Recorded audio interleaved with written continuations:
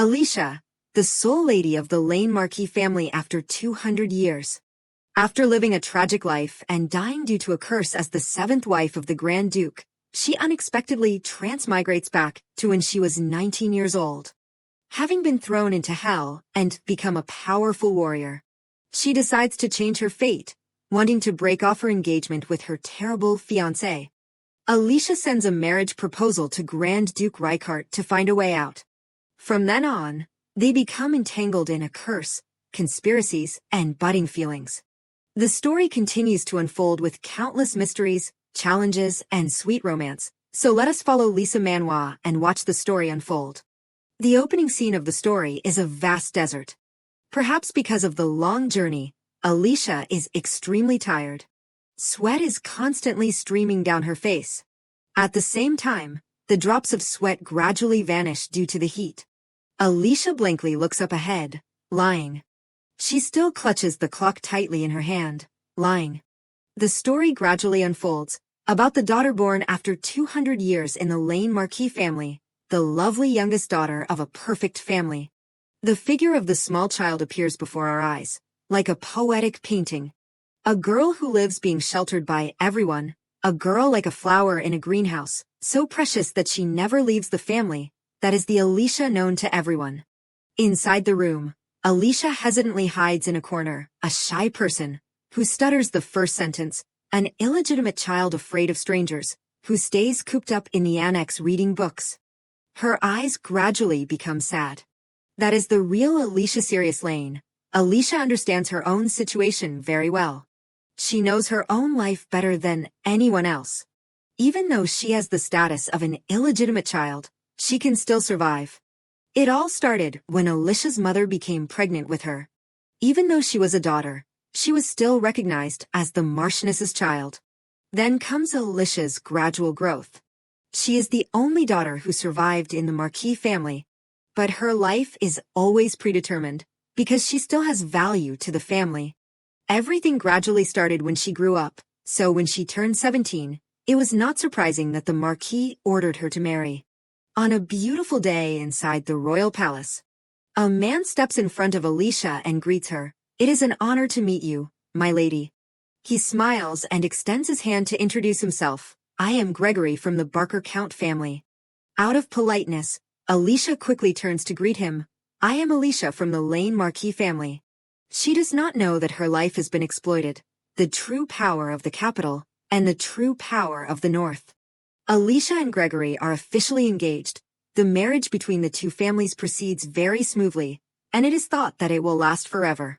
In an accidental discovery, Alicia discovers the truth, that Gregory Barker has been unfaithful, and everything has come to an end. At that moment, the fierce man becomes extremely angry. "You dare touch my wife."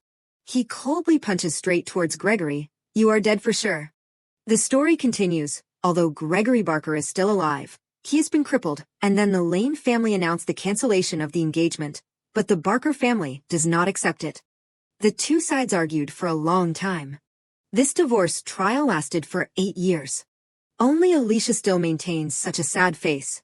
That is the age when outsiders will start criticizing her for being too old, and she has also become useless. One time, Alicia steps inside the room and asks, "Father, you called for me." Seeing her appear, Voldemar finally looks up. "I have decided on your next fiancé." He coldly declares, "It is Grand Duke Tessin." This name makes Alicia extremely afraid, Ricard Tessin. She is very afraid of the person with that name, the Lord of the Land of Gold and Death, Tessin, the guardian of the western border, the Emperor's half-brother.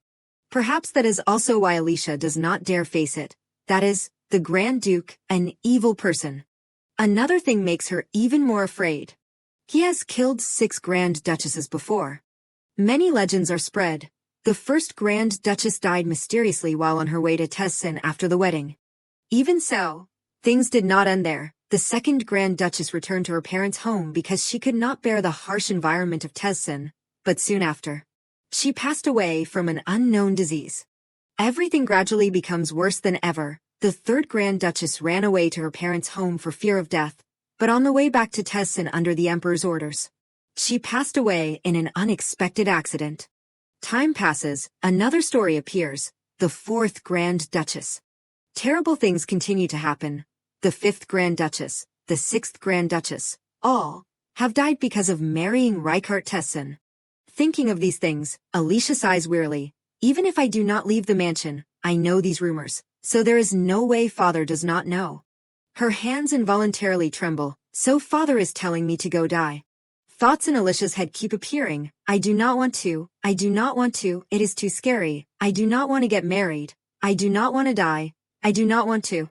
Suddenly Voldemar's voice rings out, drawing her attention. Do you want to say something?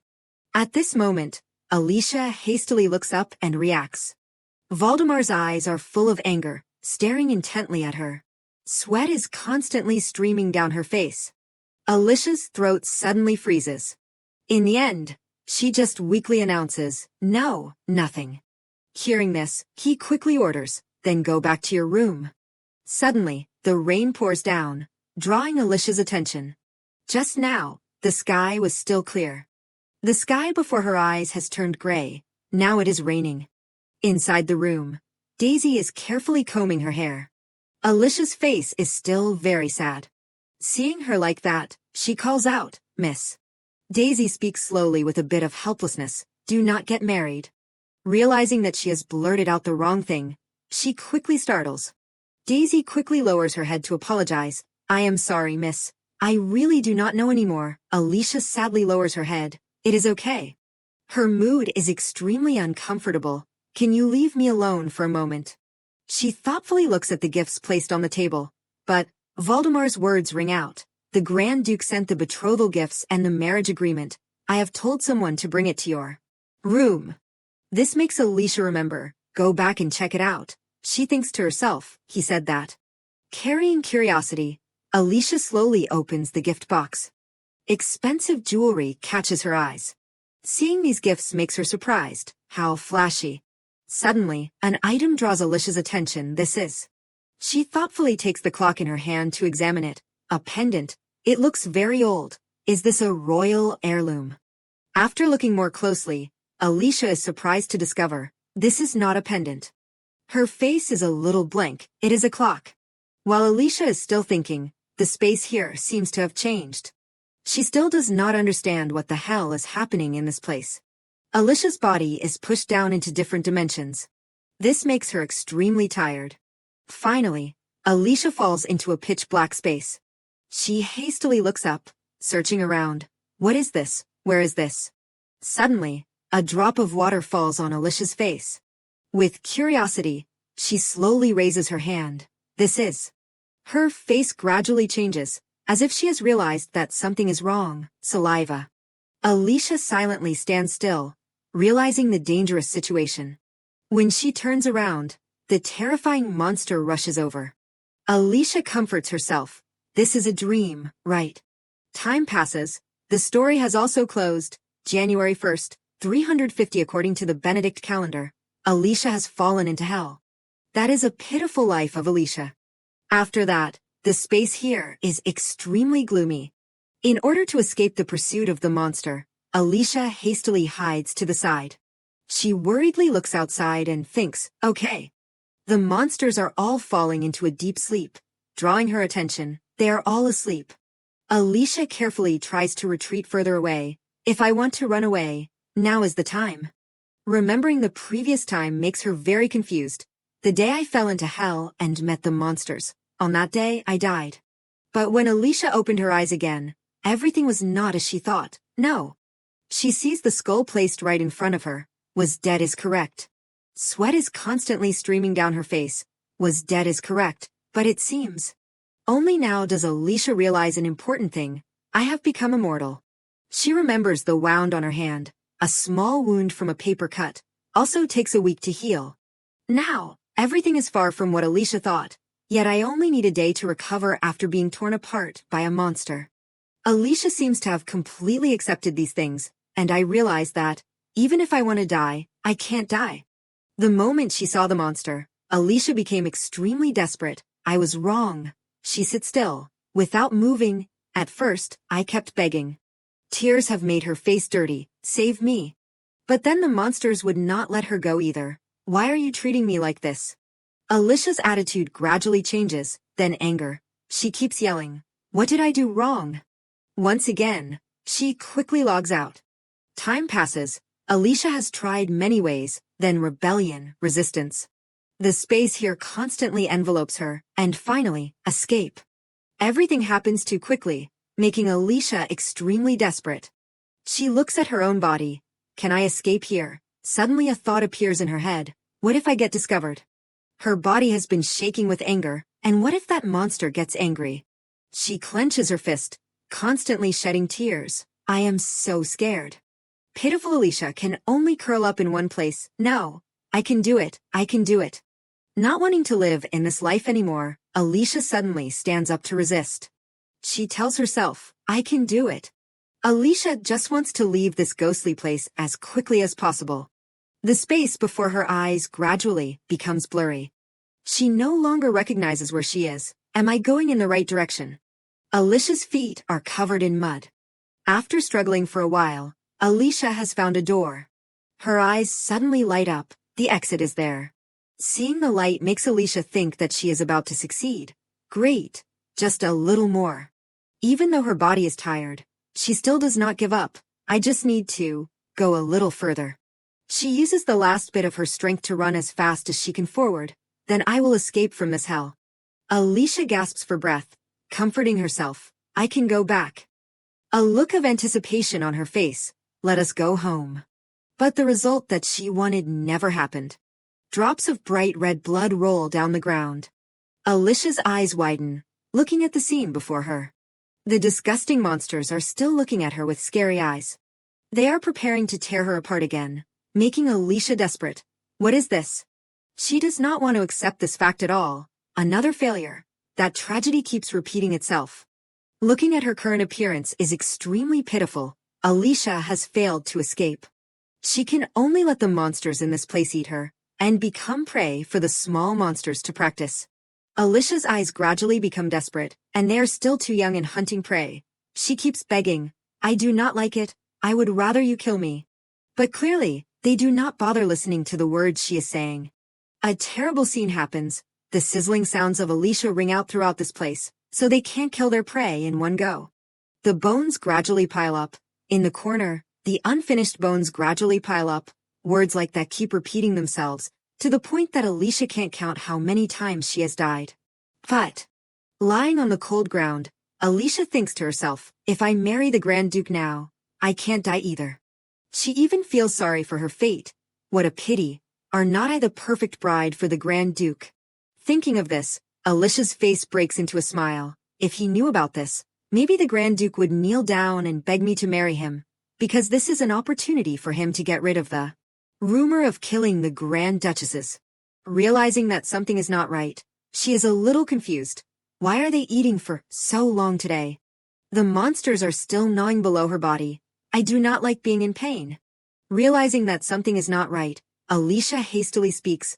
Wait, if I do not like it. Her eyes widen in confusion. Then why do not I try to kill them? Now Alicia is no longer the innocent girl she once was. Why am I only realizing this now? If I do not want to die, then I just kill them. She slowly stands up, looking at the bones piled into a mountain. Then everything has become easier. It seems that Alicia has calculated something. The bones scattered on the ground are very hard and sharp, enough for me to use. She can't hesitate and uses these bones to stab back at the monsters. Unlike me, who can recover even when injured, the lives of these monsters are limited. Alicia has realized that she is fully capable of winning. This is a match that I am sure to win. I started with the weakest ones.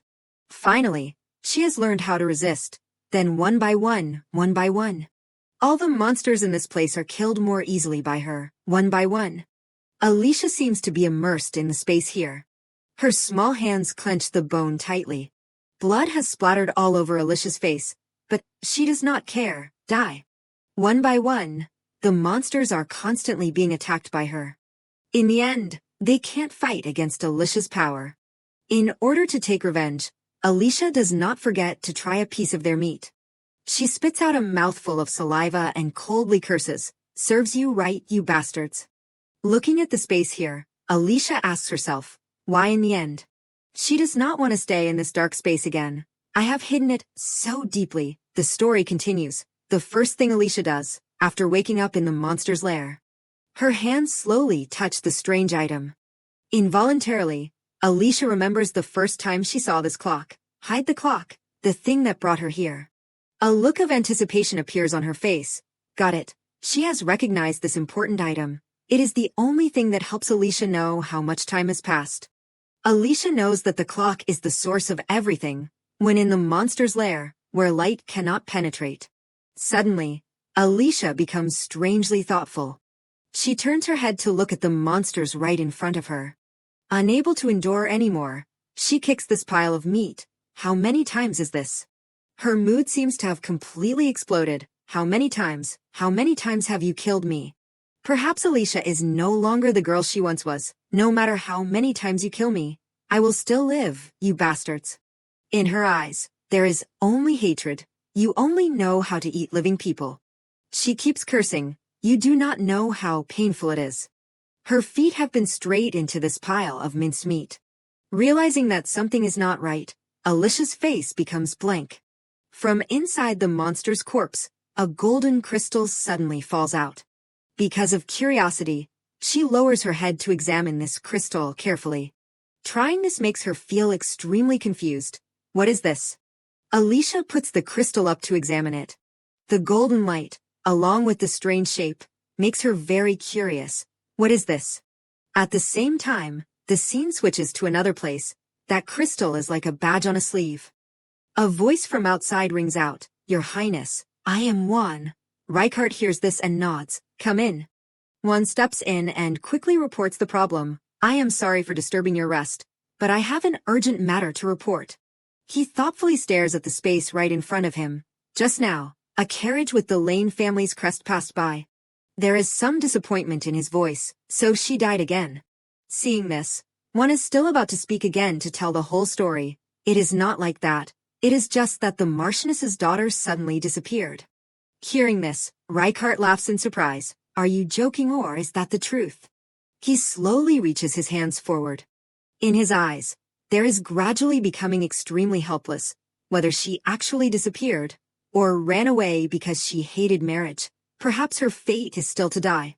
In the dark space, Alicia suddenly raises her weapon to attack. Her eyes gradually become filled with hatred. April 1st, 358 according to the Benedict calendar. She does not hesitate to attack the giant monster in front of her. The story is still continuing. Alicia has survived in hell, moreover. Now Rykart has become extremely strong. She smiles expectantly. I have a feeling that this time will be very good. She seems to be too familiar with life in this place, still living very well. After defeating the monster, Alicia does not forget to search in the monster's corpse. Where are you hiding? She does not know that someone behind her has been secretly watching. Alicia is already holding the gems in her hands. Suddenly, the demon rushes straight towards her, as if secretly attacking. She still does not notice and keeps praising, also quite big. While the demon thought that it had succeeded, suddenly his fist swings down to the ground. Alicia jumps into the air and coldly asks, Who are you? Her hands gently caress his head. Understanding his actions, her face gradually changes. How dare you? Alicia does not hold back and kicks the demon's face hard, touching someone else's prey. Then she does not forget to kick him flying far away. You are in hell, and you are still stealing from others. You are finished. There is contempt in her eyes, intimidating him. Got it. This action causes the demon to freeze in place for a moment. A tear immediately appears on his face. Help. Seeing him acting so strangely startles Alicia, a monster that can talk. The demon's whole body has been shaking with despair. With no other choice, he hastily bows his head and keeps begging, I am sorry for not realizing how strong you are and for trying to steal the magic stones. I will give you the magic stones that I have. Perhaps he knows that he is not Alicia's opponent. I won't hang around near here anymore. Please spare my life. Listening to these words, she suddenly becomes silent. After thinking for a while, she suddenly asks, do you know where this is? The demon quickly answers, it is West Alec. Witnessing these strange things confuses Alicia. This place also has a name. She secretly remembers everything, From when she fell here until now, I only know that it is hell. When Alicia leaves the dark cave, the scene before her eyes draws her attention. This place. The space here has turned into a very strange place. That is thanks to the sentences in the book that I read when I was little. A red stained with darkness. The sky there has a dark red color. Through the cracks of the earth, black rocks gradually revealed. Every time I breathe, the heat fills the whole body.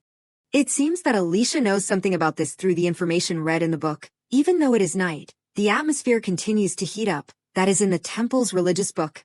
Heaven and hell. Alicia sighs, reminding herself, I can't find anything here. She continues to drop the magic stones in front of the demon. So what is this? Her eyes gradually become expectant.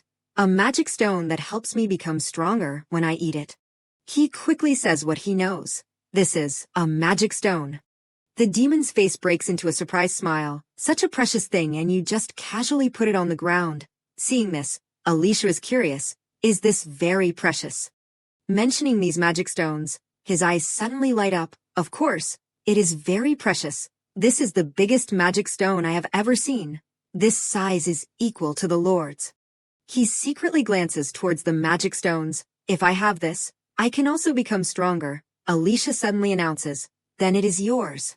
This news makes him extremely stunned. Really? She smiles and explains, I will let you eat it. After confirming the words she just heard, the demon is very incredulous. Really? She does not hesitate to nod. Really, in return, you have to tell me some things that I am curious about. After that, the demon quickly explains to her, magic stones are crystals of power created from the condensation of manna. He knows a lot of knowledge about this thing called magic stones. If Alicia wants to get stronger magic stones, hunting the current monsters is not enough. In this world, magic stones are extremely rare. Magic stones appearing in the bodies of these wild monsters are just accidental products, because their amount of mana is also limited. Alicia silently listens to the words he is saying, but we, the intelligent demon race, are different. We control mana to accumulate power, and then hunt each other, seize power, and become stronger. According to this demon story, she slowly steps onto a new path, so the more powerful demons you hunt, the more power you gain. East Noah, West Alec, South Pens, North Kaya. Looking at the door right in front of her, Alicia thinks to herself, those are the 4 lords, the strongest in hell. Images of angels and monsters involuntarily flash in her mind. Unable to wait any longer, she slowly opens the store. Inside, Alec has been waiting for her from the beginning. So you have come, traveler. Alec smiles, reaching out towards Alicia to greet her. Welcome to the castle of the West Alec. Not wanting to waste time, Alicia directly rushes forward. Alec. Her face has now become extremely displeased. I do not wonder who you are. The space here falls into silence. After observing the situation, Alicia is surprised to praise. The size is decent. The magic stone in her hand makes her very appreciative. As expected, I have to fight with a stronger one. Now she is very curious about what she should do next. Should I go east next time, or north? Suddenly, the magic stone gradually shatters before Alicia's absorption. She happily puts her hands forward. Well, it does not matter which direction I go. I still have plenty of time. Sensing that something is wrong, Alicia's face immediately becomes blank. Her eyes widen. Wait. Only now does she realize that something is wrong. Wait. Alicia's shouts keep echoing. When she looks more closely, familiar scenery catches her eyes. This place, it is my room. Her small feet are still dangling on the bed. But immediately after that, this figure falls hard onto the ground. Alicia confusedly clutches her head and asks, I am back. The space right in front of her makes her a little startled. The more she thinks, the more confused Alicia feels, and says loudly, what is this? Alicia's eyes widen, looking at herself in the mirror. Younger, I am younger. She sighs, reaching out to gently touch this face. This is indeed my face, but why is it so young? Could it be because of that Lord's magic stone? Feeling some pain in her feet makes Alicia surprised to turn around. My ankle, I sprained it just now from falling. Realizing that something is not right, she gradually becomes blank. What is going on? She realizes that the situation seems to have changed. My ankle, there is only bone. or what? Perhaps becoming weak again after being so strong makes Alicia extremely desperate. My arms too. What is with this weak body? What can I do with my arms and legs like this? Let alone a spear. I probably can't even hold a stick. She suddenly realizes a truth. It seems that Alicia's voice gradually stutters. I can't. I have lost all my power. She wants to return to the place where she has invincible power. After returning from hell, that power is something that I had to collect from the magic stones. Saying this, Alicia sighs, raising her hand, and now there is nothing left. A knock on the door from the outside draws Alicia's attention. While she is still confused, a familiar voice rings out, Lady Alicia, it is Daisy. Daisy continues to offer, can I come in? Alicia, surprised, turns her head. She hastily looks around this place to see if there is anything unusual. It seems that everything in this place is safe. After lying down on the bed, Alicia hastily announces, come in. Daisy slowly steps inside. Good morning, Lady Alicia. Seeing Alicia still lying there makes her very confused. Did you sleep well? She smiles, nods, and turns her head. Did Daisy sleep well too? Looking at Daisy's current appearance, Alicia immediately sits up. Her eyes gradually become unbelievable. Daisy, she is still waiting. Yes, her voice rings out. How old are you? Hearing this, Daisy is a little confused, but still answers, my age, past autumn. She does not forget to say, then I will be 22. Is something the matter, lady? Unable to accept this fact, Alicia quickly falls down, causing her to worry, lady. Daisy hastily yells, is anyone there? But Alicia does not pay attention to this. It is not that I have become younger. Daisy is becoming more panicked than ever. Lady Alicia has fainted. She has also realized a truth, but that I have gone back to the past, when I was 17 years old. Alicia realizes that she has truly been reborn. That is the starting point that broke her life. After that, the Marchioness hastily comes to examine Alicia. Her hand gently reaches towards her forehead. At this moment, Alicia slowly opens her eyes. Waking up, I am so thirsty. Seeing that she has woken up, she becomes extremely happy, Alicia. The Marchioness hastily comes closer to support Alicia's weak body. Drink slowly. Be careful not to bloat your stomach. While she is still thinking, she keeps asking, what happened? I was very surprised when I heard the news that you fainted. Remembering something, she gently turns her head to look at the Marchioness. Thank you, mother. Her change makes her very unbelievable, madam. Time turns back to the past. At that time, the maid quickly runs after her. Where are you going? Your subordinate hastily speaks up to stop her. Madam, that would be very difficult. But the Marchioness does not care at all. Get out of the way. She continues to walk step by step forward. Is there any place in this house that I am not allowed to go? Or is there something that only I do not know? This time, the servants in this place keep discussing together that the madam is going towards the south gate. We are done for, no matter how frivolous the Marquis is. There has never been a problem with having an heir. They worriedly look at Alicia's small figure. But not only did he bring the illegitimate child into the mansion, but he secretly raised her without the madam knowing until now. At the same time, the Marchioness has also appeared before Alicia's eyes. Maybe today we have to dispose of a body. She can't hesitate, and speaks up to question, are you Alicia? The maid right next to her hastily speaks up, Madam, the nanny. I will explain everything. But contrary to everyone's thoughts, the Marchioness gently kneels down on the ground. Hello. A smile appears on her face. I am your mother. Her attitude surprises Alicia. At that time, Alicia remembers her own pitiful past. You know, miss, everything that you receive. She constantly has to receive criticism from everyone. All are not yours. People keep saying imposing words to her. Miss must be grateful for what she is given. This makes Alicia feel very pressured. But do not try to cross the line. Because she is too scared, Alicia hides behind the maid's skirt, surprising her, Miss. The Marchioness still does not give up and smiles, asking, are you surprised that I suddenly appeared? Afraid that she would think too much, she does not forget to explain. It is true that I suddenly appeared without warning, so I will leave. Alicia, rest comfortably. Alicia thinks to herself, I did not expect my mother to be such a beautiful and gentle person. Her appearance becomes very worried. I feel so guilty, but I do not know what to do. She remembers the smile on the Marchioness's face. Alicia, this makes her even more helpless. My existence is proof of infidelity, making me feel very guilty. She always gives me the warmest, Alicia.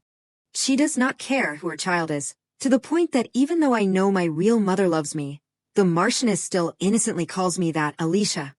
But Alicia is always distant from her. Yes, Marchioness, she sighs, lost in thought, but I still can't change the way I address her. This makes Alicia feel a little regretful. When I was in hell, I regretted it a lot.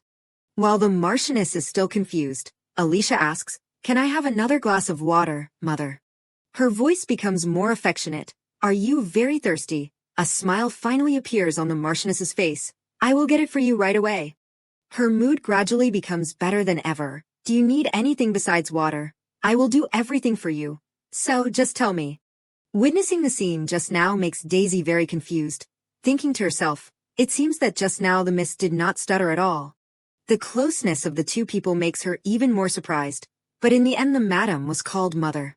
Daisy walks down the long corridor, asking herself, in just a moment, can a person change to that extent? It seems that she realizes the abnormality, like someone who has just escaped from the gates of death. The Marchioness is still constantly talking with Alicia. "Did you faint because your body was tired? Should I tell someone to bring herbal tea for you to drink?" She gently reaches out to touch the back of her hand. "Mother." Her voice is a little disappointed. "My fiancé has been decided to be Gregory Barker." This makes her blank. "How do you?" But then she still quickly comforts her. "You are still very young, Alicia." Alicia has another plan in her head, so the engagement with Gregory Barker has not been officially decided. She hastily says what she feels. Actually, I do not like Gregory very much." Alicia continues to think, if it is now, maybe I can still salvage it. She wants to have a better future, but marriage between nobles is a family contract. Can Mother help me? Understanding what Alicia is saying, the Marchioness quickly tells her, "Just leave it to me." She does not hesitate to say, "I also hate Gregory Barker." This makes her very unbelievable. "Really?" Saying this, she sighs, recounting everything. "Although the appearance and personality are not very similar, he reminds me of your father when he was young." The Marchioness does not hesitate to stand up and hug Alicia tightly. "So please trust and entrust it to me, my daughter." Before she leaves, she does not forget to tell her, "I won't force you to marry if you do not like it." After that, Alicia rushes inside Voldemar's study. This immediately surprises him. Before he can react, she coldly speaks, "Please release my mother." Faced with her anger, Voldemar feels very uncomfortable, barging into the family head's room without notifying the butler. What kind of impolite behavior is this? He frowns and continues to order, "Go back to your room, Alicia Sirius Lane." Now Alicia is not afraid of what he is saying. Is that the word you want to say after imprisoning the female head of the family in a room? She does not hesitate to face this man directly. "Marquis Voldemar Lane." Seeing Alicia's impoliteness, Voldemar becomes even more uncomfortable. "Speak carefully. There are heirs in the mansion." He coldly speaks up to remind her, "Your mother is just sick and needs to be treated for a while." Alicia glances in another direction. How hopeless. She has guessed all the truths, not because she needs to recuperate, but because she opposed my engagement, right? While Voldemar is still uncomfortable, Alicia keeps blaming him, imprisoning the female head of the family in a room and still afraid of outsiders hearing it. "Is your face so important?" Unable to endure anymore, he immediately reminds her, "Stop, I said, there are many ears here." But Alicia has no time to care about this. "Ears? What ears?" After a moment of silence, she suddenly speaks, "If, the Marchioness." Her eyes gradually become cold and she speaks, accidentally takes a hammer and hits her fiancé in the head. Then what would happen to your precious face? Seeing Alicia acting so strangely for the first time makes Voldemar very angry. "How dare you?" He immediately raises his hand and slaps her face. "You dare threaten me." The words just now make Alicia feel a little funny. "Threaten? I am trying to hold back the feeling of wanting to hit you." Her eyes now seem to want to devour him, right now. This scene makes Voldemar freeze immediately. Did she originally have such eyes at first? Sweat is constantly streaming down his face. Something very strange has happened. He remembers the previous Alicia, the daughter who was always obedient, not even daring to say a word of dislike. Her actions just now have made Voldemar very suspicious, yet now she has come to the study and glared at me. He still does not understand what the hell is happening in this place. Her eyes are like those of a warrior who has experienced countless storms in life. Realizing that he is thinking too much, Voldemar startles. What am I thinking? Sweat is constantly streaming down his face. She used to tremble just by looking into my eyes. How can she change so easily? He thoughtfully looks at Alicia's current appearance. It must be late puberty. Children are originally like that. Not wanting to waste time, Voldemar quickly orders, "Quickly go back to your room. Originally daring to disobey the orders of the family head is a punishable crime." His words are like an imposition on Alicia. "But because you are still young, I will overlook it this time. Reflect and repent until you truly feel guilty." But she does not care about these things. Alicia coldly asks, "So what?" Her change makes Harry very blank. What did you say?" She coldly comments, "It is too noisy." Alicia continues to look at Harry's current appearance. Brother. He is the second son of the Lane Marquis, Harry Molston Lane. Alicia's calmness makes him even more confused. "Now you are not allowed to enter the main mansion anymore, and so what? Huh?" He keeps asking, "You offended the family head and you are not worried, or what?" Alicia calmly explains to Harry, "It is more comfortable not having to go to that old-fashioned place." Remembering something, Alicia suddenly asks, "But how's Mother?" Harry sighs and recounts, "She has been released from the room." But it seems that the Marchioness is still very angry at Voldemar's actions, but she is forbidden from going to the South Gate, after hearing the news about you. Harry's voice continues, "Older brother is trying to stop her from coming here." The older brother in his words is the eldest son of the Lane Marquis, Felix Henry Lane. Hearing this, Alicia also becomes silent. Older brother is also working hard, so she is very hesitant, asking herself, "Is now the time for me to report my situation to Mother?" Harry next to her feels a little funny. "You saying that makes me think that you are here for Mother." While she is still blank, he continues to announce, "Alicia, I came here because I am worried about you." These words make Alicia freeze on the spot. She suddenly presses back, "Are we that close?"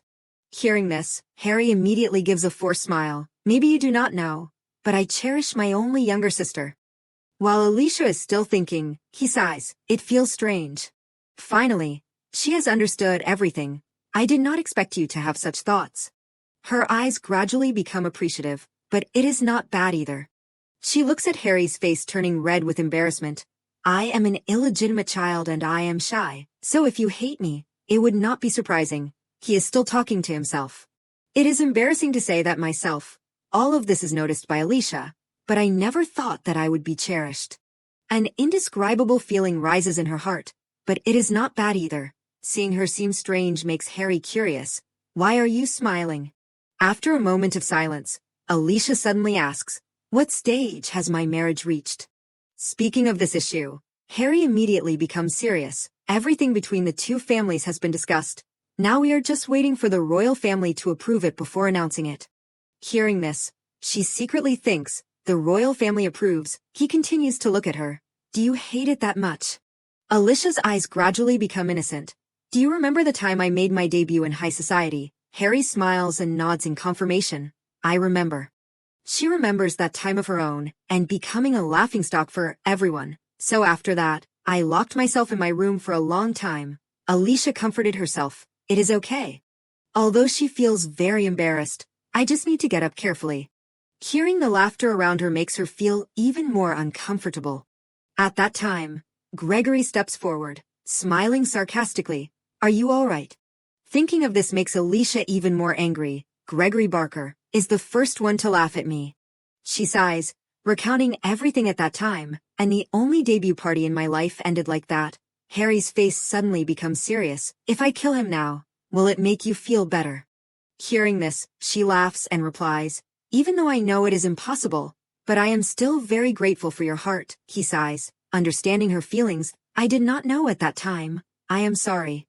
In his eyes, there is gradually becoming very angry. "If I can't kill him, then a duel probably would not matter. Just cripple one of his legs." While Harry is still talking, Alicia hands a letter forward. "Take this."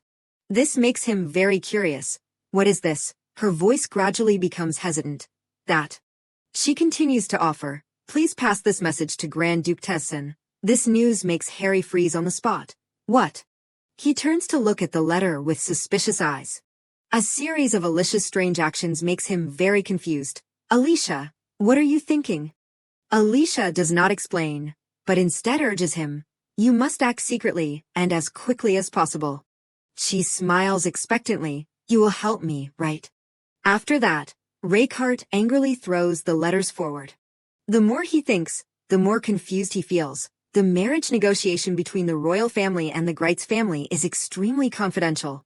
He keeps asking, yet now there is a warning letter that my future fiancé is poor health, so I must be careful. The man with the white hair is Butler Henrik Langs. And the guy next to you is Assistant Roderick Rosa. The two silently listen to Reichardt questioning, where did the information leak out from? After a moment of silence, Roderick immediately speaks to explain, I only knew today that your highness was preparing to proceed with the marriage, so it is impossible for the rumor to spread in the Grand Duke's mansion. Understanding these things, Reichardt becomes thoughtful. He quickly orders, Henrik, wait at the headquarters and Roderick, prepare for the trip. Hearing this, the butler nods in agreement. Yes, your highness. Roderick on the side seems to have realized something. Could it be that you intend to meet that serious guy? Reichardt keeps tapping lightly on the table. It says on the waning day of autumn, at the seven-sided stone of the Dalor Temple. His face becomes extremely serious. That is the meeting place. He continues to signal, prepare a few people to follow me. Roderick is about to say something more. Your highness. The butler also hastily stops him. Your highness, that. But Reichardt's next words make both of them freeze immediately. Get out. After the two leave outside, Reichardt sighs. He looks at the letter right in front of him with some fatigue. It is indeed a letter that is so flowery it is uncomfortable. His face is a little confused. My first marriage. Reichardt wonders to himself, serious, who is it? On this side Alicia is still lost in thought. Has the letter arrived yet? On a beautiful day, the carriage keeps moving forward.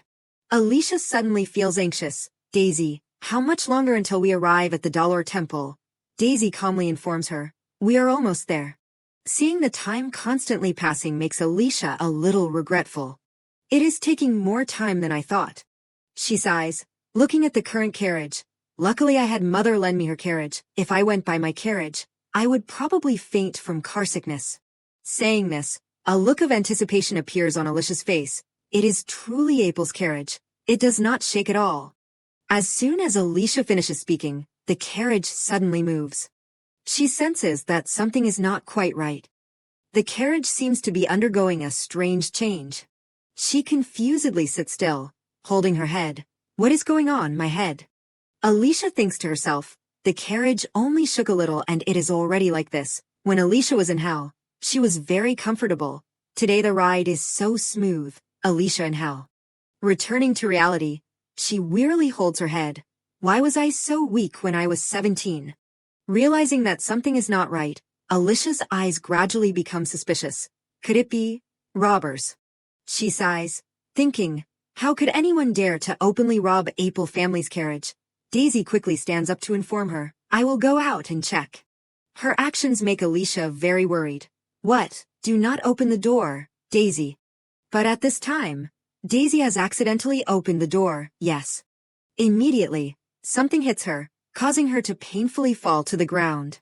This makes Alicia worried, hastily running over to check the situation. Daisy, wake up, she thinks to herself. She is still breathing. Is this unconsciousness? Noticing the needle on Daisy's neck makes her a little helpless. This is a poison needle. It actually hit the back of her neck through that narrow gap. Alicia hastily brings the needle to her nose to smell it. Cinnamon and cedar. There is only one type of poison with that scent. Her thoughts make her feel even more wrong. How could it be here? After thinking carefully about this thing, Alicia quickly realizes, Musto. While Alicia is still confused, Reichardt appears. It is Musto. At the same time, Roderick also gently steps inside the carriage. She is just sleeping soundly. There is no danger to her life. So do not worry, excuse me. He comes forward to carry Daisy away from this place, saying, we can't reveal information about the royal family. I will put her in a safe place, so I have to use this method. I hope you understand. Seeing Alicia still sitting there, Raycart reminds her, "Get out of the carriage, Lady Alicia." He coldly stares at her. "Or should I call you serious?" Seeing Raycart for the first time surprises Alicia a little. Golden hair like forged from gold, skin as white as snow, eyes as clear as a stream. He has an appearance that is very different from the rumors she heard. I heard he has a very fierce appearance, not inheriting the characteristics of a family. This makes her very confused, but he is very handsome. Raycart is still constantly ordering his subordinates, "Just wait here until I call you." Raycart looks at Alicia and then secretly thinks, looking at her appearance, it is really unimaginable that she wrote that letter. She is still examining her current clothes, this dress. This makes him a little pensive, perhaps in other people's eyes. I seem to be attacking a pitiful woman. Before Alicia can say hello, he speaks. Lady Loren of the Greitz family has a heart condition. Hearing this, she smiles, turning to look at him. Is that so? Raycart continues, with such a weak body. He says what he knows. She probably can't withstand the treacherous road to Tessin. I heard that in that family, only blood relatives and private maids know about this. The more he thinks, the more confused he feels. Why does she know? Alicia laughs, turning to look at him. Are you curious? Out of courtesy, Raycart reaches out towards her. Get out of the carriage. Looking at the empty space here makes her very confused, but this is not the meeting place in the letter. Alicia smiles, walking forward. Well, I will just walk a little further to get there. Seeing him still standing there, she urges, let us go. Raycart thoughtfully asks himself, I heard that the Lane Marchioness is very shy. How strange. While she is still feeling confused, he immediately walks. Can I refuse that question? Remembering something makes Raycart curious, but why did she make the appointment here? She smiles, turning her head to explain, because I want to check something. The thing that Alicia noticed was the stone pillars right in front of her. Originally the 7 stones at Dalor are a sundial. The two walk side by side. She continues, from morning to night is the time of this world, and from night to dawn is the time of the other world. Alicia remembers her experience when she was in the underworld, so when the sun is shining, non-human creatures will not be able to set foot in the relic. Saying this, she secretly glances at Raycart. I do not know if your highness has ever entered this place, he seriously explains. This is the first time. What about the lady? She suddenly stops as he is still walking. Alicia's actions make Raycart very confused. Are you not going any further? She smiles, saying, you go first. Realizing that Alicia is still standing there, he keeps thinking, what is she plotting, setting a trap in the relic? At the same time, behind him, her face breaks into a forced smile. What if I can't get in? Raycart keeps walking forward, thinking, if there is a trap, I will just break it. After a moment of silence, Alicia suddenly speaks, Your Highness, you are human. Seeing this, he confusedly turns his head. What? The light shining on him makes him feel a little tired. Alicia's voice rings out. Are not you afraid, if you can't enter the relic? She coldly looks at him, then you are not human. Her words draw his attention. It seems she believes the rumor that I am a demon, but he still calmly replies, why be afraid? It is just a big rock. She smiles lightly, saying, Your Highness is very brave. After receiving the answer she wants, Alicia secretly thinks, what if this relic is real? The underworld exists. She suddenly realizes an important thing, then maybe the sundial, the thing that helps to distinguish between humans and other creatures, is also real. Time seems to stop at this place. Alicia realizes the boundary between the two. But if that is the case, a person who has fallen into hell and returned to the past. Her footsteps gradually move forward. Would you be considered human? She secretly hopes for something if not. When Alicia sets foot down, nothing happens. Raycart is still blankly watching her actions. Before he understands what is going on, she suddenly turns her head and smiles. I am also a human. This makes Raycart startled. She really is a strange girl. Suddenly, Alicia comes closer, happily smiling. Thank you for waiting for me. Thanks to you, I have answered my questions. The distance between the two closing makes her realize something.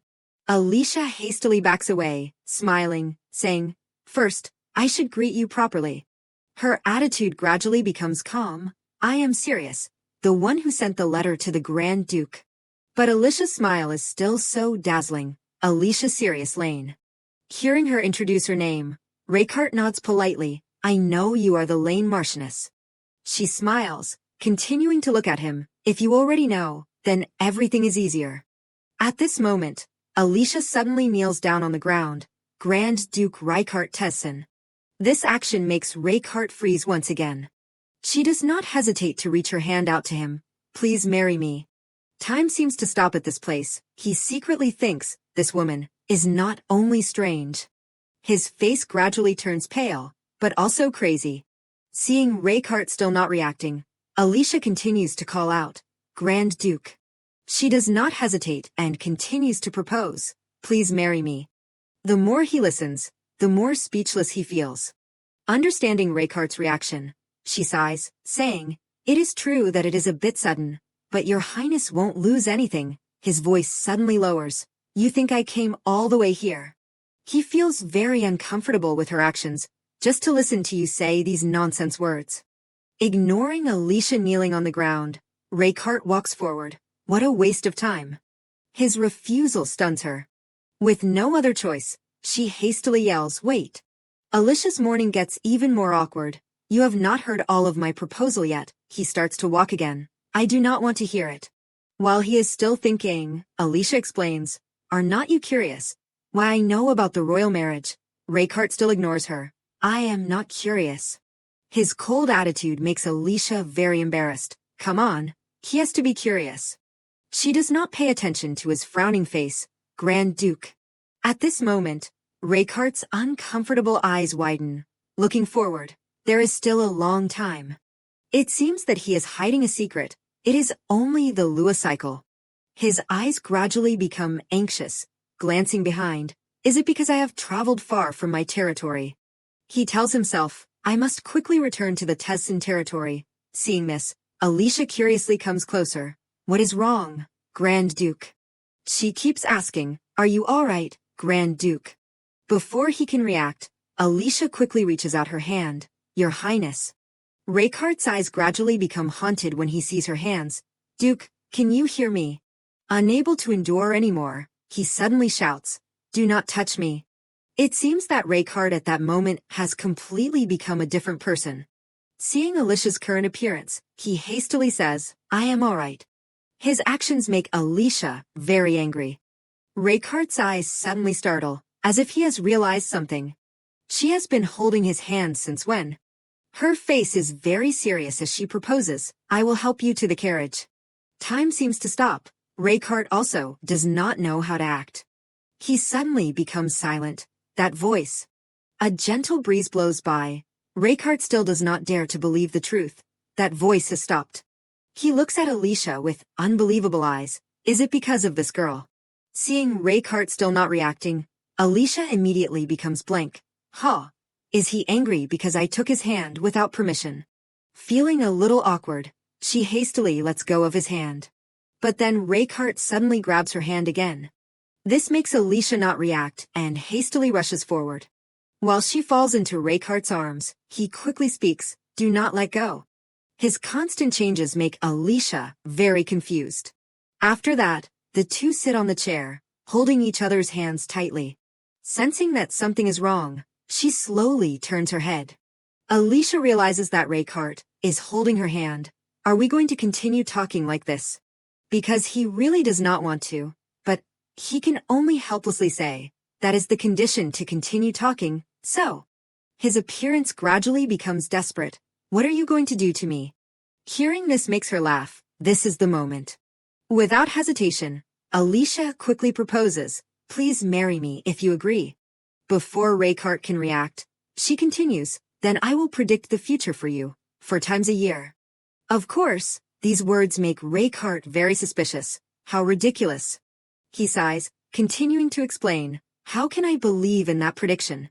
Alicia smiles innocently, turning her head to look at him. Did not you come here because the content in the letter was completely accurate? Alicia's words are partly correct, making Rakeheart not know how to retort.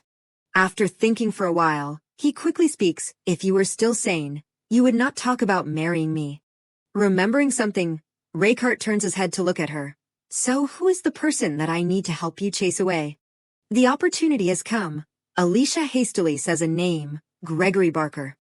Hearing this name makes him thoughtful. Barker. He thinks to himself, although creating conflict with the Barker family will cause significant damage. Raykart's eyes suddenly stop. But this girl is the one who holds the clues about the tests and curse. I myself must be the one to stick to this deal. After calculating, Raykart nods in agreement. Okay.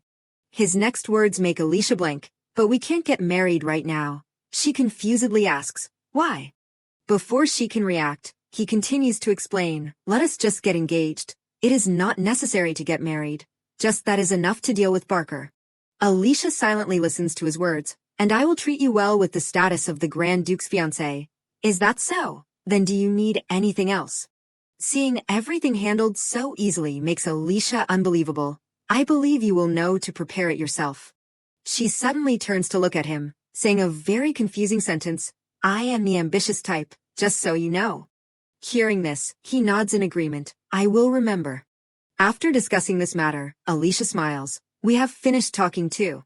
She raises her hand that is being held tightly by Raykart. So can you let go? These words make him freeze for a moment. With no other choice, he can only let go of her hand, I know. Seeing her plan has succeeded makes Alicia very happy. Then I will be relying on you in the future, Grand Duke.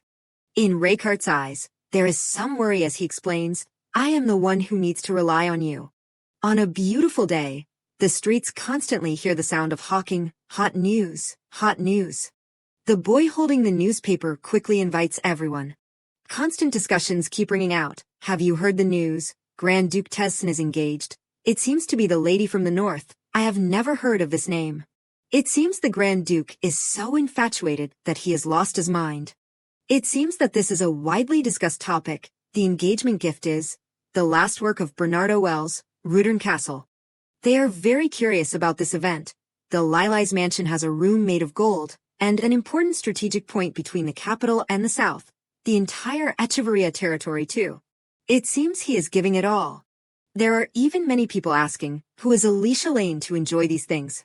Alicia at home is still constantly practicing. No matter how much I practice, if I do not have magic stones, it is useless. Right at this moment Harry runs over, calling loudly, Alicia. His face is very panicked, pointing at the newspaper. What is this newspaper saying? The newspaper clearly records the information. Lady Alicia becomes the owner of the Echeverria territory. This surprises Alicia, turning her head to say, before anything else, the rumors have already spread to the north. She does not hesitate and picks up the newspaper to examine it. Well prepared, but I am the main character, so why is everyone just talking about the Grand Duke? Harry replies with a bit of speechlessness. Well, you are not that famous in high society. Realizing that something is not right, he keeps asking, no, that is not important. You said you were going to the temple to pray. What is all this about? Her next words make him very speechless. I lied. Alicia still does not care about Harry, continuing to read the new news. Someone has discovered a salt mine during mining, and is currently calling for investment. Unable to endure anymore, he quickly snatches the newspaper from her hand. His face is very angry as he shouts, do not look at it anymore. Harry's actions make Alicia very confused. Did not you bring it here for me to read? She thinks to herself, how did my younger sister turn out like this? Noticing something, her eyes immediately glance to the side. The servant pulls a large white horse in front of the two of them. Lady, I have prepared what you asked for. Alicia's eyes immediately light up. It is done. Harry confusedly asks, a horse? You have never ridden a horse before. But she still does not care much, continuing to run towards the white horse. Alicia continues to jump onto the horse. She smiles, turning her head to explain, I have learned. Harry's mood gradually worsens when he hears these words, a lie. The horse's feet falter. Alicia's eyes suddenly stop. After a moment of silence, she smiles, offering, let me show you. At this moment, the servant hastily runs over, calling loudly, young master. It seems he is very anxious. You have to go to the main mansion now. Harry still does not understand what is going on. What happened? The servant worriedly turns his head to look behind him. That. Noticing Alicia's eyes, he keeps whispering, It is a little difficult to say here, or you should just go there first. Seeing there is no other choice, Harry smiles, announcing, Alicia, I have to go now. He does not forget to tell her, I will be right back, so you can't cause trouble. Alicia laughs, constantly waving her hand. She watches Harry's hurried back as he leaves this place. Her face suddenly breaks into a strange smile. Alicia quickly directs the white horse to change direction. She takes a deep breath, trying to calm herself down. Then she slowly exhales. The horse also starts rushing forward. Alicia thinks to herself, initially, I planned to jump down 12 steps. In the space here, she constantly practices different skills. If the maids had not stopped her in time, perhaps both of my legs would have broken and I would have to stay in my room now. Even though I still remember how to control my body, but no matter how much I try to exercise or train. Alicia's small hand tightly grips the tree trunk, then clearly the limit is still there. She can easily climb the tree in a classy way. It is still okay now. Then she rushes forward again. Alicia's footsteps are very hurried. She lightly jumps up into the air, step by step. He is shining. Alicia's body is swinging in the tree. What I remember most after returning from hell is. At this moment, Alicia's hand accidentally slips, darn. And so she falls hard onto the ground below. Magic stones. Thinking of her current weak power makes Alicia very helpless. As expected, it still does not work. She is still immersed in her own thoughts. I can't get power like magic stones if I only rely on effort. Seeing Alicia act like just now makes Raycart very speechless. At the Lane family, are everyone trained like this? Seeing this, she hastily turns around and reacts. GRA, GRA, GRA, Grand Duke. Her face gradually becomes confused. Why are you here? Raycart slowly reaches out towards her.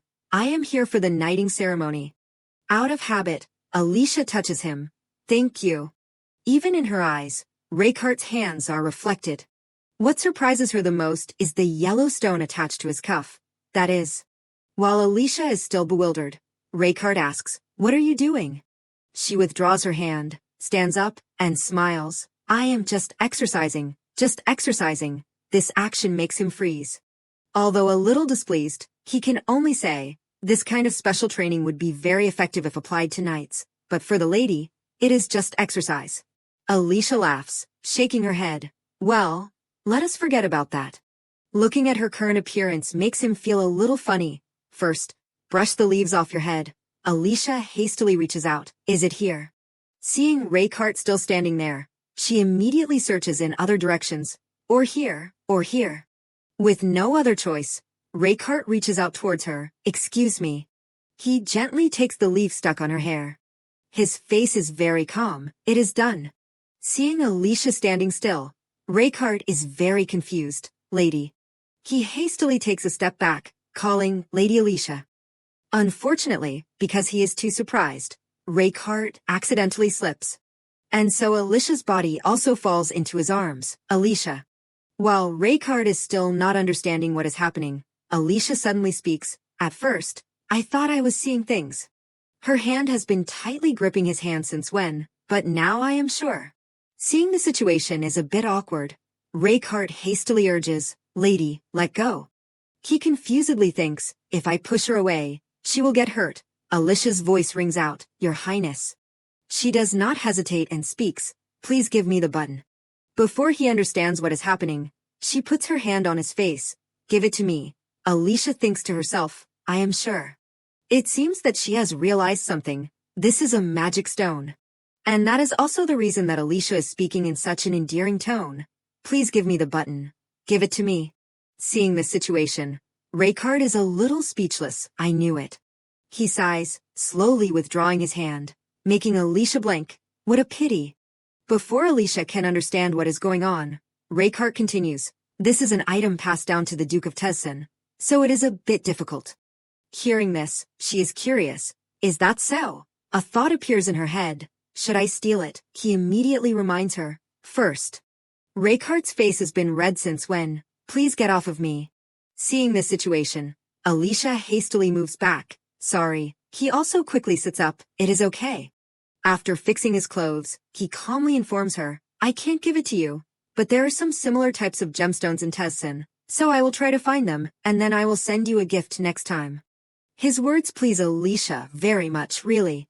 Raykart continues to reach out. I do not guarantee that I will find it. Hearing this, she smiles, nodding. It is okay, I just need to know it exists.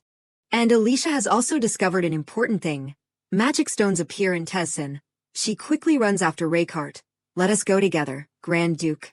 Remembering something, she suddenly says very confusing words. Then, should I repay you in advance for the gift that you are going to give me? This makes Raykart curiously turn his head to look at her. It did not snow this winter. Alicia stands there, constantly saying what she knows. Instead, it will snow heavily and abnormally from the last week of March to the beginning of April. These words make Raykart freeze. Is that true? He suddenly realizes a truth. If it snows heavily in March and April, then perhaps many people in the territory will die. This makes him think, so I have to prepare a method to deal with it. After finishing speaking, Alicia does not forget to announce, this time it is a gift that I am giving you. So I won't deduct it from the number of predictions. Her expression draws Raykart's attention, this confident expression. She is telling the truth. Although there are still many things he wants to ask, he can only turn around and leave. I still have not given you the gemstones, so thank you. Thanks to you, my territory will reduce the damage. Hearing this, Alicia laughs, continuing to walk forward. I hope I can help your highness. At this moment, she has seen that everyone is still waiting there. Seeing this, Daisy quickly reports, he is here. Alicia is a little confused. Daisy. Roderick hastily hands an item forward. Your highness, this is what you requested. She is still blank. Why are so many people gathered here? Right at this moment, Raykart moves even closer to her. Lady Alicia, I want to give you a few things. Alicia does not think much and nods in agreement. Yes, Grand Duke. The two are still talking when the servant on the side continues to announce, Your Highness, Marquis Felix is waiting in the reception room of the main mansion. This makes Alicia suspiciously turn to look at him. Could it be that when you came here, you went straight to the annex mansion? Raykart defines it, explaining to her. I came here to meet you, Lady Alicia. His eyes are somewhat uncomfortable, coldly saying, Everyone leave. Although very reluctant, everyone can only nod. Yes, Grand Duke. Before everyone leaves, Alicia keeps calling out, Daisy, Daisy. She hastily whispers, signaling to her, I have finished exercising. You take the horse back to the stable. Seeing Daisy nod, understanding, makes Alicia very happy. Thank you. At this moment, Raykart asks again, finished. Seeing him suddenly appear right next to her makes her very blank. Your Highness. Raykart pensively opens the box in his hand. Now it is my turn. The box is gradually opened before Alicia's surprise. But the precious jewelry hits right in front of her eyes. This is the Duchess Margareta's ruby jewelry set. Alicia's eyes immediately light up. You are giving it to me. While she is still confused, Raykart continues to explain. Because from the past until now, the Duchess Margareta's ruby jewelry set has always been paired with the title of Countess Echevarria. He gently turns to look at Alicia. Now you are the Countess of Echevarria, so you can try wearing it when necessary. She nods excitedly. I will do that. Looking at her current appearance makes Raykart confused. Does this need that much determination? She replies firmly, yes. This makes Raykart notice. She also has a rather cute side. He suddenly asks, how much do you know about the royal family? Alicia immediately becomes blank. Why is he suddenly testing me? She does not hesitate to speak. I know the emperor has a total of 5 princes and 1 princess, including the current emperor. In her head, she secretly thinks the second prince, Duke Bi's, passed away in an accident 7 years ago. She continues to remember the next people. The 3rd prince is Marquis Lennox, the 4th prince is Countess Debna. And immediately after that is Raykart, and the 5th prince is Grand Duke Tessin. The last one mentioned in her thoughts, and Princess Louise. At the same time Duchess Lirin is his half-sister. Understanding what Alicia wants to say, Raykart feels a little, so you have a basic knowledge. She hears this and laughs proudly. I may look like this, but my hobby is reading. This makes him look at her with suspicious eyes. I will have a teacher from the royal family come to teach you the rest, so you can learn that exercise of the lady. It is best to keep it a secret. Before leaving, Raykart does not forget to add, then, I will see you at the knighting ceremony. Alicia smiles, nodding. When I choose the color of the dress, I will contact the Grand Duke's mansion. He feels a little expectant. Then thank you. Suddenly, Raykart comes closer to her face, and he suddenly whispers a few words to her. This makes Alicia widen her eyes, looking at him. Is that true? He does not hide it, nodding firmly. I saw it with my own eyes, so I am very sure. After that, Raykart's horse slowly moves forward. Before leaving, he does not forget to add a few words. I hope it will be helpful to you. Alicia stands there, watching his figure. A strange feeling suddenly rises in her heart. He leaves as fast as the wind. She sighs, immediately turning in another direction. I was very surprised when he came here without any announcement, but it seems he is better than I thought. As soon as she steps inside the house, the servants keep asking, Lady Alicia, since when has your relationship become like this? Everyone looks at her with very worried eyes. Lady, are you all right? What did the Grand Duke say? This reaction makes Alicia speechless, thinking, these people, in front of the Grand Duke, they do not dare to say a word. Her eyes gradually become cold, yet now, Alicia slowly speaks, except for Daisy. She can't take it anymore, yelling loudly, then everyone get out. Seeing Alicia's anger makes everyone not dare to come closer. Seeing that there is no other choice, the servant hastily speaks, it seems that the lady is tired, so I will go now. Seeing this, the others also suggest, it seems that it is time to prepare for the evening. I will also excuse myself. Me too. Only Daisy remains around this place. After a moment of silence, she quickly asks, the lady has also finished exercising, so I will go prepare the tea. Alicia laughs, hugging the gift box tightly in her hand. No need. I have something to do now. She turns to look at her with expectant eyes. Daisy. It seems that Alicia can't wait any longer. Let us prepare to set off. She hastily orders, we will go to the Echeverria territory. Remembering the scene of the two of them just now makes Alicia a little thoughtful, and at that time, he whispered a few words to her. Marquis Lane will not return to the territory for a while. It seems that this is very good news for Alicia, because he dared to oppose the Emperor's order to cancel the engagement with Gregory, so he has to stay in the capital for a while. She involuntarily remembers his scary face. If I want to do something, this is the most suitable time. Thinking of this, Alicia quickly suggests, first, we have to leave this territory. After that, the chains from the gate keep making strange sounds. A loud voice suddenly rings out. Quickly open the door. This makes Harry very hastily run down. What is going on out of nowhere?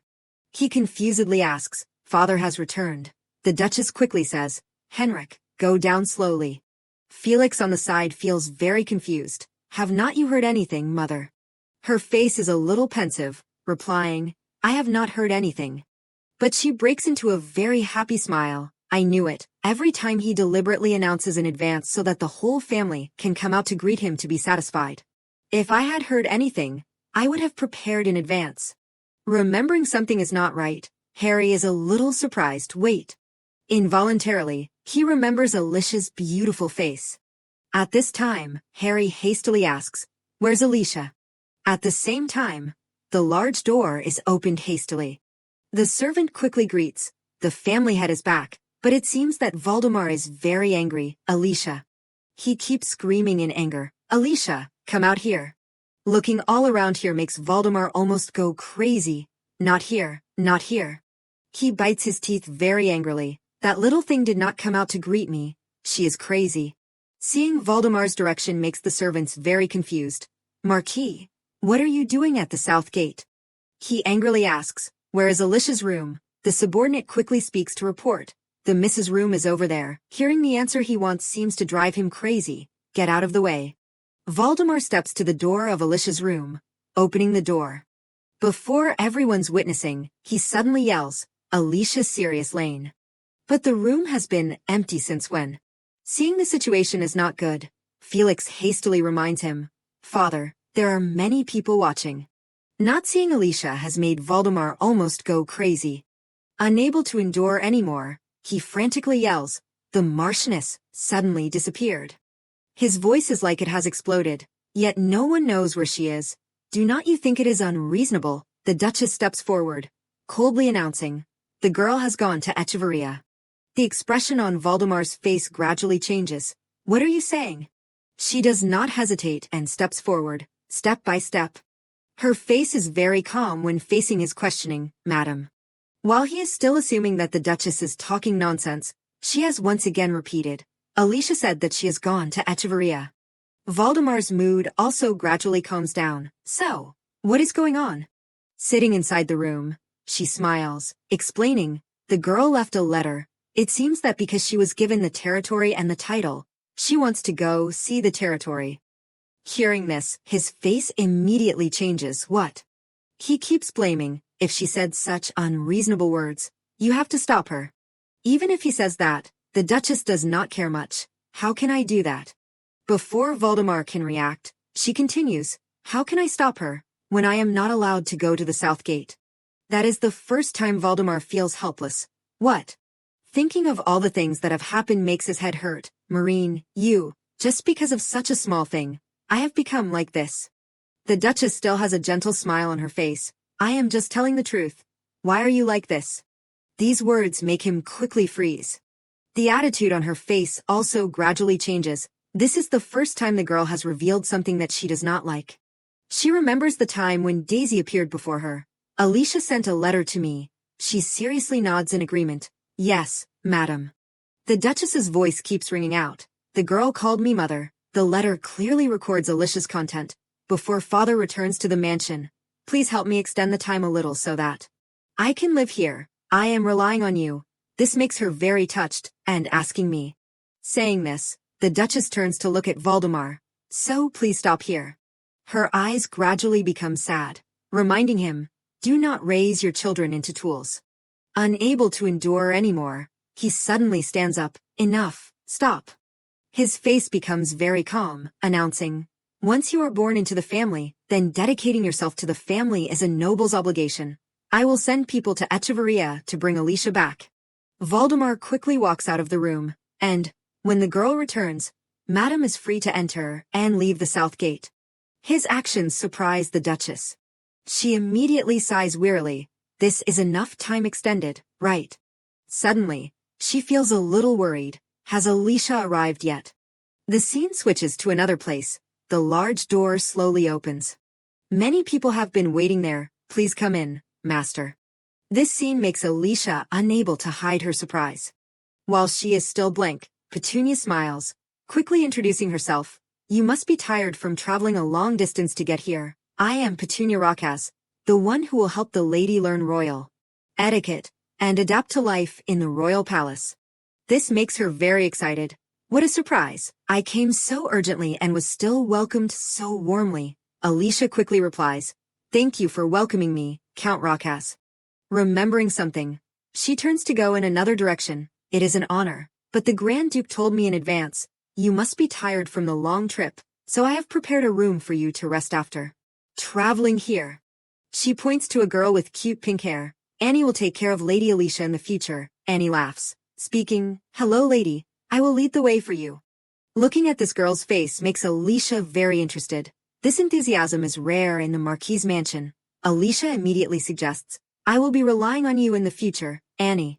While leading Alicia to the room, Annie walks and happily talks. "The master said that she would come here, so we were very excited. So we redecorated the mansion so that you can rest comfortably." She tightly grips the large door, and this is. Her voice is a little proud. "The bedroom that the master will use in the future. Do you like it?" The vast space here pleases Alicia very much. She smiles, turning her head to inform her, "I like it very much." Seeing her so happy, Annie feels very satisfied. "I am glad the master likes it. Then I will excuse myself." After admiring the space here, Alicia happily talks to herself. "I heard that this is the last work of Bernardo Wells. This place is as beautiful as the rumors." "Daisy." But Daisy's voice rings out, "Lady." She feels very suspicious. "Were not we going to Echeverria?" The space before her eyes makes Daisy unable to hide her surprise. This is. It seems that she has realized something, the capital. Understanding her thoughts, Alicia laughs, asking, "It is almost the knighting ceremony. Why would we go to Echeverria?" She does not hesitate and turns her head to say, "Daisy, let us go shopping." Although a little surprised, Daisy still nods in agreement. "Yes." Alicia does not care about anything else, smiling, talking, we have already come to the capital, so let us just go play. The scene switches to inside the perfume shop. She secretly thinks, as the rumors say, all these perfume bottles are so dazzling. The things in this space make her feel very interested. If it was me from before, I probably could not imagine it. I can't believe I would set foot in the capital. And even visit a perfume factory. Alicia thinks in her head, usually I would be holed up in the study to read. She suddenly points forward. I will try this perfume. The server hears this and nods in agreement. We will prepare it for you. Her movements are very quick as she takes some perfume to try. While Alicia is still comfortably breathing in the scent, the server continues to ask, do you like the scent? The figure of a woman slowly moves forward. Alicia calmly turns her head to look behind. She is here. The woman with the red hair quickly introduces herself. I am Katrina, the perfumer of Vale. Alicia knows this information about her. Katrina, the perfume genius from the west of the continent. This is the person who will create the Vale series perfume. It seems that she is not an ordinary person, a perfume that shook the empire and caused a sensation throughout the continent. In the future, this woman. While Alicia is still thinking, Katrina continues to talk, because this is the first time you have smelled the scent, I could not restrain myself and boldly came to ask. If I was impolite, please forgive me. This makes her even more sure that Katrina will create the Vale series in the future. First I have to get to know her. Alicia turns her head to praise. This scent is very pure. She continues to say what she feels, because this scent will change depending on the body odor of each person. It seems that the information that Alicia has been searching for is very helpful. So it is like the only perfume exclusively for yourself. It is really special. Seeing Alicia search for information so meticulously makes Katrina very proud. I am very happy that you can feel the intent of this scent. She smiles, replying, I am also very happy to be able to meet a skilled perfumer like you. Her face gradually turns red. It is a great honor for me, lady. After searching for a while, Alicia points forward. Then I will buy this perfume, and... Her next words make Katrina immediately freeze in surprise. I want to try the perfume that you create at my mansion next time. The thoughts in her head keep appearing. You are just a stranger from the west of the continent. You do have some ability, but your origin is still as humble as before. I said to do it and you do it. A humble merchant like you dares to resist me. Alicia does not pay attention to Katrina's strange expression, continuing to ask, can I invite you to come? This makes her very appreciative, nodding in agreement. It is my honor. After solving Katrina's matter, Alicia quickly walks outside. Daisy next to her feels very surprised. I did not know that the lady has such in-depth knowledge of scents.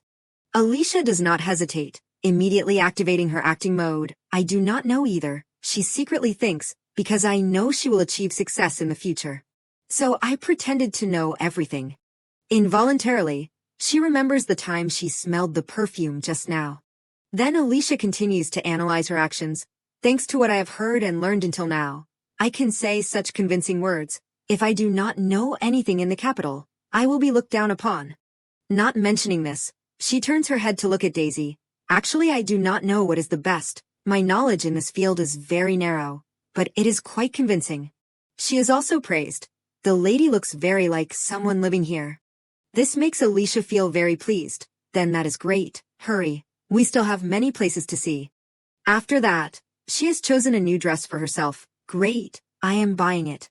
Looking at herself in the mirror, Alicia feels very pleased. I am buying it, starting from here. And so, she keeps choosing the luxurious items on the table. Come on, Now Alicia has transformed into a wealthy woman. I am buying everything. Expensive gifts are constantly being bought by her. This makes the sellers very happy. Really, thank you, madam. Alicia's actions make Daisy on the side very speechless. Seeing this, she notices her expression. Daisy, are you tired? At this moment she hastily shakes her head, speaking, no, lady. Alicia continues to walk forward quickly, try a little harder. She does not hesitate, looking at the small wooden house before her. This is the end point. Inside the house, the man is still constantly working. Realizing that Alicia has also appeared at this place makes him very surprised. Why did you come here? Alicia smiles, turning her head to explain. I came here to place an embroidery order. Hearing this, he nods in reply. The embroidery shop is on the second floor. He turns his head, looking up at the second floor. Judith, there is a new customer. The figure of a small girl quickly comes down. Yes, uncle. Realizing that Alicia is still waiting, she smiles, informing her, the embroidery shop is this way. Please come this way. After Alicia and Daisy go upstairs, Judith smiles, saying, I will prepare tea. Please wait a moment. Sorry, this place is a bit messy. There is some embarrassment in her voice. If I had known there was a customer, I would have cleaned up beforehand. Alicia looks at the space here, not blaming, but praising instead. It is okay. This place is also very beautiful. Her appearance is a bit awkward as she puts the teacup down on the table. Thank you for your praise. At this moment, she introduces her name. I am Judith Perlman. You can call me Judith. I did not study much, so I do not know if this greeting is right. Listening to this, Alicia quickly gets straight to the main topic. I am Alicia. I heard that you are very good at embroidery. It seems that you also take custom orders, right? These compliments make Judith very excited. Is my skill really that good that it has been spread around? Seeing the opportunity has come, she turns her head to signal, Daisy, take that out. Daisy holds the box, slowly stepping forward. Yes, lady. Alicia hands a scroll of paper in front of her. I have brought the design. Can you take a look? She is a little surprised, looking at the design right in front of her. Can I embroider just based on this? Judith continues to notice a very strange design. Seeing the opportunity has come, Alicia turns her head to signal, Daisy, step back. She hears this and nods, understanding, yes, lady. Judith's mood at this moment has completely changed. Alicia continues, only I know about this, so do not worry. She calmly looks at her face, which is still wearing a forced smile. I have been going around so much just to avoid being discovered that this is the destination. Judith stands there, constantly listening to Alicia speaking. Thanks to this, Daisy, who does not know anything, has to suffer a bit. The first floor is a shoe factory. She is still focused on talking, not noticing that behind her Judith is holding a pair of scissors. Daisy has been walking for a long time, so her feet must hurt. Or you can give her a pair of shoes. Judith's face immediately changes, rushing over. Who are you? Alicia does not hesitate and throws the fan into the air. Who is the most famous person in the capital right now? When she attacks, she also uses the fan to block. After defending the blow, Alicia continues to announce, the sole heir of the Croat clan, the largest information group on the continent. It turns out that she has recognized the identity of the woman before her, Judith Perlman. Looking at Alicia's current figure makes Judith a bit speechless. What a daughter. She is as strong as an ox. While she is still wondering, Alicia smiles, saying, I just want to be your friend. It seems that she has her own plan, Croat clan. Judith becomes very wary.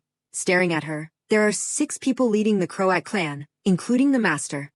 She is still constantly speaking. Everyone knows this already. Judith secretly glances to the side. It seems I put the fabric cutting knife in that basket. Alicia's next words make her startle. But 8 years ago, 6 farms and shops near the capital were burned at the same time. Judith's eyes immediately widen with disbelief. This event was quite big, so it was also reported on the news, right? But no one would have thought that 6 families were attacked that day. Alicia knows the story better than anyone. They were the 6 people who once led the Croat clan. Time turns back to the past. A desperate voice rings out. No. Pitiful Judith keeps screaming in desperation. Let me go. My mother and father are there. Although very reluctant, the man can only helplessly pull her away from this place. It is too late. At least you have to live. You have to live. That way you can do something. Seeing the house has been burned to the ground with her own eyes makes her very desperate. I do not want to. Let me down, please. The fire is burning everything right before Judith's eyes. No. Finally, the fire has gradually died down. And Judith's hard life has started from then on. Everything has gradually burned down and no one can survive. But there is only one house. Alicia keeps recounting the story she has learned.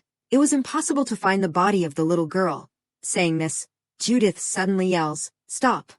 She helplessly takes the knife, handing it to Alicia. You go back. Before she can react, she has lowered her head, looking down at the ground. The Croat clan no longer exists. Contrary to Judith's cowardice, Alicia appears very calm. If you keep running away like this, the next words make her freeze, then it will really disappear. Unable to endure anymore, Judith keeps screaming in desperation. What do you know? Perhaps what she does not know is that Alicia seems to have grasped all the information. I know. The one who betrayed the Croat clan. Judith's voice gradually stutters. What are you saying? Alicia slowly pushes the knife to one side. I know the one who betrayed the Croat clan. She continues to look at her, proposing, Judith, I will help you take revenge. Until now, Judith slowly puts down the knife in her hand. Why would you help me? Alicia does not hesitate, handing the fan forward. I said, I want to be your friend. No one knows what she is thinking in her head. If possible, I want us to help each other. While Judith is still very hesitant, Alicia comes closer, whispering in her ear. On the surface, the Croat clan is led by 6 people, but there is still a group of 6 others that only the master knows. A name quickly appears in her head, Croat Hexagon clan. She does not hesitate, whispering in Judith's ear. The 6 anonymous leaders are the ones who betrayed the Croat clan. This information makes Judith very blank. Is that true? Noticing her thoughts, Alicia smiles, saying, You can verify whether what I said is true. Are not you the one who will become the master? After saying these words, her mood has become very comfortable, and it is best that you clean up this place as soon as possible, otherwise you will really die before you can do anything. Hearing this, her eyes gradually become suspicious. You mean this place has been discovered? At this moment, Alicia startles, realizing that time has passed so quickly. She quickly speaks, You can find out about that yourself. I hope my embroidery order will be completed before spring. Not wanting to waste time, she prepares to leave this place. I am really serious. What do you think about still continuing to embroider after becoming the master of the Croat clan? Of course, if you can keep your life. Judith is still about to say something more. Wait, Alicia does not give her a chance to speak. If you need anything, please contact the Reborn mansion. Judith's face gradually becomes blank, suggesting, I still want to ask. Seeing Alicia disappear right before her eyes makes her freeze immediately. Unable to endure anymore, Judith angrily shouts, Is she crazy? Alicia continues to run down the stairs. Daisy, let us go home. Inside the room, Judith is still blankly asking herself, what is going on? At this moment, the twins hastily come outside. Judith, we are different. Can we go out? Judith hears this and nods, understanding, go out. She does not forget to turn her head, smiling, saying, It took longer than expected. Sorry. The 2 children hold hands. No worries. We were playing together. Remembering something, Judith quickly asks for help. Flora, go call Uncle for me. She continues to turn to look at the girl next to her. Agnes, prepare for the trip. The girl hears this and is confused. The trip. Flora continues to run forward. I know. There is some sadness in Agnes's eyes. I will prepare right away. This draws Judith's attention.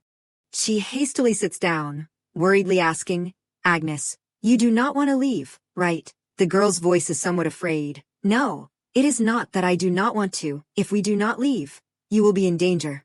Understanding the girl's thoughts, Judith gently hugs Agnes. I am sorry. You have been working hard because of me, but I promise, this will be the last time.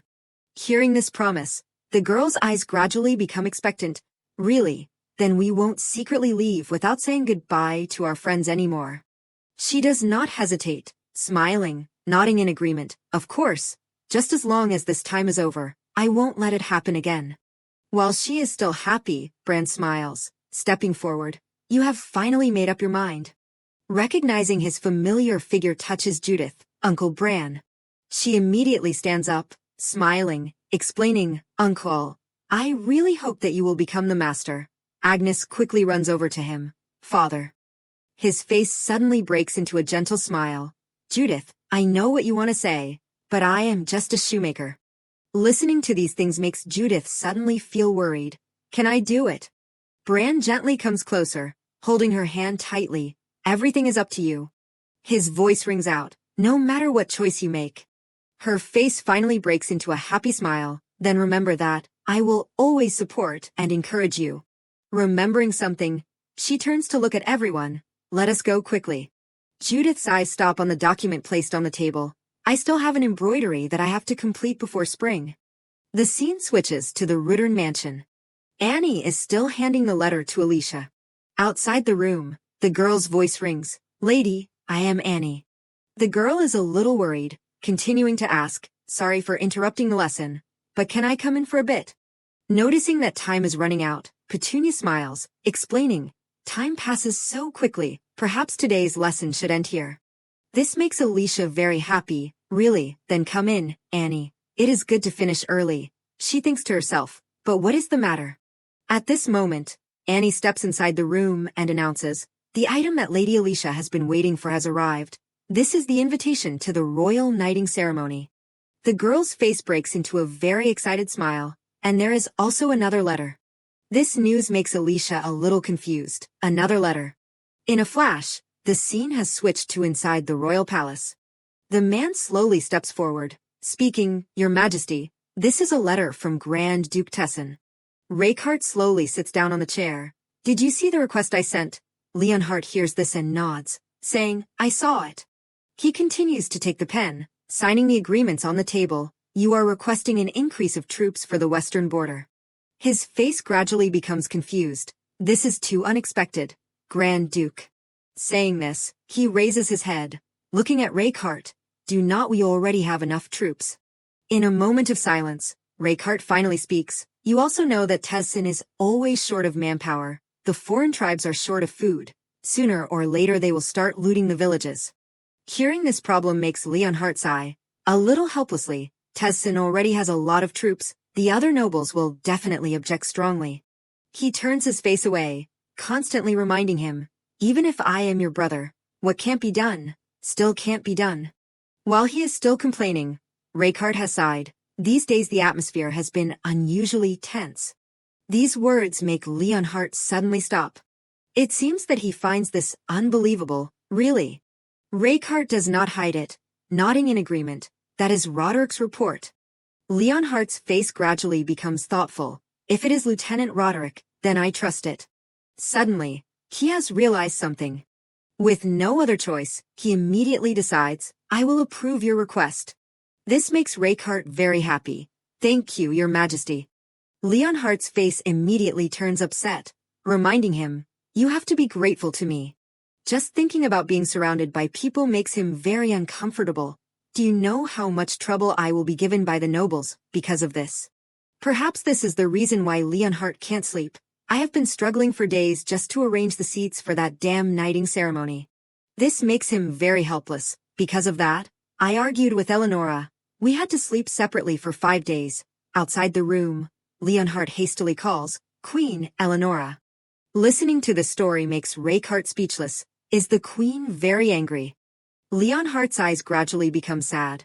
Recounting the story, it seems that Eleonora is also very tired, because no one in the capital knows the Countess of Echevarria. So many people must be trying to get information through Eleonora. Saying this, he keeps blaming, it is all your fault. It seems that he is very annoyed by this event. When we were sleeping separately, I had to work hard to coax her to calm down. Remembering something, Leonhardt feels curious. How is the Countess of Echevarria doing these days? Rakeheart seriously explains. She is not the Countess yet. He feels a little funny. But I am the one giving the title. So what if I call her that a little early? Involuntarily, Rakeheart remembers Alicia's figure. She seems to be adapting quite well in Reborn. Hearing this, his face is a little confused. You know I am not asking about that. When she turns 18, marry her properly. His next words make Rakeheart realize that something is not right. Lady Alicia is still young. Your Majesty was the one who said that we have to wait 2 more years before getting married. At that time, Leonhardt sits on the throne, speaking, I understand the Marquis's concerns about getting married too early. He smiles, continuing to say, I did not say you have to get married right now. Suddenly, his face becomes thoughtful. Let us see. You said she is 17 years old. After a moment of silence, Leonhardt immediately slaps his thigh, laughing loudly. That is right. Get married at the age of 19, after 2 more years, it is okay. Before Voldemar can speak, he keeps talking. That way there is also time for the 2 of them to become closer, and also give the Marquis time to prepare himself. To send his precious youngest daughter off to marry. It seems that Leonhardt feels very interested in this matter. This plan is not bad, right? Noticing Valdemar's expression draws his attention. Marquis, why do you look so unhappy? The more Leonhardt speaks, the more angry he becomes.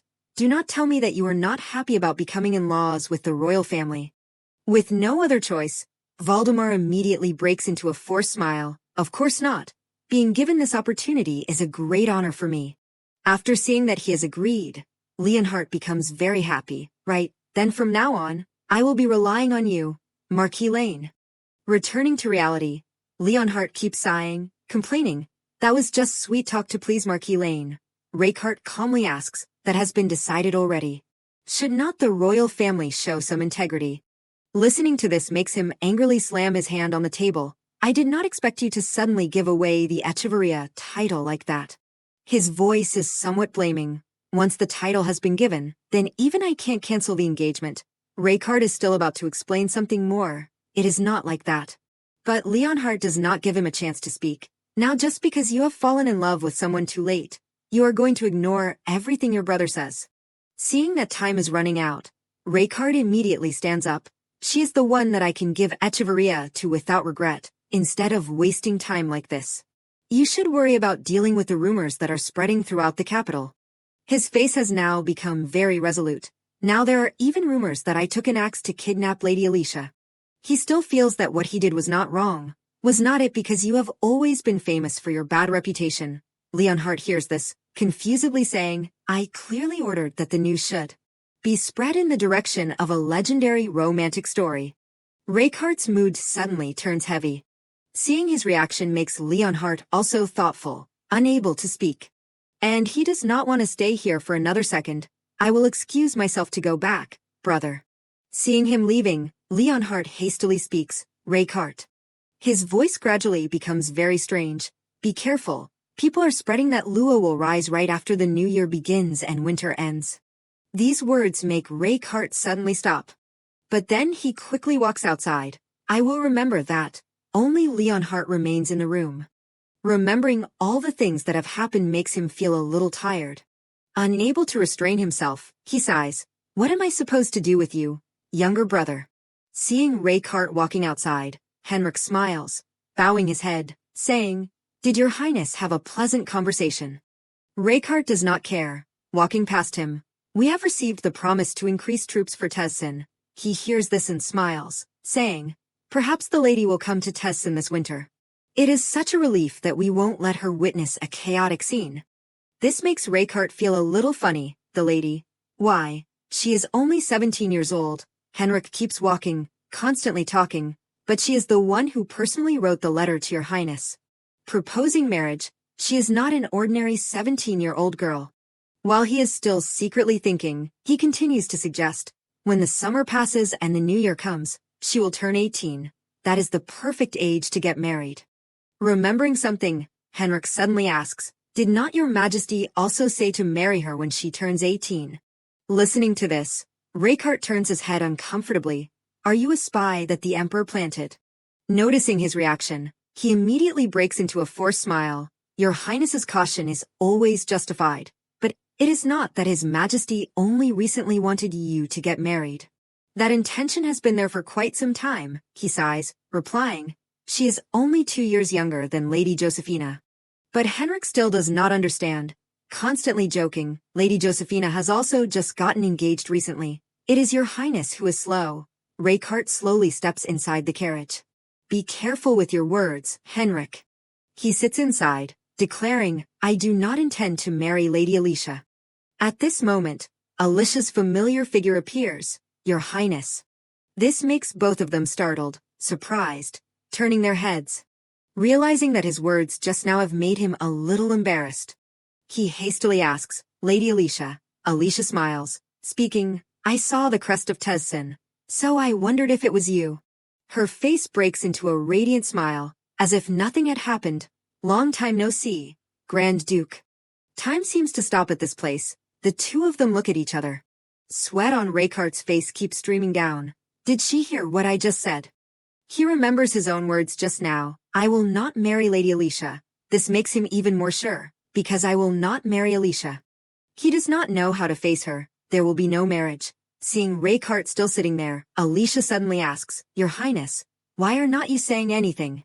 He sighs in relief, thinking, she probably did not hear. Raykart hastily shakes his head, speaking, it is not like that. Remembering something, he quickly turns to look at her. I did not expect to meet the lady here. Why did the lady come all the way to the royal palace? Alicia is surprised. You do not know. She continues to come closer, telling him everything. His Majesty the Emperor has summoned me. He sent a letter. He said he wants to meet me once before giving the title. This makes Raykart secretly think, brother. At that time Leonhard had told him, tell the lady to sign the marriage contract as soon as possible. This makes him a little angry, because his urging to marry has not succeeded, so now he intends to switch to threatening. Raykart continues, the button that you liked at that time. While Alicia is still expecting, he continues to announce, I said I would find something similar and send it to you as a gift. It just so happens that in my mansion in the capital there is that gem. This time Raykart has used seduction. I will report to the Emperor on your behalf, so do you want to go with me right now? Alicia's eyes immediately light up. I am going to receive the magic stone. She nodded in agreement, without hesitation. I want to go. In a flash, the scene changed to the Tessin mansion. After searching for a while, Raykart presented a box. There are not many opportunities to craft gemstones in Tessin. He continued to look at her still expectant face, so the artisans in the territory were very excited when they heard about it. Looking at the contents of the box, Alicia thought to herself, since this is land, I am not expecting much from magic stones. The beautiful stone that appeared before her eyes surprised her immensely. I did not expect it to be this big. All the small stones in my mind are magic stones, right? While she was still thinking, Raykart asked, are you satisfied? Alicia smiled and nodded. Yes, I am. Remembering something, she cheerfully chimed in. I heard rumors that in Tessin, diamonds are scattered in streams, and small gemstones are all over the ground. Is that true? She felt extremely fond of the stone. Really, it is so beautiful. Thoughts raced through Alicia's mind. I want to devour it all at once. I want to possess the power hidden inside it. At that moment, Raykart interrupted her train of thought.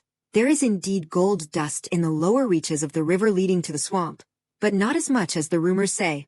You need to know how to read the terrain where gold can accumulate, and you also need tools to extract it. This information made Alicia exclaim, so it is partly true, huh? She thought silently about these things. Gold rolls around in the river, and there is even a diamond mine in the mountains. It does not sound like a dead land. It looks like paradise. Alicia's eyes lit up noticeably. I really want to go to Tessin and try it out. Just then, a servant entered with pastries. Tea and cakes are ready, my lord. After a moment of silence, Raykart slowly picked up a teacup. After the inauguration ceremony, I will return to Tessin immediately. He continued to look at the teacup below the table, because after the inauguration ceremony, there will be an evening party, so there probably won't be any time to talk. His voice was a bit cold. Let me say goodbye in advance. Alicia was confused when she heard this. Yes, she thought silently, I know the Grand Duke rarely leaves the territory, but is he really going to leave his fiancée and leave right away? Remembering something, she suddenly asked, if you go back to Tessin, when will you return to the capital? Raykart thought for a short time and replied, perhaps I will return around the end of spring. Next year. If you need to contact me, I will have a servant deliver a letter. This made Alicia feel a bit difficult. That. She thought silently, isn't that a bit inconvenient? Remembering something, her eyes lit up with a sparkling expression. I want to go to Tessin too, but winter in Echevarria would be more comfortable. But it seemed like Raykart did not care about her at all. Living there probably would not be too difficult. Once you get used to Littern, please visit Echevarria too. This made her extremely angry. Why do not you just say directly, don't come to Tessin? Alicia was about to say something, if you keep acting like this. But she quickly calmed down. Anyway, we are engaged, so there will be plenty of opportunities to go to Tessin later. Don't be too impatient. Alicia gave a forced smile and replied, I will keep that in mind. Before she left, she did not forget to say to Raykart, I guess the next time we meet will be at the inauguration ceremony, right? He silently listened to her words next to her. I will wear a wine-red dress. I won't put my hair up. I will just tie it to one side and let it down. Raykart nodded as if he remembered her words. I will keep it in mind for reference. Before leaving, Alicia did not forget to add, I will also be looking forward to your formal attire.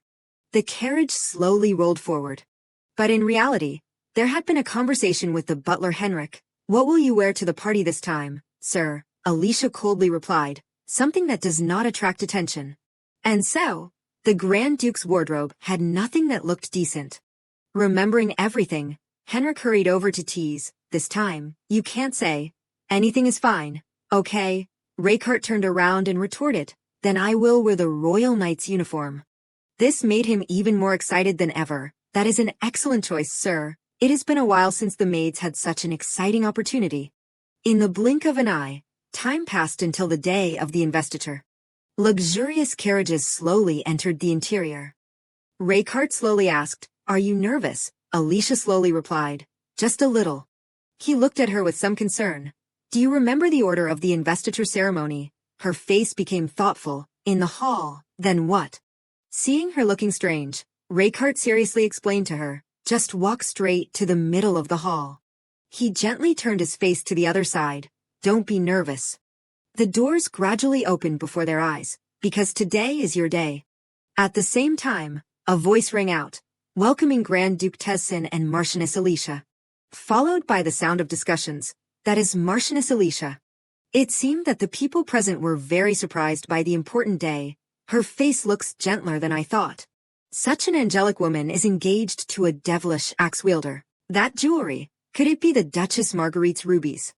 They continued to discuss. I heard it was love at first sight. So he kidnapped her. It turns out she is really infatuated. After showering her with gifts, he even bestowed a title. The women continued to chat together, but they noticed Alicia and Raykart's current appearance. She really has the beauty to be worth it. She went to the end and bowed before the two people called the Emperor and Empress. Your Majesty the Emperor, Your Majesty the Empress, I greet you. Leonhardt smiled and quickly offered, I am very happy to meet someone more famous than me in the capital right now. Come closer. Alicia slowly walked forward. Yes, Your Majesty. He placed the sword on her shoulder. From now on, as Countess of Echevarria, I hope you will dedicate yourself to the Empire. Alicia also read out what she had prepared. I am extremely honored, Your Majesty. Seeing everything going so well made Leonhardt very pleased. Today is truly a very joyous day. In front of everyone, he congratulated. A new Countess of Echevarria has officially been born. My younger sibling has finally found a partner and is engaged. Welcome to the royal family, Countess of Echevarria. He continued to turn and look at Raykart. And you, Raykart, he seemed very calm. Yes. Leonhardt gradually became very excited.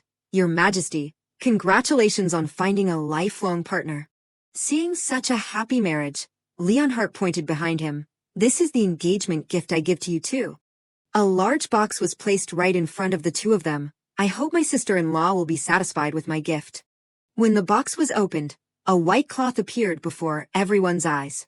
Seeing this item made Raykart very uncomfortable. That is, the more he thought about it, the more incomprehensible he found it. That is a veil specifically for the bride, only used by the royal family during the most important rituals. Is he going to use that to completely affirm the position of a fiancée as if she was already a member of the royal family? Involuntarily, Raykart recalled Leonhardt's words, I wish you two will soon become a real family. He wearily thought, the intention is so obvious that it is suffocating. Looking at the white cloth right in front of them made everyone constantly discuss, oh my god, this is the first time I have seen the royal family act so proactively. It seemed that this was a lively topic for everyone to discuss, from the veil to the way of addressing her. It seems that the royal family has truly recognized her as a member of the family. This made Raykart feel very uncomfortable when he heard it. I heard that His Majesty the Emperor dotes on his younger sibling, but I did not expect it to be to this extent. The discussions continued incessantly, saying it is just an engagement, but the Duchess of Tezsin is clearly Countess Alicia already. At that moment, Eleonora slowly spoke, Grand Duke. She smiled and said what she knew. I heard that you will return to Tezsin after the inauguration ceremony. Leonhardt turned to look at her in surprise. It seems that my Empress has something to say to the Grand Duke. At the same time, Rakeheart nodded in response. Yes, Your Majesty the Empress. I cannot leave the border for too long, so I will return immediately after the ceremony. Listening to these decisive words made Eleonora feel a bit sorry for them, having to separate right after getting engaged. I really feel sorry for my sister-in-law. Therefore, she unhesitatingly reached out to the two of them. Why do not you invite the Countess to Tessen for a trip? The expression on Rakeheart's face gradually changed. What do you mean? But Leonhart felt extremely excited. That is a great idea. He smiled and turned to chat with his wife. Even though Tessen is a bit far, because the two of you will be together, you certainly won't be lonely. Seeing this, another person standing and watching clapped, a truly wise decision. Followed by applause ringing out around them. It is so sad to be separated right after getting engaged. This made Rakeheart realize something. Since the beginning, I have seen them deliberately making the atmosphere unusually lively. The crowd kept praising. He is so considerate. He was very helpless but had no other way. So this was the intention from the start. Everyone is trying to understand according to Leonhart's intentions. He must not want to be separated from the one he loves. The two stood there listening to the discussions. The Grand Duke must be very happy. Rakeheart suddenly understood everything. So everything has been arranged. His eyes gradually became extremely uncomfortable. So everything has been arranged. He turned to look at Alicia. While she was still pondering, he suddenly spoke. My fiancé will come to Tessen. Alicia did not hesitate to nod in agreement. I will be happy to accept. This made Leonhart and Eleonora very happy and clap. Seeing this, the people around also clapped continuously. In front of everyone's witnesses, Alicia and Rakeheart immediately bowed. That was the moment that Alicia Lane's trip to Tessen was decided. Sometime later, the horses galloped forward continuously. A servant on horseback hurriedly called out loudly, Miss Alicia. Remembering something, the servants kept blaming each other. Hey, Roderick. She is the first miss to be born in the Marquis's house in 200 years, a great aristocrat of the north. You said to be extremely careful when welcoming her. Time turned back to before, when Roderick had said to Alicia, Welcome to Tessen, Countess. Just thinking about this makes everyone very angry. You said she probably never had to lift anything heavier than a spoon. Roderick did not forget to inform Alicia. We are the escort knights who will protect you today, Countess. We have prepared a carriage. She was even more surprised than ever when she heard this. But this is not a carriage. The people were still arguing incessantly. You told me not to show off my brute strength. Alicia smiled and turned around to suggest, Can I ride a horse and go for a tour? Remembering everything made everyone even more angry. You said that even if you take a break every 3 steps, you can't complain. Everyone kept blaming each other. But the person who rides faster than the knight is. How can you call her a weak lady, Miss Alicia? That way is the forest. Seeing Alicia riding so well made Roderick very confused. How did I know that the Countess would be like this? At this moment, he realized that something was wrong. The horse's leg seemed to be having a problem. With no other choice, Roderick hurriedly turned around and ordered, Quickly call His Highness here. It seemed that Alicia had just made a very wrong decision. Miss Alicia has entered the forest. He did not hesitate to turn around and shout, We must immediately chase after Miss Alicia. After speaking, Roderick continued to ride his horse forward. At the same time, everyone gradually advanced deeper into the forest.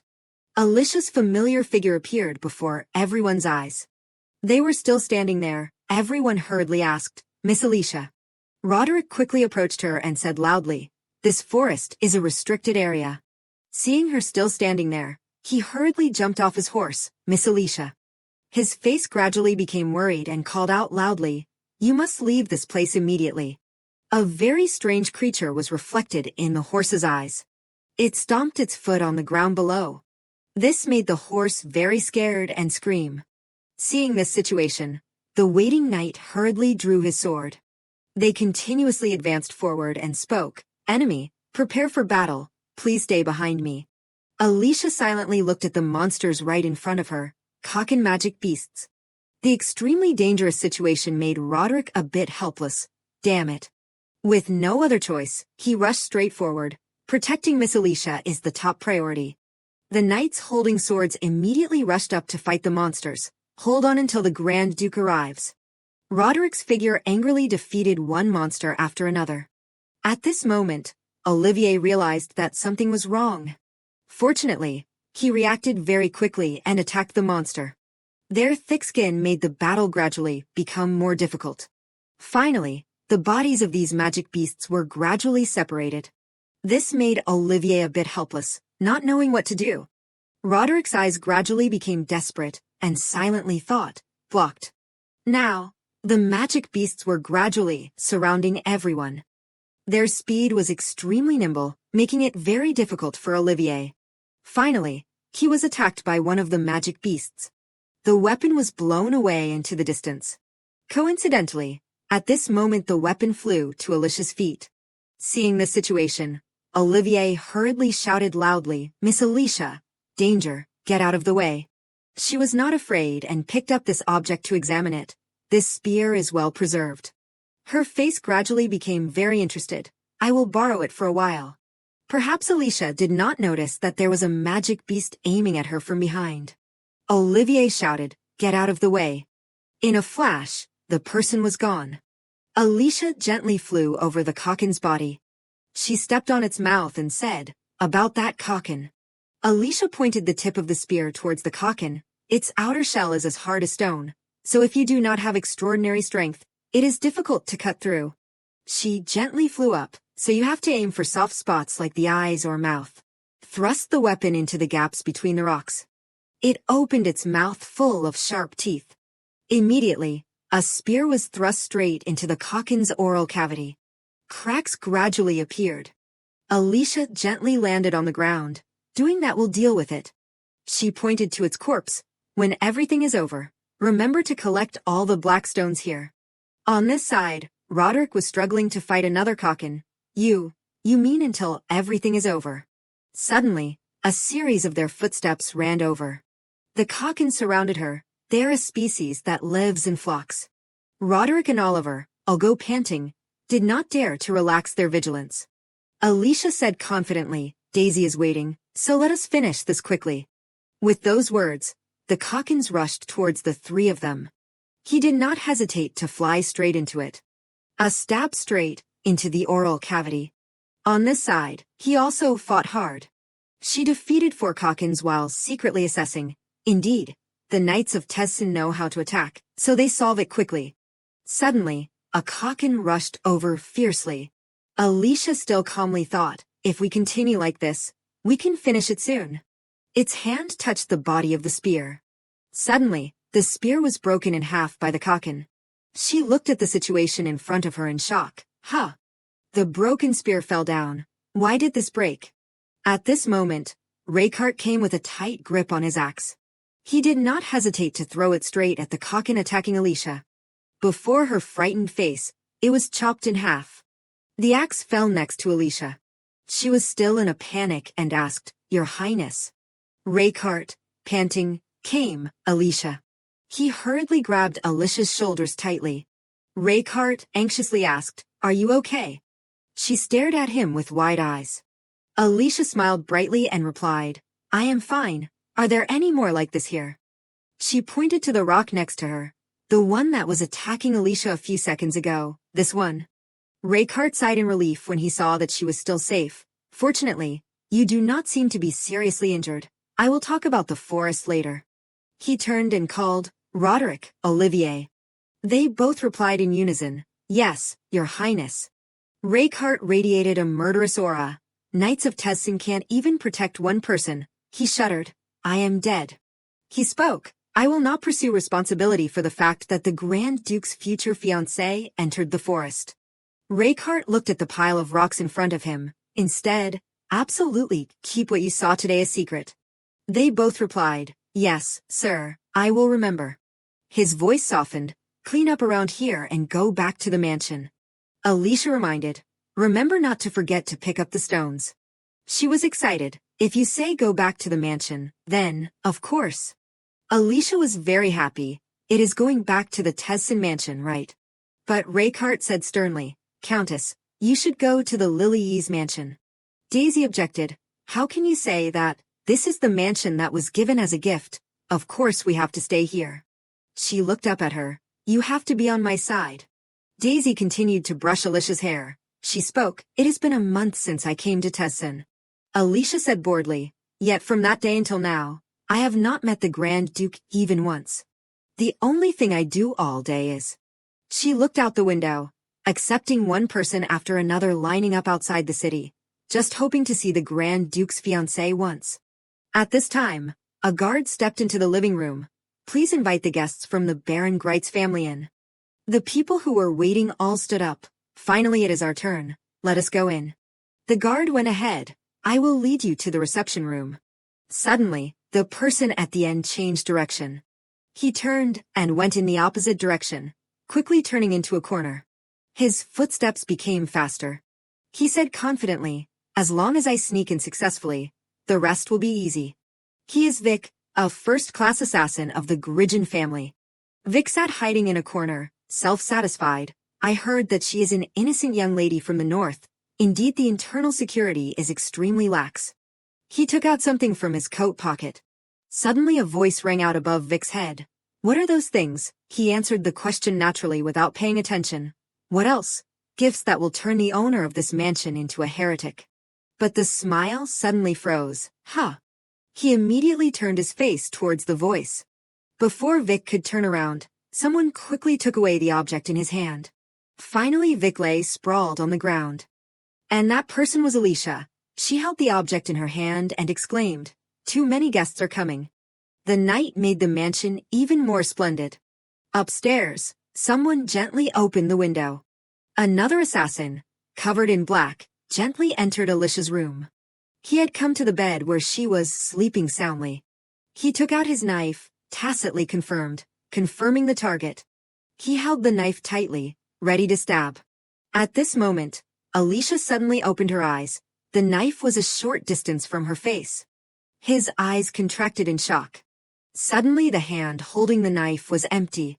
The knife was now spinning in the air. Finally, it was grasped by Alicia. Do you know how many people have sneaked in at night until now? Alicia sat up, preparing to get out of bed. I do not care if you come or not. She stood up and yawned, but at least let me sleep a little. He had another knife in his hand. Finally he spoke. I knew something was wrong. He regained his spirits. I kept wondering why none of the assassins returned. I did not expect the future Grand Duchess to be a monster like this. Outside, a hand grasped the balcony railing. A few more assassins, he said triumphantly, but this time, we have prepared carefully. Do you know how many top assassins we have mobilized? His voice turned cold. Just to defeat a girl. A hand came to his neck while he was still talking. This time, you can't survive. His neck was twisted by that hand. He quickly collapsed to the floor. Alicia looked at the person in front of her in shock.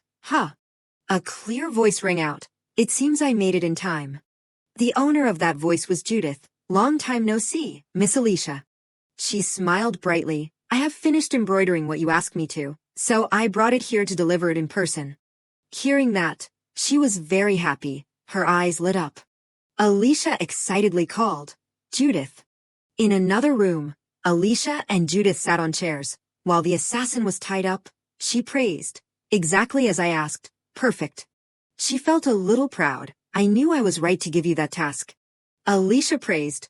Well done, Judith. Judith smiled brightly and replied, I am very happy that you were satisfied. She changed the subject. Then, should we take care of that guy for you? Hearing this, he sneered defiantly. Do you really think that killing me will end everything? Do you know how many members my family has? Judith frowned uncomfortably and growled the order. Gag him. The guards quickly obeyed. Yes, Chief. Alicia sat with her arms crossed, silently watching him being restrained. She stared at him and asked probing, Who hired you? He laughed provocatively, his tone sarcastic. You think I will just spill the beans? We never reveal our clients' information, no matter what you do. You won't be able to get any information. So you might as well give up. Judith interrupted him. It is Baron Greitz. I heard that Baron desperately tried everything to make his daughter the Grand Duchess. He was startled when he heard her. Judith revealed the perpetrator's plan. Initially, He even planned to brand her as a cunning heretic, hoping that would cause her engagement to be broken off. But Miss Alicia is not the type to act according to other people's expectations, so it seems they had to resort to such extreme methods.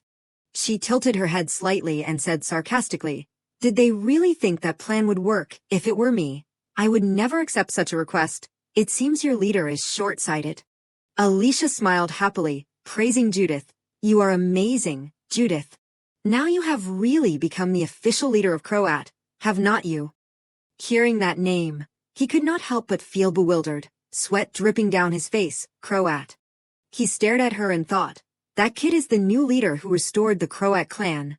Judith smiled gently and replied, "It is all thanks to Miss Alicia's support." He was immersed in his thoughts. If the leader of Croat personally came to see her, there is no way she is just a normal noble lady. Alicia did not take credit for herself, and gently replied, "Judith is the one who did a great job." She finished speaking and slowly stood up. "Now then." Alicia went in front of the assassin. "About these uninvited guests." She crossed her arms, coldly looking down at him with icy eyes. Whoever caused the trouble should clean it up. The next day, the sky was clear with beautiful weather, at the luxurious and magnificent mansion, the Tessin mansion. In the room warmed by the heat from the fireplace, Reichardt's voice was heard. "You killed him." The teacup in Alicia's hand wavered, shaking slightly. She was taken aback, not knowing how to react to his question. Alicia did not answer immediately, but silently looked up to observe Reichardt's expression. She gave a light smile and replied, "Not yet." Hearing this, he praised Alicia. "Well done. I will send a cleanup team to help you. From now on, that team will be responsible for handling the uninvited guests on your side." Reichard said bluntly with a cold tone, "If you are in a hurry, you can just kill him, it is fine. But do not bother burying him. Digging him up again to clean up later is much more troublesome." Alicia was very surprised by his enthusiasm. She looked at Reichard and asked, "Do you have nothing else to say?" Alicia thought to herself, for example, "I am sorry," or "Are you okay?" He was silent for a moment, and then said in a deep voice, "It seems that the privileges for the future Grand Duchess have exceeded their expectations. So from now on, things like this will probably continue to happen. Perhaps this is a suitable time to increase security and guard teams for the Lillis mansion." Hearing this, Alicia suddenly realized, for this person, that is just normal. Reichard asked with a blank face, "Do you have any other questions?" She silently judged him. He has lived his whole life under surveillance and targeted. So if his fiancée's life is threatened, it is just like an event within his expectations. Alicia closed her eyes and sighed helplessly.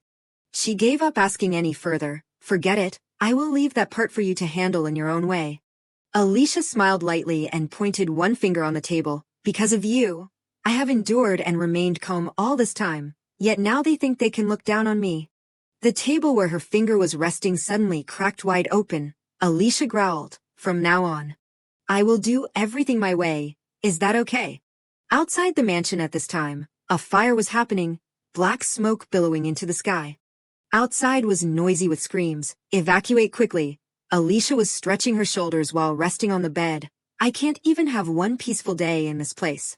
Suddenly a knock on the door caught her attention. Miss Daisy was using a handkerchief to cover her nose to avoid inhaling the smoke from the fire. Annie peeked her head in and hurriedly said, "You must leave here right now."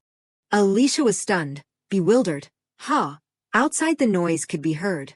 "The guard tower is on fire." "It is on fire. Everyone, move quickly." The girl quickly grabbed her hand. "This way, miss." Alicia asked again for clarification. "You said it is on fire." She covered her nose and mouth with a handkerchief and pondered. "I suspected that they would attack directly, but I did not expect them to dare set the mansion on fire." A loud voice outside was strenuously shouting, "We have blocked the field. Take the miss out quickly." The guard saw Alicia and signaled, "Miss Alicia, this way." She stepped forward, sat on the carriage and wondered, "Isn't the fire in the tower?" The guard replied, "It can spread. It is safer if the miss evacuates first. Please go to Tessin mansion." Alicia understood after hearing this, looked out the window and said in a low voice, "Let us go."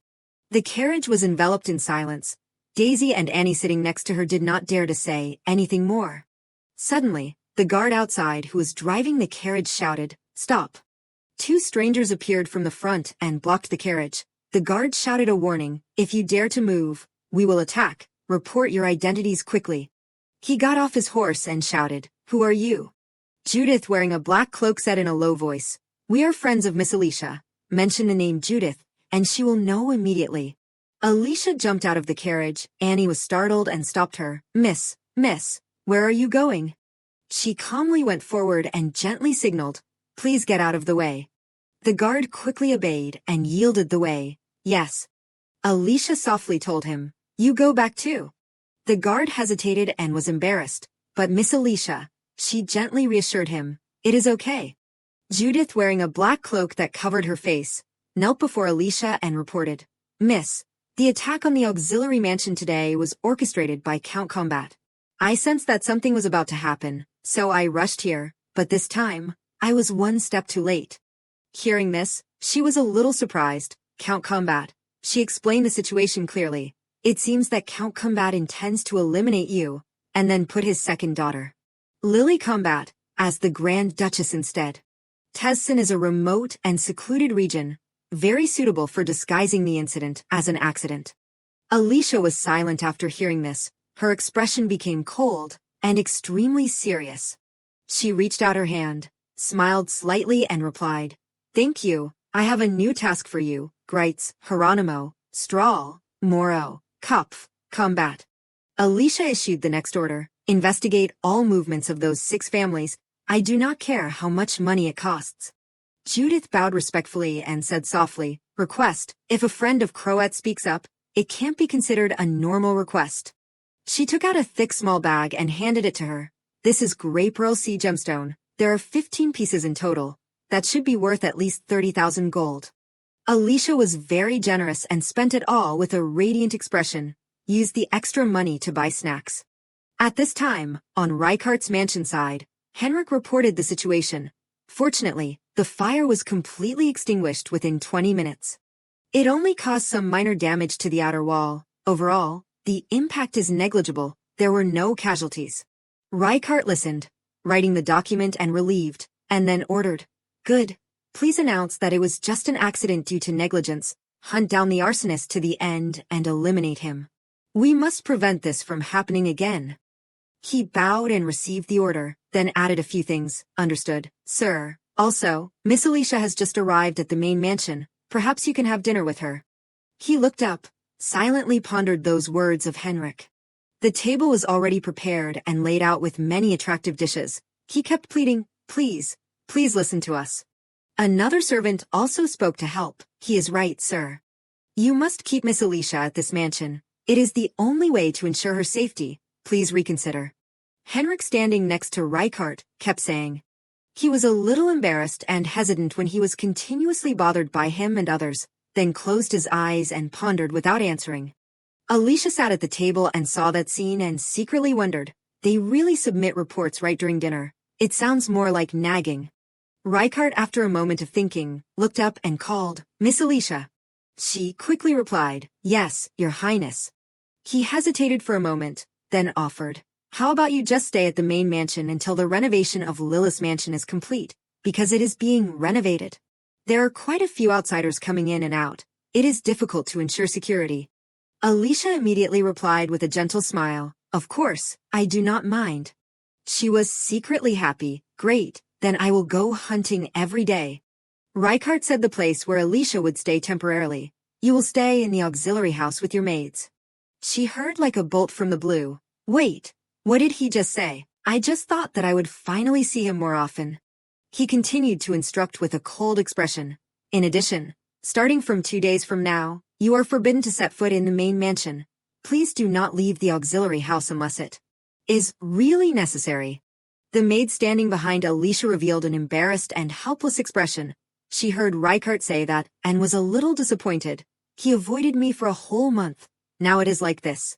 Alicia gave a forced smile and hesitated to ask, So I can't even go for a walk?" He smiled lightly, answering her question with a cold tone. "Even if you want to, you probably can't go." Reichard finished speaking and stood up immediately. "I have work to do, so I will leave first." Alicia looked at him with a dazed expression. Reichard passed by her, expressing while walking, I am very glad that you were not injured. You must have been very tired after what happened. Please rest well. Alicia felt confused. Your Highness. He spoke to urge, in a gentle tone, Alicia. Remember to lock the door when you sleep. She could only listen awkwardly. Okay. Alicia cried secretly in her heart full of resentment. I even came to the main mansion, and I still can't go hunting. She remembered Reichardt's instructions along with his gentle expression. Alicia, remember to lock the door when you sleep. Alicia cut the food into small pieces and mumbled. That sentence is really strange. The maid standing behind spoke up. He is so picky, really too picky. In the room containing a lot of books, the light from the lamp shined brightly. Reichard was writing the document when his hand holding the pen suddenly froze. A few drops of blood fell on the paper. He suddenly coughed strongly and continuously. His expression became painful. Suddenly Reichard felt everything spinning before his eyes, his body gradually falling back due to dizziness. He fell heavily to the ground, creating a loud noise. Henrik outside immediately heard and noticed, looking inside. Reichard was lying on the ground trying to look up, his breath becoming heavy. There was still blood on the corner of his mouth. Henrik outside kept calling the door with a worried and panicked mood. Your Highness. He tried to put all his strength to shout the order, stay away. He only followed the order, worried and urged, Your Highness, if you need anything, you must call me.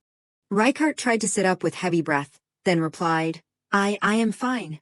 His sight gradually darkened, his breath became heavier, his eyes dull with a tired expression. Reichard took a knife and stabbed his left hand himself. Blood splattered everywhere. He tried to restrain his scream. Reichard used that way to keep himself awake, sweat dripping down his face. A wounded arm clung to the floor. Reichard lost all strength. His whole body fell down with a mouthful of fresh red blood.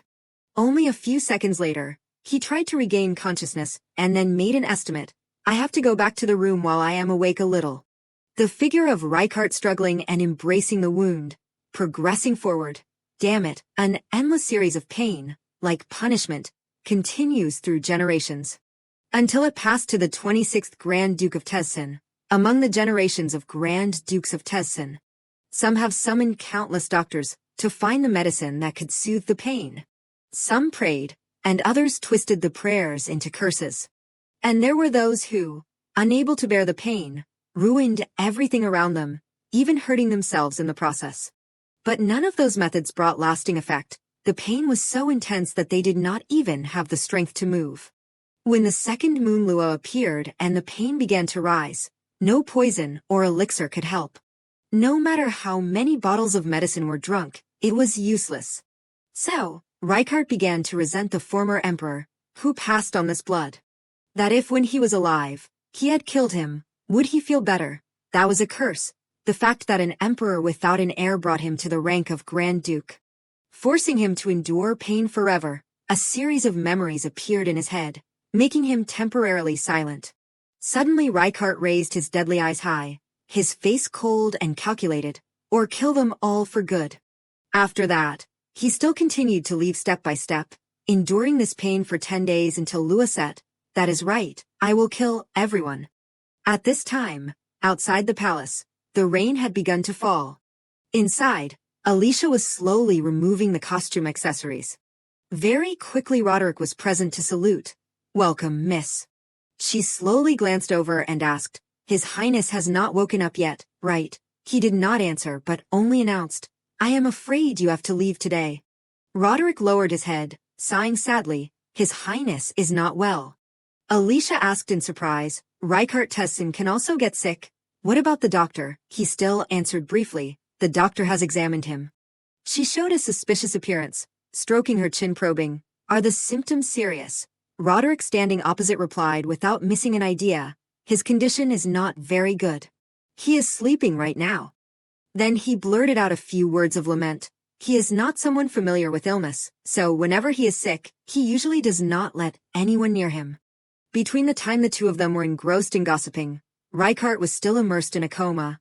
I heard that whenever he is sick, His Highness will become quite sensitive. You mean, it is a pity that you have labored to come all the way here on such a bleak day, Miss Alicia. Despite Roderick's persuasion, Alicia still ignored him.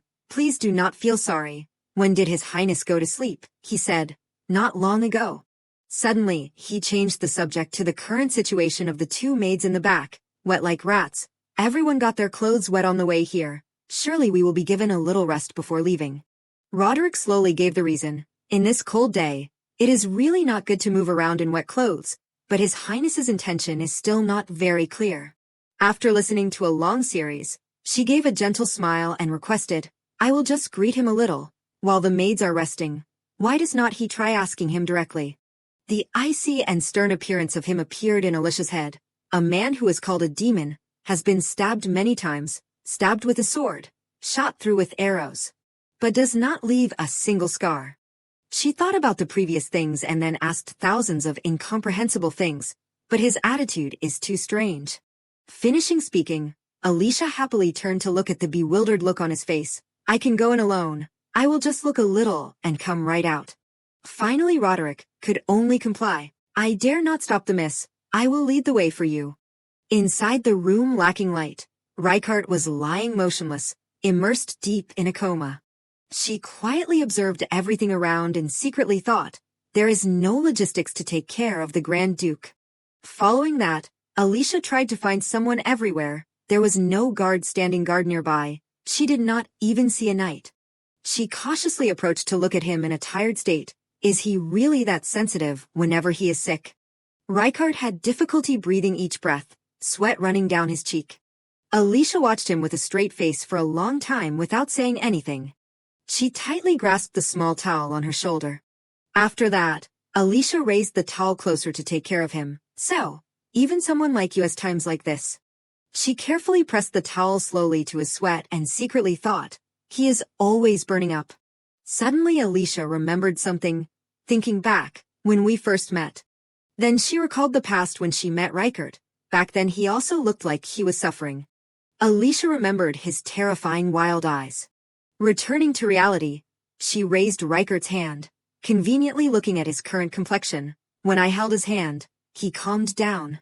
The more she thought, the more boldly Alicia grabbed that hand. Could it be that contact with people can soothe his pain? A few days later in the evening, he slowly opened the door and stepped in. What caught Reichardt's eye was the image of her sleeping soundly in the quiet night. His whole body immediately froze, his eyes widened. Alicia still did not know about Reichardt's appearance. Suddenly she woke up and called softly, Your Highness. He lowered his head, his face darkened, his voice deep with sorrow. I am sorry, Alicia. Reichardt leaned closer to the edge of the bed and said, This will probably confuse you. Then he opened his eyes wide with a rare plea. But please, your hand. This made Alicia panic a little and sit up immediately. Your Highness. Before she could finish speaking, Reichardt quickly locked her down, hands intertwining. Don't leave my hand. Alicia looked at him blankly. Reichardt had difficulty squeezing out a few words. I am sorry. Immediately after that he collapsed on her shoulder. Alicia hurried to support him, her face clearly showing confusion. Your Highness.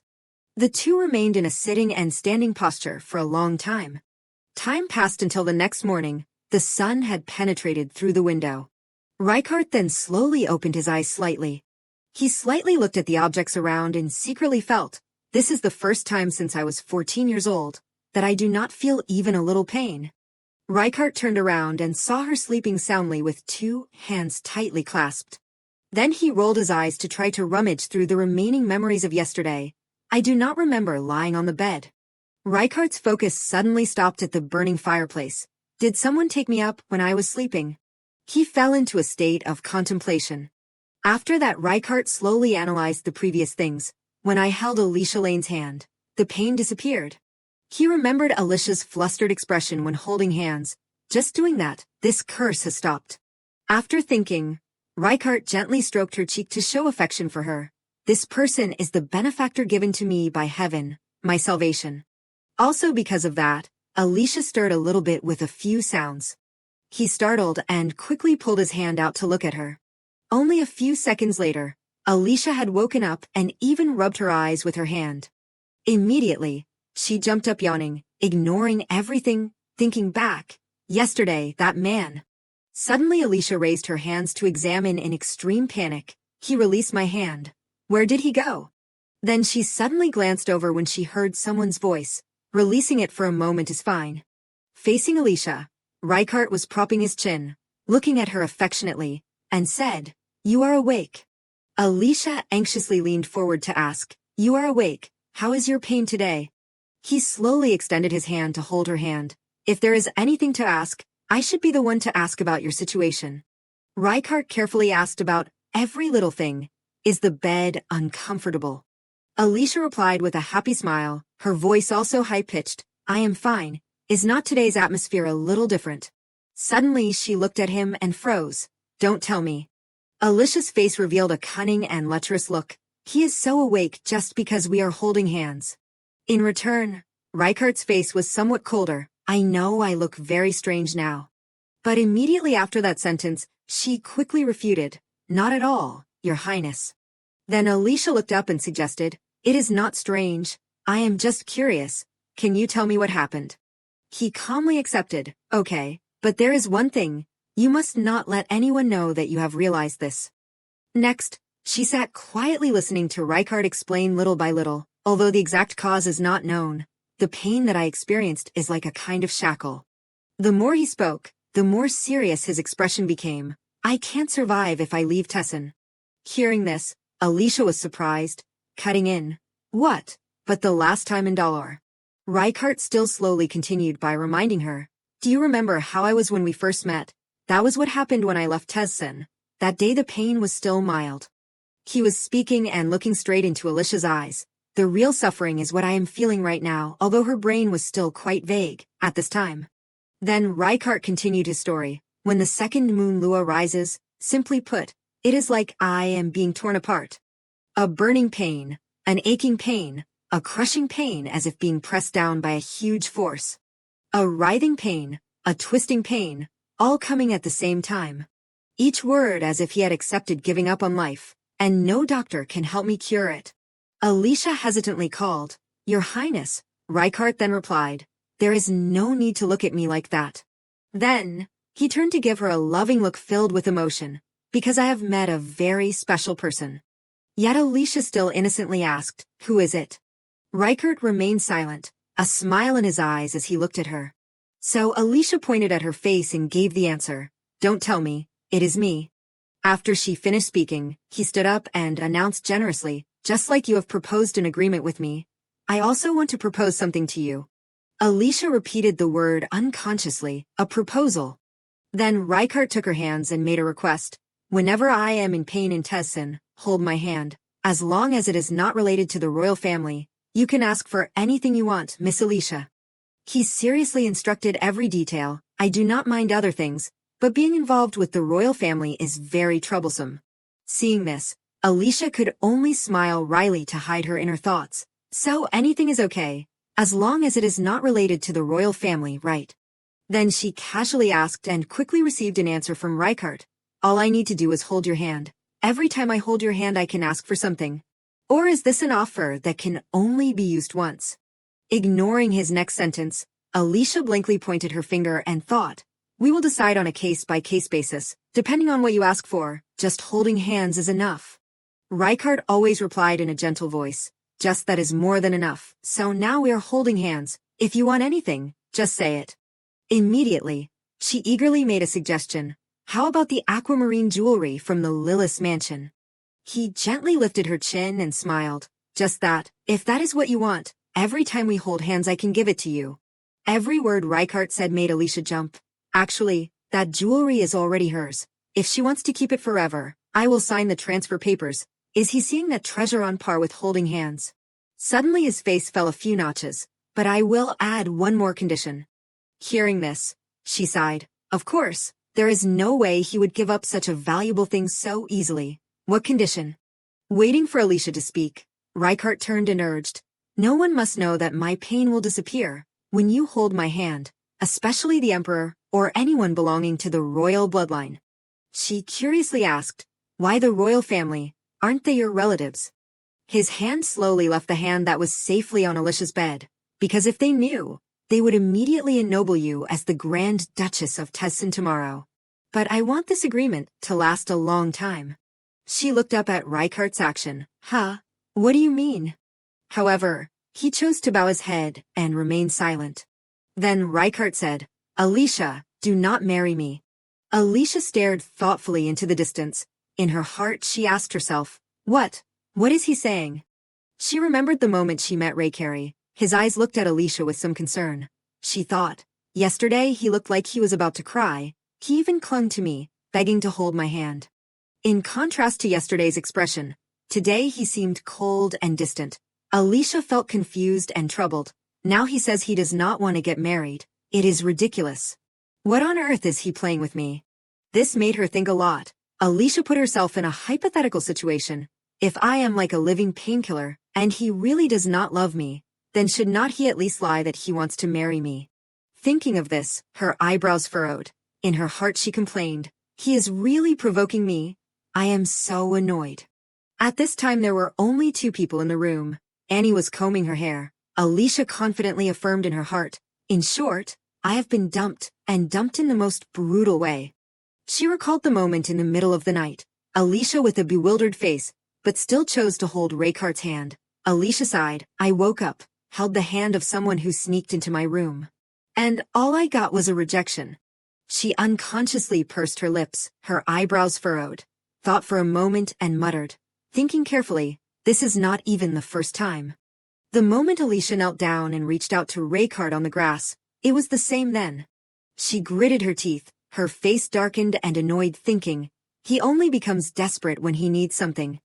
Alicia continuously stomped her feet hard on the floor, causing the floor to crack. She angrily complained, what an ungrateful man. Annie was still standing and combing her hair. The girl seemed not to know, so she still happily said naturally, it seems that your highness really has feelings for you. Miss, usually when sick, he always wants to be alone, but today he spent the whole day with you. Hearing this, Alicia paused. She suspiciously thought, that is not right. Annie leaned down and continued, if you visit him again today, everyone will be sure. The girl did not pay attention to Alicia's uncomfortable face and continued, they might even start saying that his highness can't overcome the illness without Miss Alicia by his side. At this time Alicia softly said, that is not right. Hearing this, Annie was startled and froze looking at her. Daisy, who had just arrived, was also shocked. The girl's face suddenly changed. Annie worriedly said, I am sorry, miss. I just thought you 2 looked very good together. Leaving this aside, the 3 of them went out when it was already dusk and raining heavily. The atmosphere was very quiet. Daisy, who was walking behind her, then spoke to break this atmosphere. Annie may have said that in passing, but honestly. With a calm face, she said softly, I feel a little happy when I see your highness being taken care of by you. Daisy recalled the times she silently listened to the servants in Tessin. Daisy said, before, between the 2 of you, you were always the one who took the initiative to meet your highness. The maids in the Tessin mansion still whispered that you liked him more than he liked you.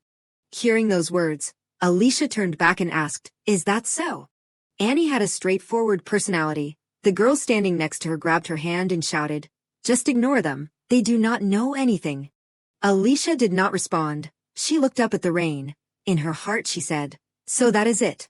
Soon the 3 of them were standing in front of the gate of Tessin mansion.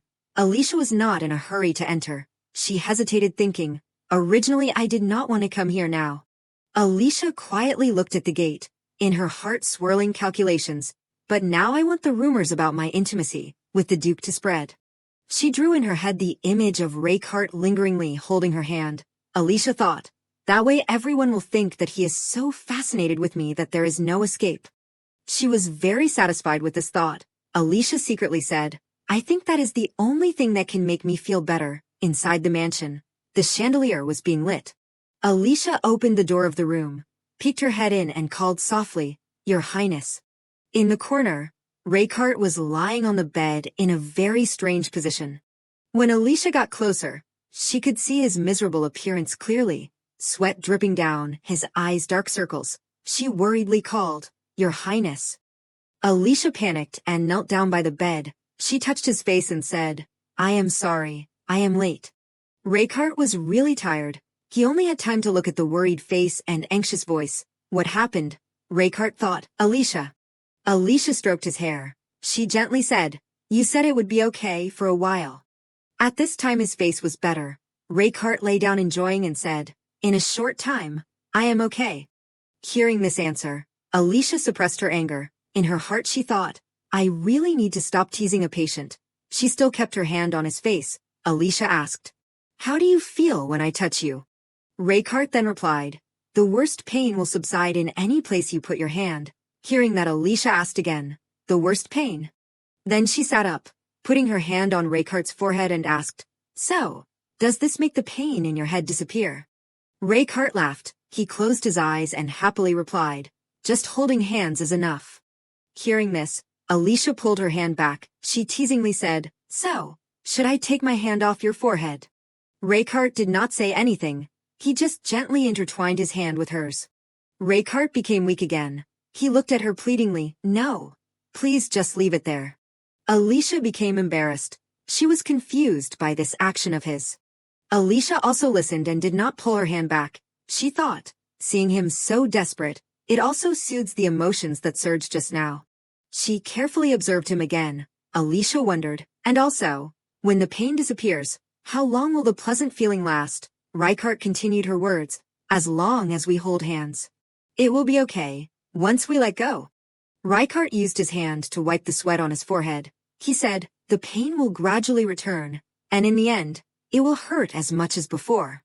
When she heard the answer, Alicia, surprised, said, "You did not say that the pain would come back as soon as we let go before." Raykart looked at her and thought, "Even if it is just a moment of peace, it is worth being grateful for." Alicia used both hands to hold his slender hands. She pondered, "The more I think about it, the sadder I feel, to have such a healthy body." She stood there dazed thinking, yet still have to endure pain every time the moon rises. Noticing her looking at him with a different look, Raykart said, "Why are you looking at me like that?" Alicia still held his hand tightly. She slowly said, "Because I feel sorry for you." Raykart looked at her with gentleness. He said calmly, "If so." His voice warmly asked, "Can you stay here for this pitiful man?" Hearing that, Alicia innocently replied, "I am already here, are not I?" Raykart smiled and asked, "Is that auxiliary house far from here?" Then he took out a key. Raykart gave it to her and said, "This." Alicia looked at the key in her palm. She suspiciously asked, "What is it?" Raykart slowly said, "The key to the Grand Duchess's room." Raykart instructed, "Just give that to Henrik, he will lead you there." Alicia followed his words to find him. Henrik led her to the front of that room. Alicia put the key into the lock. When the door of the room was opened, Alicia stood outside the door and admired. She thought, "It is at the very end of the mansion, but it is still closer than the auxiliary house." She observed the room once and pondered, "As far as I remember, the Grand Duke of Tessen has 6 wives." The images of the 6 wives appeared in her head in turn. Alicia secretly said, "But he has never let anyone use the Grand Duchess's room." Precisely because no one has used it, that is why the Grand Duchess's room in Tessen Mansion is becoming more and more famous. She thought about people often gossiping about Raykart. The rumor said that the Grand Duke already had someone else in his heart, and refused to let the official Grand Duchess use that room. Thinking of this, Alicia's eyes became bright. That room now. She stood in front of the door, looking at the noisy room in front of her. Alicia thought, has been opened for me, in this way. Alicia put her hand in front of her chest, pondering in her heart. Then, she remembered Raykart's handsome face and warm voice. "I will rely on you, Alicia." Alicia was too surprised. She hurriedly ran back to his room. On the way back from the Grand Duchess's room, met Raykart. Alicia hurriedly asked, "Why is this mansion so big?" Raykart sat on the bed. He revealed a secret to her. There is a secret passage between the Grand Duchess's room and the Grand Duke's room. He said, "From now on, use that way." After hearing that, Alicia had tears in her eyes, but her voice also had some reproach. "But, you are only telling me now." Alicia thought, it is already the 4th day. Raykart reached out to caress a strand of her hair. Alicia whispered, "You said." Each strand of her hair was skillfully woven by both his hands and her hands. Alicia asked, "Lua lasts about 10 days, right?" Raykart replied, "Yeah." Raykart's hand was still holding her hair tightly. He softly called, "Alicia." Soon the hair was almost finished braiding. One hand Alicia was holding his hand. One hand was braiding the hair. Raykart wondered and asked, "Why did you ask me to braid your hair?" Alicia replied casually, "Because that way it is more convenient." At first, when they were not used to it, their hands were all messed up. When hearing her say that, Raykart could only sigh and think, "It is convenient for you, not for me." Raykart softly said, "You can let go for a moment." Alicia continued, "No. Do you want me to tell you why you have to braid my hair?" She thought of every time she washed her hair, she had to run around to find things. At those times Alicia often asked, "Why is the bathroom so far away?" She explained, "Unlike you, I have to wash my hair often to maintain my appearance." Thinking of the time for washing her hair being too long, she said, "If I leave this place, you will writhe in pain." Those words, if thought of in another way, would be, "I can't take a shower often because of you." After hearing that, Raykart turned away and said, "I am sorry." Alicia, still busy braiding her hair, replied, "I did not mean to make you apologize." The maids in the mansion also very attentively prepared cloves and sweets for her. Everyone cared and said, "If you need anything, just say it, miss," Alicia said. The maids have also helped make that work less difficult. Alicia quietly listened to the servants' discussions outside the door. It feels like spring has come to Tessin Castle. That is right. It is all thanks to the miss. In her heart she thought, "Anyway, if that makes people think the Grand Duke relies on me more, then..." After a while of struggling, finally the hair was finished braiding. Alicia shouted, "Done." Her hair became neat. Alicia glanced at him and said, "Your Highness, can I ask you something?" Raykart looked at her. He replied, "Just ask." Her eyes widened with curiosity and asked, "Lua lasts up to 10 days. Alicia thought of the time before she was there. Raykart had to struggle in pain. She asked, "Before I appeared, how could you endure alone?" The two were still holding hands, looking straight into each other's eyes to talk. "Moreover, you often get sick and it lasts very long. I really do not understand how you can still get the title of undefeated warrior." Hearing this, his eyes became sharp and asked, "Do you really want to know?" He used his other hand to touch the knife that was tucked on his side. Alicia watched his actions intently. Before he could draw his knife, Alicia quickly blocked his hand. Seeing this agile action of Alicia, he thought, "Oh, that is, the instinct to block an upcoming attack." Raykart spoke to reassure, "There is no need to worry." While Alicia's hand was trembling to block his hand, she thought, "My hand was able to make a move before I even thought about it. That is, the skill honed by eliminating assassins." Raykart calmly said, "I do not intend to harm you, but you must not run away." In his heart he thought, that is exactly when she should run. Then, he took out the knife and slashed straight into his hand, blood flowing profusely. Alicia surprised and stammered, "I." But the blood did not flow for long before the wound on his hand automatically healed. Alicia thought, that wound. In Alicia's heart it was empty. She surprised wondered, it healed itself. Looking at the last drop of blood remaining and flowing down, he said, "I only soothe the pain." The most extreme pain, Raykart often solved, by replacing it with a bigger pain. And it is not just wounds. Even when I do not sleep, I do not feel sleepy. When hearing him say that, Alicia also felt empathy. She thought, I have experienced that myself. She remembered the scene when she was alone in hell. I have also experienced that myself, in hell. Her lips trembled. Alicia thought, maybe. In her head she thought about the fact that he had stepped into hell. She secretly said, he has. At this time, Alicia's eyes became hazy. She questioned and wondered, has been to hell. Alicia carried the basin of water up. She softly called, Your Highness. After hearing her call, Raykart gently turned to look at her. Alicia intended to say something, but then she pursed her lips and told herself, no, do not talk nonsense. She dipped the towel into the basin of water. Alicia told herself, I still need time to focus my thoughts. Suddenly Raykart spoke, people. Raykart sighed and said, all call me a demon. He seemed to read her thoughts. Raykart reassured, you do not need to worry, because I have never been to hell, and this condition is not contagious to anyone. It seemed that Alicia did not care much. She used the towel she had just washed to press on his face. Alicia gently wiped away the drops of sweat. She slowly asked, why do you say such words? Letting her wipe, Raykart looked straight at her and replied, because, the way you look at me, Alicia. Alicia felt confused and asked, "How am I looking at you?" Raykart did not hesitate to reply, "Like last time." She stared at him to hear the answer. He softly said, "As if you pity me." Her shadow was clearly visible on the clear water in the basin. She implicitly admitted, "You are right." Alicia recalled when she died. "In hell, I did not feel hungry. That is when I realized I was really dead."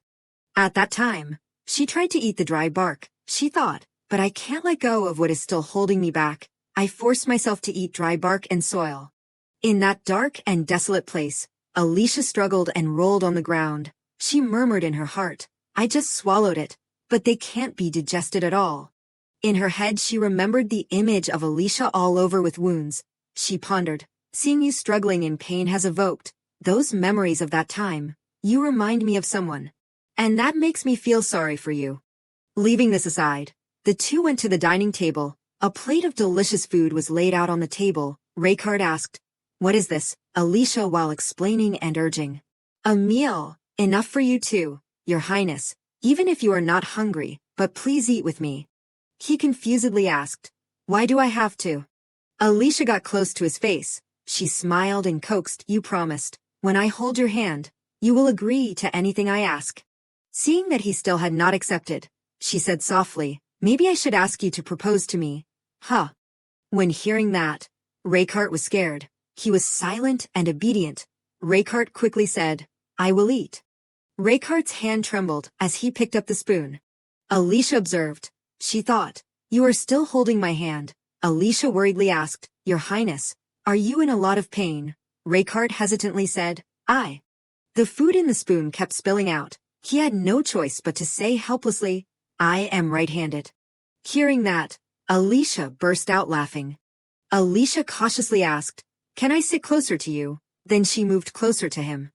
The two sat close to each other. Alicia hooked his arm and slowly started the meal. Alicia thought, "From that night, the two of us ate at the same table. We had meals together. Drank tea together." She lay prone playing puzzles. At that time she thought, "We spent a lot of time together. The Grand Duke told me about Tessin." She slowly pieced the map pieces together. In her heart she pondered about the way the surrounding political context operates and how the family spread across the continent. It is impossible to enter the empire without going through Tessin. Alicia hesitated, and also, the two were still holding hands tightly. Suddenly she shouted, "Here it is." Raykart gently said, "If you put this here, it will fit." Alicia looked at him and asked, "You have gotten used to this puzzle game from the last try, have not you, Your Highness?" Raykart smiled softly and replied, "That is right, but..." Raykart looked at the puzzle that were all familiar faces. He said, "It is also easier because they are all familiar faces, even the characteristics of the royal family and their direct relatives." Hearing that, Alicia asked in wonder, "Have you met all of them in person?" Raykart replied, "No, I only look at them through portraits." Alicia held the puzzle piece up. She thought, the royal family attaches great importance to portraits. They can replace them dozens of times before finding an artist who satisfies them. Alicia observed Raykart once. She secretly assessed, the Grand Duke himself is also royal, but he does not look like them at all. The more she looked, the brighter her eyes became. Alicia admitted, "Ah well, being handsome probably makes up for some of it." Suddenly a voice outside the door panicked, breaking the playful space of the two people. "Your Highness, there is urgent news from the royal family." A letter was sent to him. Alicia thought, the Emperor has never contacted Tessin in the course of a Lua cycle. She looked at the puzzle piece in her palm. Alicia pondered, the fact that he is summoning the Grand Duke this time means. Alicia clenched her palm, with a firm expression certain that the inside of the palace is now very serious. She looked at the map. From where he was to the palace was very far. She thought, even if you go as fast as possible, it will take at least 5 days from Tessin to the royal capital. This letter being sent, and the Grand Duke preparing to set off for the capital, it is clearly very unusual in anyone's eyes. Alicia hid outside the door, eavesdropping on the conversation between Henrik and her. Her voice said harshly, "Summoning him urgently to the capital like this, while they already know his health condition." Henrik calmly replied, "Enough, he said he will depart tomorrow." She quietly stood pondering. I can guess some of the reasons why the Emperor summoned the Grand Duke of Tessin to the capital. Alicia leaned against the door. She murmured, He must be stalling until the Grand Duke arrives, she thought. The urgent report said that there is a woman, pregnant with the Emperor's child outside the palace, will be taken into the harem to give birth. Alicia recalled the conversation in the night. A shrouded figure gave her information. She is the daughter of Marquis Manaz. Alicia crossed her arms and said, Marquis Manaz. She wondered and asked, isn't he almost the biggest opponent of the Grand Duke of Tessen? The other person then replied, that is right. He leads the faction of the former emperor. Hearing this, Alicia muttered and judged, if the emperor accepts Marquis Manaz's daughter as a concubine, then that will be a serious threat to Tessen. She secretly put the two sides on a scale to compare. The royal family that was already divided into two factions will start to lose balance because of this. One side of the scale will be tilted. She thought, the emperor, who has not had an heir for a long time, will surely lean towards the Manaz faction. Reichardt swallowed hard, his forehead sweating profusely. No matter how loyal the Grand Duke of Tessen is to the throne, if he opposes Miss Maud's entry into the palace, those thoughts like a heavy object falling on the balance scale, he can't expect to receive protection from the emperor. At night Alicia stood by the window, holding the letter, her thoughtful eyes facing towards the door. It seems that it was time to give a new prediction.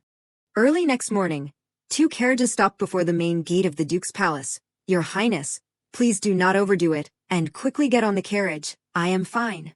Reichardt personally tightened the reins on the horse's back. I promised His Majesty that I would arrive as soon as possible, so I have to hurry, the butler worried. But at that moment a sweet voice came from behind, causing his hands to freeze. Your Highness. Alicia gently approached, followed by a guard carrying luggage. Reichardt turned his head, looking at her with a hint of surprise. Alicia. Seeing the huge suitcase being placed on the ground, he became even more bewildered. Why are you? Alicia interrupted. I am going too. That statement made Reichardt swallow back the words he was about to say. She smiled kindly at the people nearby. Could everyone step aside for a moment, please? After they left, Alicia ran to Reichardt. She moved close to his face, and as for you? Alicia took his hand, her tone sincere. You will be riding in my carriage with me. Reichardt froze, speechless. Alicia continued. Your condition. You said the pain disappears where we touch. She reminisced about the days taking care of Reichardt in his sickbed, and what I have discovered in the past 8 days is that it still works through clothing. Albeit a little weaker, but it does not work in places covered in leather. Saying this, Alicia squeezed his hand tighter. So I have been thinking about how I can help. After a long moment, Reichardt finally replied, I am fine now. Alicia asked back, fine now, you are not. Hearing this, Reichardt's eyebrows involuntarily furrowed. Suddenly, strange sounds kept echoing from somewhere. The sounds in your head are still the same, and they will only get worse when you leave Tessen. So, Reichardt suddenly felt that sound like a shackle binding him. He closed his eyes tightly, sweat pouring down his forehead like a shower. That uncomfortable feeling suddenly gradually disappeared. Reichardt opened his eyes slowly, confused. Before his astonished gaze, Alicia had hugged him tightly. She asked, how do you feel now? Reichardt stammered. About what? About the noise in your head. Is it better? He asked in surprise. So that is what you were worried about? Alicia nodded. Yes. She released Reichardt and stepped back. I thought that the larger the contact area, the stronger the effect might be. Alicia reached out and gently stroked his hair. In case of emergency, we can do this. Reichardt was lost in thought for a long time, his expression extremely serious. He frowned, his voice slightly hesitant. There is no need for that. Then, Reichardt got into the carriage, silently looking out. Alicia sat opposite him, smiling and patting the side of the carriage. Let us go. Sunlight shone through the trees. The carriage was stopped by a shepherd. Inside the carriage, Reichardt sat opposite Alicia. The two were silent. He watched Alicia drinking tea, thinking to himself, it feels like she is about to say something at any moment. Reichardt was lost in his own thoughts. Maybe it is just my imagination. She suddenly spoke up. Your Highness.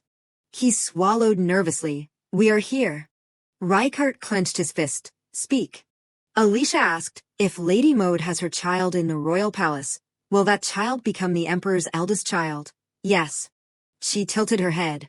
carefully listening to what he was saying. In that case, you also understand why I do not want the birth to take place inside the royal palace. Rykard continued to analyze the dangers in the royal family. If Maud gives birth as a royal consort, that child could be eligible for the throne, because in this country, the throne is passed down to the emperor's eldest child. Alicia lowered her head, looking at the teacup and asked, or are you worried that if the child is born outside the royal palace, it might make people suspect that the child is not really the emperor's child? Finishing speaking, she tilted the small cup and dripped a drop of tea onto her hand. It dripped onto the back of her hand, creating a strange mark. Alicia held it up in front of him. The royal mark. It can verify any member of the royal family. Rykard froze, his pupils widening. The royal mark, as its name suggests. A small birthmark appeared on the skin, a special mark only appearing on members of the royal family. He lowered his head and sighed. If it is the royal mark, then I have one too. Rykard continued to explain, not only do the direct descendants of the former emperor carry this mark, but all of his siblings do as well. Now do you understand what I am trying to say? Alicia nodded and took out a handkerchief. Yes, actually, the royal mark is man-made. She thought of a mysterious vial of medicine, a special chemical passed down to the royal family, so that this mark would be passed down to their descendants. Alicia used the handkerchief to wipe away the drop of water on the back of her hand. It is a mechanism created to protect the royal bloodline, but it also has loopholes. From the beginning, Rykard had been listening quietly, his head lowered. Alicia suddenly asked, do you suspect that the princes are siblings of His Majesty? Alicia slightly raised her head, thinking in her heart, if a royal consort has an affair with the princes, who are siblings of His Majesty, we won't be able to tell the difference through the royal mark. Alicia recalled. The thought flashed by like the wind. Considering the Grand Duke's rigid personality, I am sure he will make enemies everywhere. She said calmly, I understand that you want to be cautious, but this is His Majesty's first child. Hearing this, Rykard's eyes flickered. Alicia's voice was soft. She approached step by step. Annoying the emperor won't help you, so for now, offer your sincere congratulations. There is no need to worry about the future. Everything has its time. Alicia gently lifted the sides of her skirt. When a new season arrives, I will offer a new prophecy. A smile flickered on her lips. She continued, His Majesty will. Before she could finish, the carriage suddenly shook violently, causing Alicia to fall forward. The carriage stopped in front of a flock of sheep crossing the road. She slowly sat up, her voice soft, His Majesty will. Rykard's cheeks flushed slightly as the distance between them became closer. Alicia continued, B. He put his hand on her shoulder, supporting Alicia, bless with the first child. Both of them suddenly realized how close they were. They immediately sat back to the edges of the seats. Rykard awkwardly said, I am sorry. She replied softly, forgive me. His expression was slightly flustered, his gaze drifting out the window. Alicia was embarrassed, her cheeks flushed red. It is really hot. After many days of non-stop travel in the carriage, they arrived. Alicia thought to herself, the first thing that greets us is the gloomy sky of the capital. Following Rykard inside, she quietly looked around. The palace is strangely quiet, as if it is the calm before the storm. Alicia noticed the other nobles whispering. The delay of Lady Maud entering the palace, coupled with the news of the Grand Duke Tessin's appearance, has everyone tense. She gave a slight awkward smile. Beside Alicia was a radiant light. She looked up at Rykard, who was smiling brightly, thinking in her heart, the Grand Duke, who is rumored to be a monster, is the only one smiling. Perhaps that is what makes them even more uneasy. A butler approached. He held out his hand and spoke softly, Your Highness, Countess, please follow me this way. Alicia called him, Your Highness. Rykard turned his head. She reminded him, Don't forget what I said before. He looked surprised. Alicia emphasized, her voice serious, His Majesty, he has to make the decision. The Prime Minister spoke up, for the health of the mother and the stability of the unborn child, the entry into the palace must be arranged immediately. Marquis Manhwa beside him silently watched. Count Strahl continued, Prime Minister, this is unprecedented. Should not we be more cautious? Count Combat frowned. I did not say it should not be carried out. I just said that law and order must be put first. The debate was endless. Moreover, the Grand Duke Tezsin has not arrived yet. Is not he pushing His Majesty too much? Furthermore, there is the issue of the child's legitimacy. Renaud tiredly rested his head on his hand. He spoke in a cold voice. That is enough. Another voice rang out, light but clear, ahem. The butler spoke up, Your Majesty, Grand Duke Tezsin requests an audience. Renaud tiredly ordered, Let him in. The atmosphere immediately quieted down, everyone thinking, surely the Grand Duke will object to Lady Maud entering the palace, right? All eyes were on Rykard as he entered. No one is as principled about procedure as him. Renaud raised his eyebrows slightly, looking at him in surprise. He glanced at Rykard sitting down. What is this? Renaud regained his serious expression. He asked for his opinion. Grand Duke Tezsin, what is your opinion? Renaud looked at Rykard, who was smiling, a little confused. What is with that expression? He spoke calmly. Congratulations on having your first child, with your royal consort, Your Majesty. Renaud froze, his eyes widening. He turned to look at Rykard, who continued, I hope the royal consort will enter the palace soon, so that preparations can be made for the birth. Everyone gaped when they heard him say that. The Prime Minister exclaimed, Your Highness. Rykard raised his hand, interrupting everyone. He said in a deep voice, his expression gradually regaining its seriousness, however. Rykard recalled the conversation in the carriage with Alicia. I understand what you mean, lady, but the birth of a child cannot be a reason to disregard the law of succession. The issue of succession will definitely be discussed. She turned and gently touched the corner of her lips, replying, That is right. If we only look at the law of succession, then conflict over the successor is inevitable. So, please say this to His Majesty. He continued, recognizing the heir means peace for the empire. To me, that is also a great joy. Renaud was still in shock. Rykard's eyes narrowed, emanating seriousness, but I cannot deny the fact that my first grandchild was born outside the royal palace. Count Combat stroked his chin, nodding repeatedly. He continued, if this continues, suspicions about the birth of the first royal child will persist. Rykard proposed, let us announce the child as the legitimate heir to His Majesty through the royal mark. The Prime Minister was shocked. Alicia's reminder flashed in his head. Today, you must support His Majesty and end this dispute, because it is not just the nobles who are putting pressure on His Majesty. The person next to Rykard called softly, Your Highness. Count Estevna, of the royal family, hesitated slightly. Isn't this an issue directly related to the line of succession? I am afraid that hastily recognizing an heir could spark new disputes. Marquis Lennox, of the royal family beside him, crossed his arms and watched intently. Rykard looked at them, Alicia's words ringing in his head again. The royal family, who are always sensitive about the issue of succession, will definitely oppose His Majesty's will. If the emperor has no heir, they will take the opportunity to seize the throne for themselves. He spoke up, brother, if the child is a son, then this can be discussed later. Rykard repeated her words, and if it is a daughter, then she should be removed from the line of succession. Those are the words you must say. He still remembered Alicia's explanation. The law of succession does not distinguish between male and female, but until now no eldest daughter has ascended the throne, tacitly understanding that the throne is always given to. She spoke, decisively and clearly, the first son born to the Empress. Rykard turned, hesitating slightly. Even so, if the Empress never has a son then. Alicia said quickly, without thinking, that is, not. Realizing that she had misspoke, she hurriedly covered her mouth. He widened his eyes, thinking to himself, so that means I will have several grandsons. Renaud's voice rang out, interrupting his train of thought, all right. He wore a carefree expression, a faint smile on his lips. I understand the Grand Duke's intention. Let us do as you say. Renaud continued, his tone calm but resolute. I will allow Maud Manaz to enter the palace and announce the royal mark so that everyone can bless her childbirth.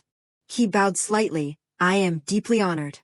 Rykard stood up. Then, I will take my leave. Before leaving, he said softly, welcome to the royal family, Marquis. Marquis Mansell frowned slightly, his expression showing undisguised surprise.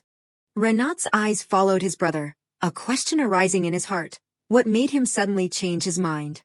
He gently touched his chin, thinking to himself, although it is a good thing, but... Renaud leaned back in his chair, thinking to himself, could one person change so much just because they are engaged? Alicia continued to walk slowly towards the room inside. She stopped in the middle of the walkway, her face showing a hint of surprise. Before her eyes was a large picture hanging on the wall, the image of Eleonora appearing clearly. Alicia's eyes widened, she blurted out, "So beautiful." A moment of reflection flashed through her mind.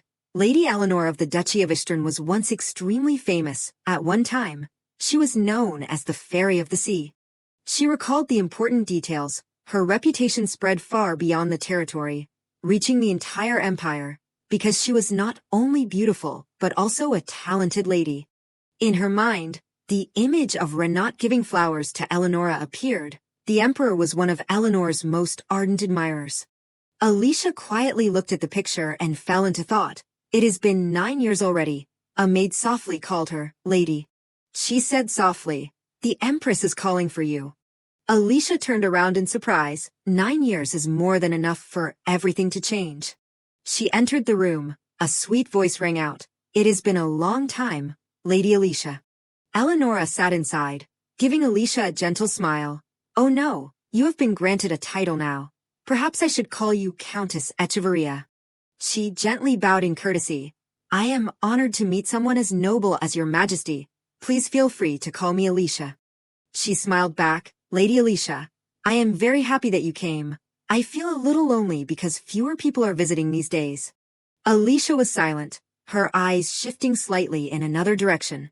She glanced at a maid standing behind. That maid. Her gaze stopped on the maid's necklace, daring to openly wear the badge of the Manhwa family, and the Empress just stands by and watches. A heavy thought rose in her heart. I thought everyone would flock to the rising power, but it turns out the Empress really has no one on her side. Eleonora paused, her face darkening slightly, the calmness suddenly fading. She thought to herself, Ishturnian. Eleonora asked softly, "What did you just say?" Alicia covered her mouth, smiling and replying, "You are really pitiful, and also really foolish." The maids standing nearby all looked up in surprise, their eyes wide. Eleonora chuckled lightly, her voice deepening, giving a decisive order, "Everyone leave." The maids obeyed the order, silently leaving the room. Eleonora's voice became deeper, her gaze probing, "You speak Ishturnian quite well." Alicia replied calmly, "Please forgive my disrespect, Your Majesty. I had to do that to get everyone to leave." Eleonora immediately stood up, her skirt fluttering slightly. Her eyes darkened, her voice lightly reproachful. "You could have just said in Ishturnian that you wanted to meet alone." Eleonora's voice grew colder, with a hint of bitterness. "Everyone in the palace is laughing at me now." She looked directly into Alicia's eyes, her gaze filled with resentment. "Did you come here to make me a laughingstock too?" She calmly explained, "I just thought that a maid in the Empress's palace should be able to speak Ishturnian, to understand that we needed to meet alone." Eleonora paused. She gradually regained her composure, her voice smaller, perhaps. Eleonora's eyes softened. She looked down. "Thank you for coming to see me, Alicia. I consider that I have received your greeting, so now you can go to Lady Mode." Alicia said sternly, enunciating each word clearly, "Gokins." She continued, "Each word clear, not Lady Mode anymore. She is Baroness Gokins now." Eleonora was stunned to hear that. Alicia calmly spoke a piece of news that shocked Eleonora, because she has been made a royal consort. She lowered her head, her voice still keeping its calm. "I heard His Majesty was very happy. Of course, it is his first child." A moment of reflection flashed through Alicia's mind. Normally, the Emperor would have many royal consorts beside the Empress. However, the Emperor always wanted to stay in the Empress's palace. And he treasured the Empress more than anyone else. She recalled every detail of the story. Unfortunately, for a long time they did not have an heir, and since Baroness Gokins became the royal consort, the atmosphere in the royal palace has completely changed. Eleonora lowered her head, saying with a sad voice mixed with some self-pity, "When he treated me so well, I knew this day would come." She gritted her teeth, her tone becoming increasingly bitter. "Even though he pursued me for 4 years, it is because of this reason that I wanted to reject His Majesty's proposal. Because the emperor must take royal consorts and gather all the women in the world. Eleonora's face at this time had become incredibly contorted. Alicia stood there, silently listening to her confide. Am I just one of them, then? Eleonora raised her head, her blue-purple eyes filled with tears. After all this time, how can he treat me like this? Leaving everything to become the empress, I wonder what all of that was for in the end.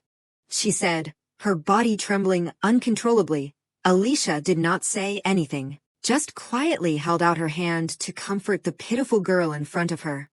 Noticing that Eleonora had gradually calmed down, she spoke, Your Majesty, please accept this. Hearing this, she asked a little awkwardly, This is? Eleonora took the small candies and could not help but stare at them intently. Candies, seeing this, Alicia explained gently, These are fruit-flavored candies, Your Majesty. Eating one when you are feeling down will help you feel better. She smiled, pointing to the candies in Eleonora's hand, ignoring her dazed expression. After a while, the candies in Eleonora's hand had been almost completely unwrapped. She suddenly spoke up, Lady Alicia. Please answer me honestly. Why did you come here? I know Grand Duke Tessin has also agreed to allow Baroness Gokins into the palace, so what reason do you have to comfort me?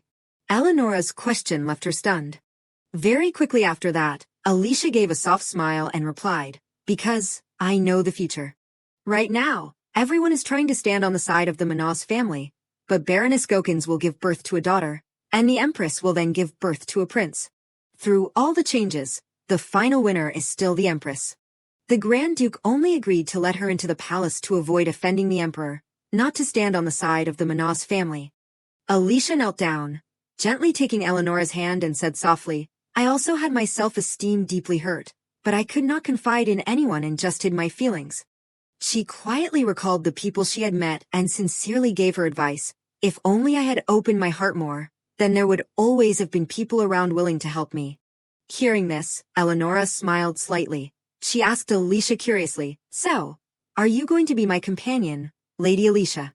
At this moment, she could only give the most sincere advice to the respected Empress. Please try speaking frankly to the Emperor, Your Majesty. Hearing this, Eleonora stood up abruptly, reminding her sternly, Alicia. In contrast to her, Alicia continued very calmly, because of her wounded pride. I guess you are embarrassed to admit that you are very sad. But do not forget that the Emperor always treasures you the most, Your Majesty. He still loves you very much. Her words seemed to touch the depths of Eleonora's heart, making her recall it and blush. She lowered her eyes, recounting shyly, His Majesty always calls me his sea fairy. Alicia gently bowed and soothed, Your Majesty, you are still beautiful. Even your face when crying looks like a melancholy mermaid. Eleonora asked blankly, My face when crying. Then she seemed to have realized the implication in Alicia's words and looked up to ask again, Are you telling me to cry in front of the Emperor? She just nodded slightly and praised, That is a good idea, because the Emperor will surely guess the reason. And he will be extremely distressed. Alicia's expression at this time was as scary as a true villain. With that, she bowed and excused herself. The difficult days will pass. Your Majesty, please take care of your emotions. I will visit you again soon. Seeing Alicia's behavior, Eleonora nodded in praise. Oh my, it seems Grand Duke Tessin has found himself a very capable fiancé. After she finished speaking, Alicia resolutely turned and left. As she was about to leave the Empress's palace, she felt something and quickly turned her head to check. Alicia gave an awkward smile. Was I too much? Reality is hitting me now. Even the past me did not know much about the things in the royal palace. She walked and thought randomly in her head. However, because the couple has not had children for a long time, I can only guess that Baroness Gokins' pregnancy is the cause of the conflict. She reassured herself, It is okay. That will happen eventually. Alicia unconsciously remembered the Empress's predetermined ending. The Empress will give birth to a prince, but because of the prolonged conflict, she will develop heart disease. And when combined with postpartum complications, she won't be able to participate in outside activities. If I comfort her in this way, I can alleviate someone's pain. Even if it is just a little bit, it is not a bad thing. Nothing will change too much just because of me, right? Finishing her thoughts, she raised her head, looking straight at the setting sun. Alicia quietly put herself in that situation. If it was the past me, I would not even step foot in the royal palace, let alone have a private audience with the Empress like this. Maybe I would still just be holed up in my room. Then she supported herself and asked, or maybe not. Suddenly, Alicia remembered. If it was at this time, then I would be engaged to Gregory Barker. And the Lane territory would definitely be in chaos after he was caught cheating. Remembering that ending, she could not help but sigh. Can it be that all men do not intend to have normal marriages? She unconsciously remembered the words the Grand Duke once said, "Alicia, do not marry me." Her violet eyes drooped slightly. Grand Duke. Unconsciously, she imagined Reichardt with another girl and asked herself, will there be someone else? Suddenly, from behind, a deep, hoarse male voice spoke, who said, "I will have someone else." That voice stunned Alicia. "Your Highness." Before her eyes was the image of Reichardt, his hair fluttering in the wind, walking towards her. Reichardt and Alicia walked together in the courtyard. He suddenly asked her, "I heard you just met the Empress." Alicia replied softly, "Yes." She pursed her lips and thought to herself, of all the things he could hear, he heard that. What good hearing. Recalling 10 minutes ago, Alicia was standing next to him mumbling to herself when Reichardt interrupted. "Could it be that His Highness will also have someone else?" He asked her blankly, "Who said I will have someone else?" Alicia was startled and quickly gave an awkward smile. "I was talking about other people." Returning to the present, she cursed inwardly, as expected of Grand Duke Tessin. He approaches without revealing any openings. Reichardt next to her spoke again. "How is the Empress?" Alicia thought for a moment and replied, "She is indeed a person full of style and grace." The two stopped to chat for a while. "Are you planning to go to Baroness Gokins's place now?" Hearing Reichardt ask, Alicia shook her head. "No. Why would I go there?" Reichardt lowered his eyes to look at her. "If you only visit the Empress and leave, people will find it very strange." Alicia said indifferently, "I do not care." She smiled slightly at him. "I do not need to ingratiate myself with Baroness Gokins." Reichardt was silent, his eyes intently looking at her. That confident tone. He shook his head and chuckled to himself, and an expression as if she knew what was about to happen. Then Reichardt suddenly reached out and put his coat over Alicia's shoulders. "I understand." While she was still stunned, Reichardt started to leave. "It is getting late and quite cold. Let us go back." At this time, someone was standing behind a tree watching the two. No need to ingratiate. The woman bit her lip angrily. Her jealous eyes stared at Alicia's back. Who does she think she is?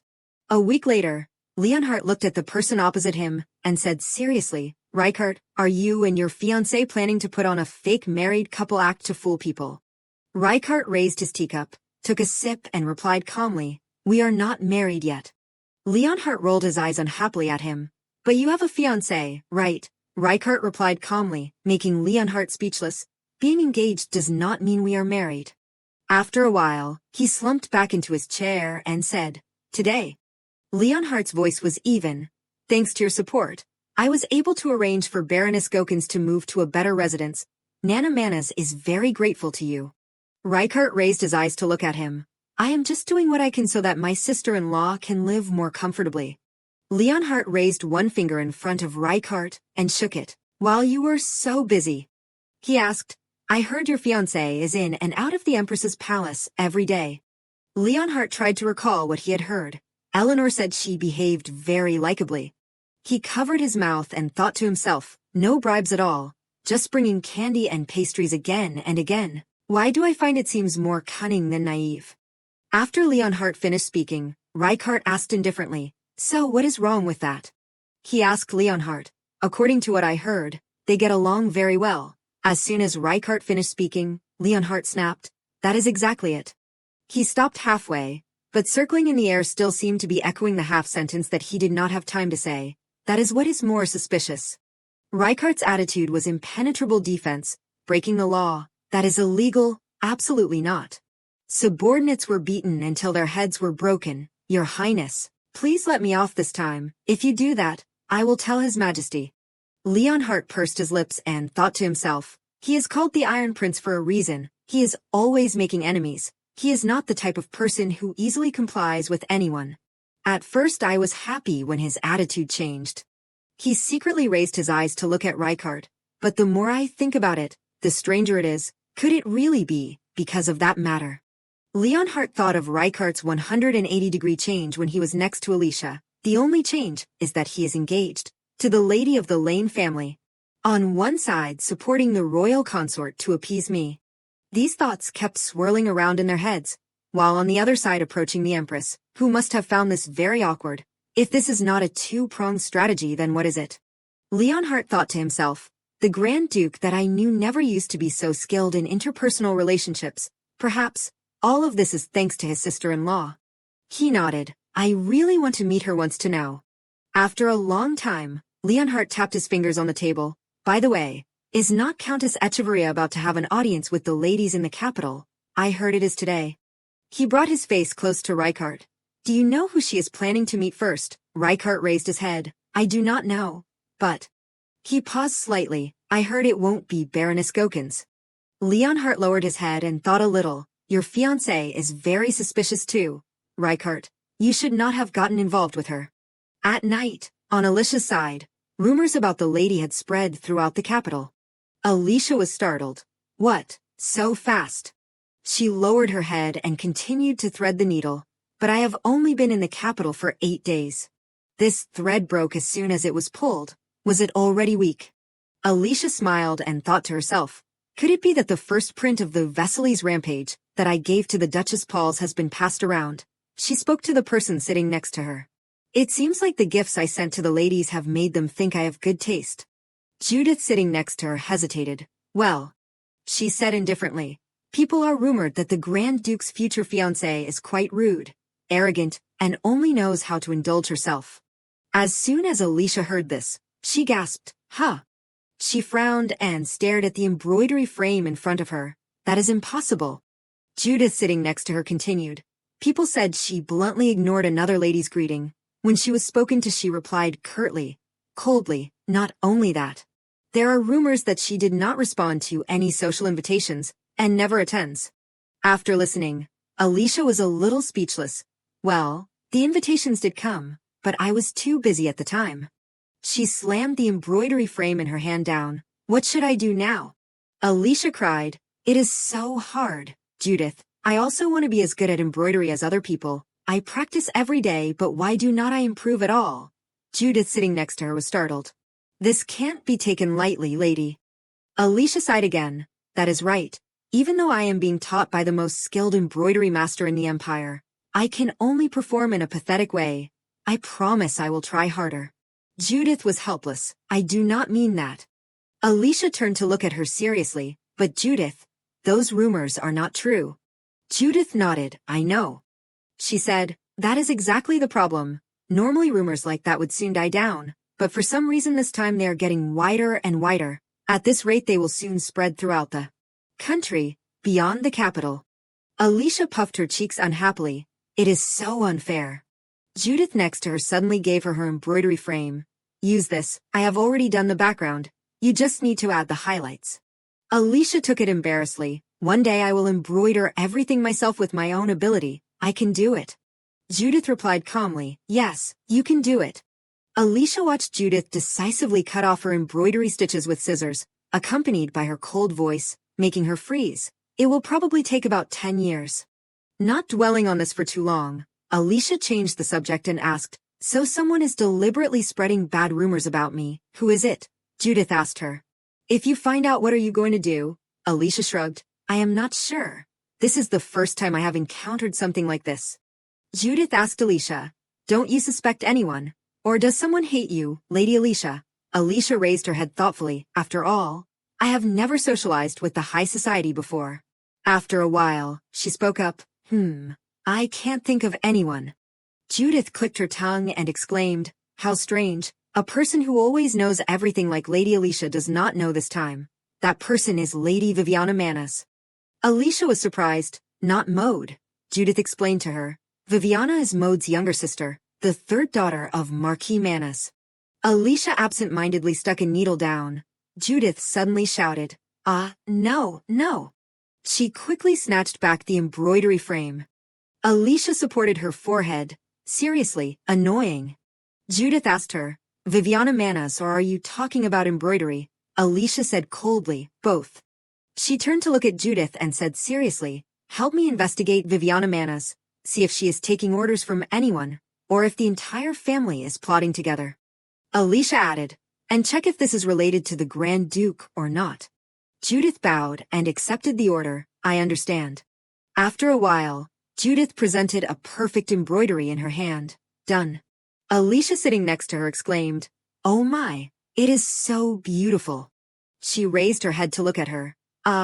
Judith, can I ask you for another favor? I suddenly want to send a gift to Viviana Manas.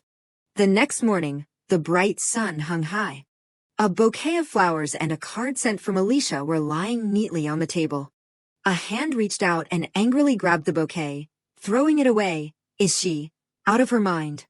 Viviana raised her hand and bit down hard. Alicia Lane actually sent flowers used to decorate coffins. She recalled seeing Alicia with Reichert the other day, so she is gloating because she is about to marry into the royal family, but compared to her sister, who is pregnant with the emperor's child, she is nothing. Viviana's eyes revealed a malicious look. That country bumpkin from the north actually dares to look down on the Manas family. I will let her know what manners are. And at this time, Alicia gradually became acquainted with life in the imperial capital. The things she heard about her own personality that she did not even know were thanks to Viviana, who despised her. It was a thick book that seemed to emit a dazzling halo. That was Rituals for Taming Newcomers to the Imperial High Society. Alicia went to the party alone. In front were people chatting together. She politely bowed to them, but those people all turned a blind eye.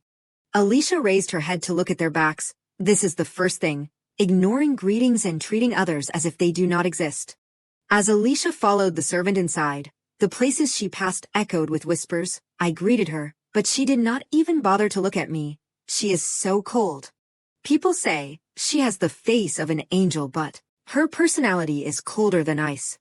Among them was a not-so-easy-to-hear sentence that made Alicia turn back. Maybe it is because she is from the north. She frowned. What does that have to do with this? That is the second thing, making trouble for no reason, trying to isolate and exclude them. Those people were frightened by Alicia's sudden gaze. So scary.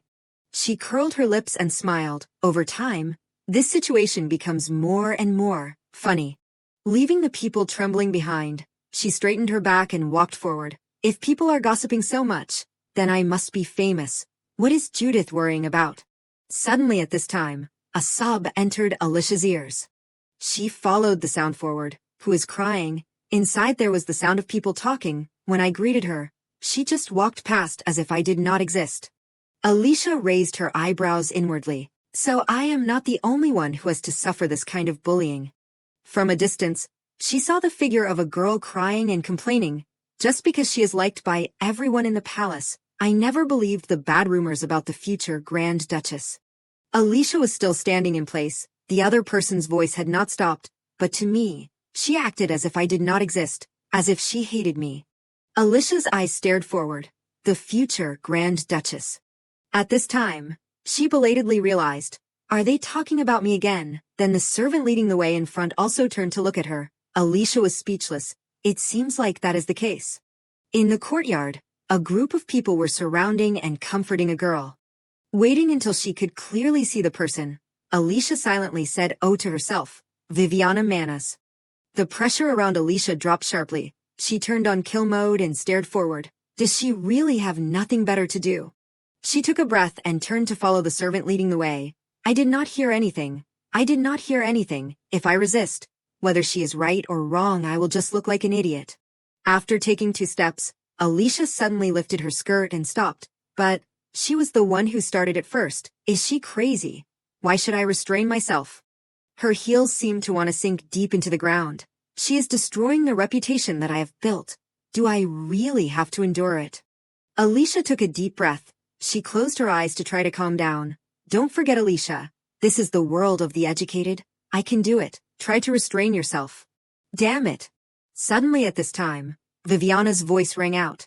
Can you believe it? A sentence that shattered all of Alicia's composure. She slammed her fist hard on the wall next to her. Viviana told everyone. She said I blocked her way and slapped her hard in the face. Pieces of wall fell down. Alicia kept telling herself, damn it, just restrain myself. It seems like I have to teach her a lesson. The servant in front turned around in fear. Alicia took a deep breath. I can't kill her either, so just touching her lightly should be fine. Then she calmly faced the servant. Oh my god, this wall is too weak. It cracked just by touching it lightly. She waved her hand to dispel the embarrassment. Oh my goodness, can I relax a little? The servant stammered. You. Alicia sighed to herself. Fighting monsters in hell is much easier. At least there, everything is silent even when I chop them all up. While Viviana was constantly complaining, a voice rang out cutting off her emotional flow. Are you saying that I slapped your cheek? Viviana quickly wiped away her tears and turned back. Lady Alicia. Alicia looked at her. Did I hit you that hard? Viviana secretly felt uneasy. Why did she suddenly lower her voice to me? Does she think that will scare me? She thought. She spoke softly. Oh God, what is she planning to do? Viviana smiled a little smugly. What is wrong with lying a little? What can she do to me? Is she going to hit me? She looked straight at Alicia. Really, I have no idea what you are talking about. Before Viviana's dazed gaze, Alicia unhesitatingly raised her hand high. By the time her hand came down, she had fallen to the ground under her cold gaze. Alicia's cold voice rang out like a wake-up call, causing everyone around to turn pale. I was planning to ignore some of your nonsensical stories, but hearing this one it would be really too absurd. If I continued to remain silent. She lightly flicked her hand that had just slapped Vivian, indifferently saying, honestly, what I just did. Alicia narrowed her eyes and gave a gentle smile, but each word she uttered was full of threat, was only less than 1/5 of my strength. Then she ignored it and turned back to disdainfully order, stand up, Lady Viviana, this time, I will use all of my strength. And the gossiping people all widened their eyes and simultaneously asked themselves, she has not used all of her strength yet. Looking at Alicia striding towards her, without an appointment everyone had a question in their minds, it is already like this, at this time. She walked and questioned in a very resentful voice. You were saying so much just now. Why are you suddenly silent? Another girl saw this and quickly supported Vivian, her voice trembling. She is unconscious. Hearing this, Alicia was silent and secretly cursed in her heart. Damn it, I should have restrained myself less. Just as she was stunned, everyone simultaneously bowed their heads and shouted loudly, His Majesty the Emperor. At the same time, a lazy voice rang out, Countess Echeverria.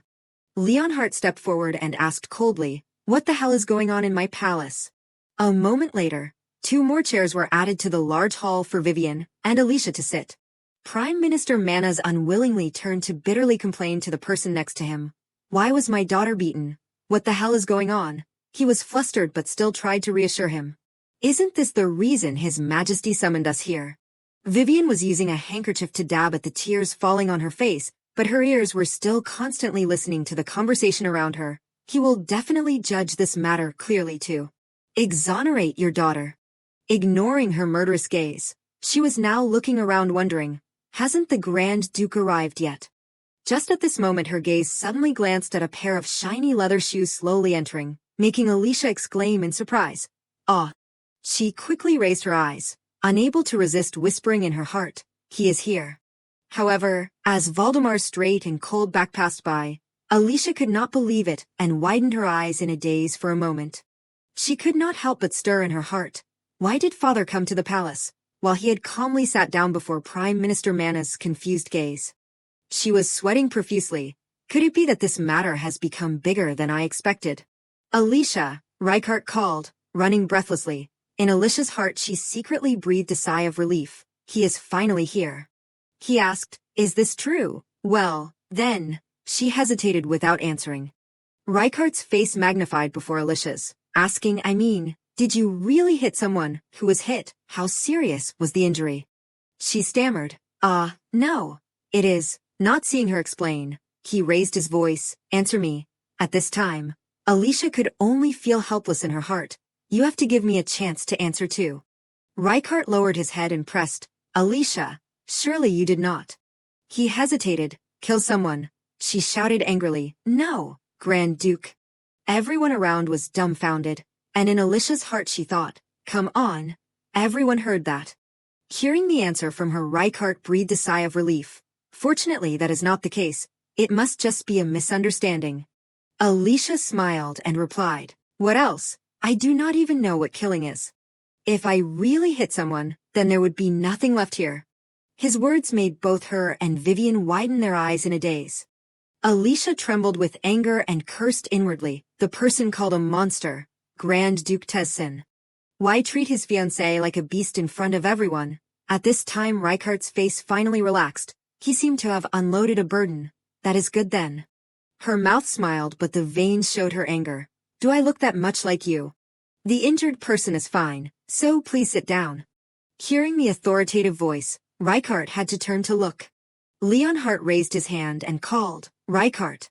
He immediately bowed his head and said, I apologize. Alicia sat back down on the chair, annoyed. She thought, this is crazy. What will my image be like? Now everyone will definitely think badly of me. He started the interrogation. So then, thank you all for attending this summons despite being very busy. Today there has been an incident of violence in the palace, and we are gathered here to clarify the truth of the matter, Leonhardt explained. His voice rang out evenly. In the palace, any act of violence cannot be tolerated. Therefore, please answer the interrogation carefully. So then, Lady Viviana, Lady Alicia. Leonhardt asked, who will come forward to present first? Her face remained cold and unafraid. Only Vivian, hearing this, raised the corners of her mouth into a sinister smile. Witnesses appeared, giving their testimony in the hall. Judith stated clearly. Lady Alicia said that Lady Viviana's accusation was slander, and slapped Lady Viviana's cheek. She also said that she had only used 1/5 of her strength. Prime Minister Manas frantically wondered, 1/5. Judith continued, but Lady Viviana was unconscious and could not hear anything else. The entire scene was shocked. She fainted after just one slap. The Emperor blinked his eyes and calmly remarked, even so, Alicia did use violence. Alicia smiled, but her hands clenched her skirt tightly, inwardly angry. Too annoying. In front of the royal witnesses, I can't deny that I hit her, so I have to prove that Viviana was the one who spread the rumors first. That is slander, let us fight it out. She thought to herself. Finally, Vivian spoke, that is right, Your Majesty, causing both Alicia and Leonhardt to turn their heads to look. Vivian, holding her face, tearfully complained, Lady Alicia's sudden act of violence left me extremely shocked. How hard did she have to hit for me to faint? She watched her act and thought, how ridiculous, I did not even hit that hard. This is so unfair, I clearly restrained myself a lot. Alicia looked towards Rykart and called out silently, Grand Duke, Your Highness. Because I am living with a man like you, I forgot just how fragile the nobility really is. Alicia thought. Just then, he turned to look at her. Alicia put on a questioning face. What now? Making him only tilt his head, sweating. He turned his head, seeing the scene, and was helpless, really. Leonhardt thought, she is not the type to say things carelessly. The Grand Duke is dry, without a sense of humor. Those words are indeed very strange. He smiled to himself. Things are getting more and more interesting. Finally, the Emperor called out, Lady Alicia. Do you have anything to say in your own defense? Leonhardt asked her. Alicia at this time fell into her own line of thought. Well, I did hit her. But she provoked me first. After thinking, she hesitantly spoke, The Empress has arrived. After the announcement, Eleonora spoke, Sorry for being late, Your Majesty. Seeing her appearance, Alicia was surprised, the Empress. He held the Empress's hands affectionately and said, Because this matter happened in the inner palace, it is most appropriate for the Empress to preside over the trial. I entrust you with the task of clarifying the truth of this matter. Leonhardt looked at his Empress affectionately. Vivian bit her nails anxiously. The Empress will be the judge, no way. Vivian glanced at her with only the whites of her eyes showing, thinking, the Empress is on the side of that monster. She will definitely be against me. Suddenly, a voice rang out, Lady Alicia. Violence in the inner palace is a very disgraceful thing, Leonhardt said in a lowered voice. So I do not need to hear your defense anymore. The gentle voice of the Empress rang out, making Vivian smile smugly. In Vivian's head a series of evil thoughts. What? I thought she was close to the Empress, but it does not seem to be the case. Look at that. But it is also true. She smiled to herself thinking, after so much difficulty, she finally repaired her relationship with the Emperor that had been fractured because of mode. Would she risk everything just for you? In any case, it is my sister who will give birth to the first heir. Vivian was proud. Leonhardt's voice rang out, making Vivian jump. Of course, I am not saying that what Lady Viviana did was right, but a royal consort's younger sister causing trouble. Causing the pregnant woman to be troubled. But I was really wronged, Vivian shouted loudly. Vivian, acting while crying, complained, Lady Alicia not only ignored me, but also hit me several times.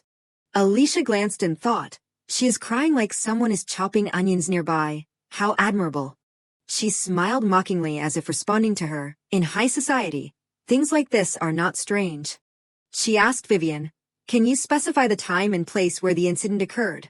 She did not hesitate, immediately nodded and replied to Leonhardt, yes, Your Majesty. The first time was in the morning. I was walking from the inner palace to the eastern garden. Then Lady Alicia blocked my way and slapped my face, Vivian recounted. Actually, I have already investigated your testimony. She suddenly said. The witnesses, including the gardener and the maid, the gentle voice rang out.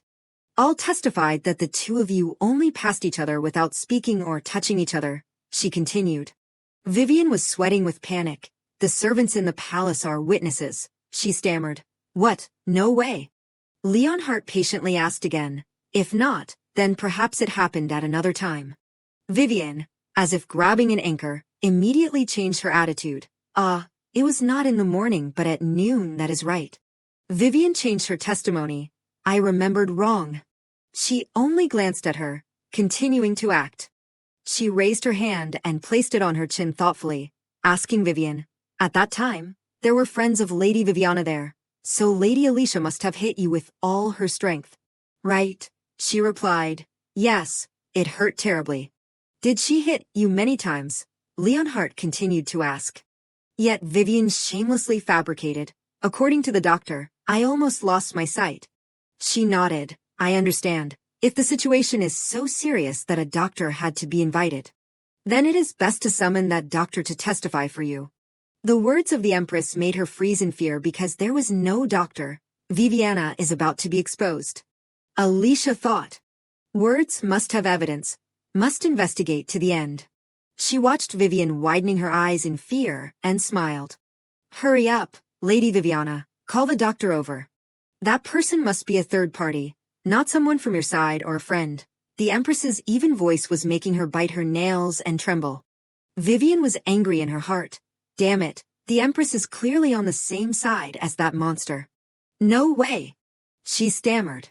Vivian raised her voice. There are a lot of people next to me who saw it. Why make it so complicated? Leonhardt still coldly did not trust her. But the testimony of friends can be biased. Difficult to consider reliable evidence. Does that doctor really exist, Lady Viviana? A straightforward question was raised, making Prime Minister Manhwa jump up to call his daughter, Viviana. Finally, Vivian stalled. It is unfair. Why am I the only one being judged? She said loudly.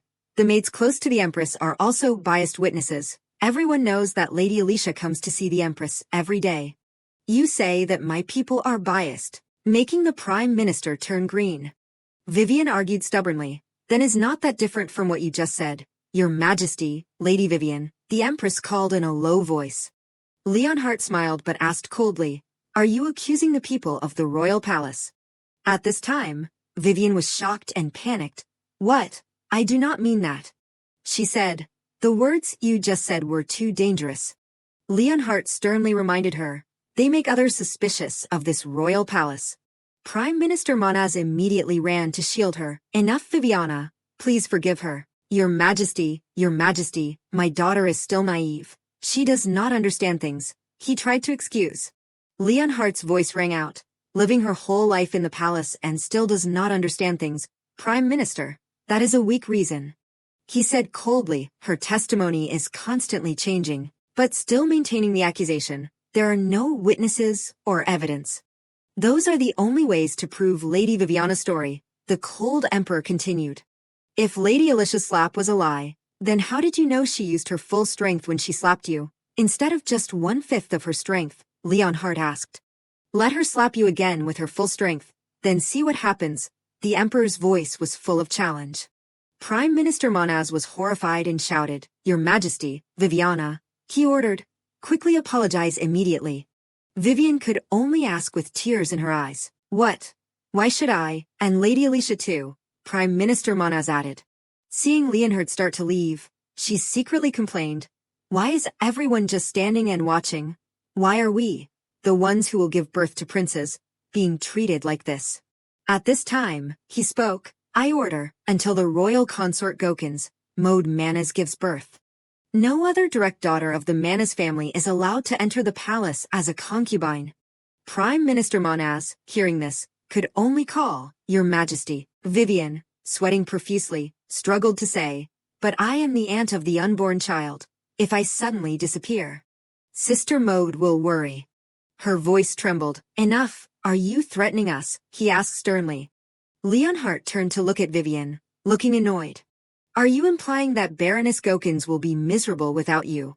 Prime Minister Manhwa grabbed Viviana's shoulders and left.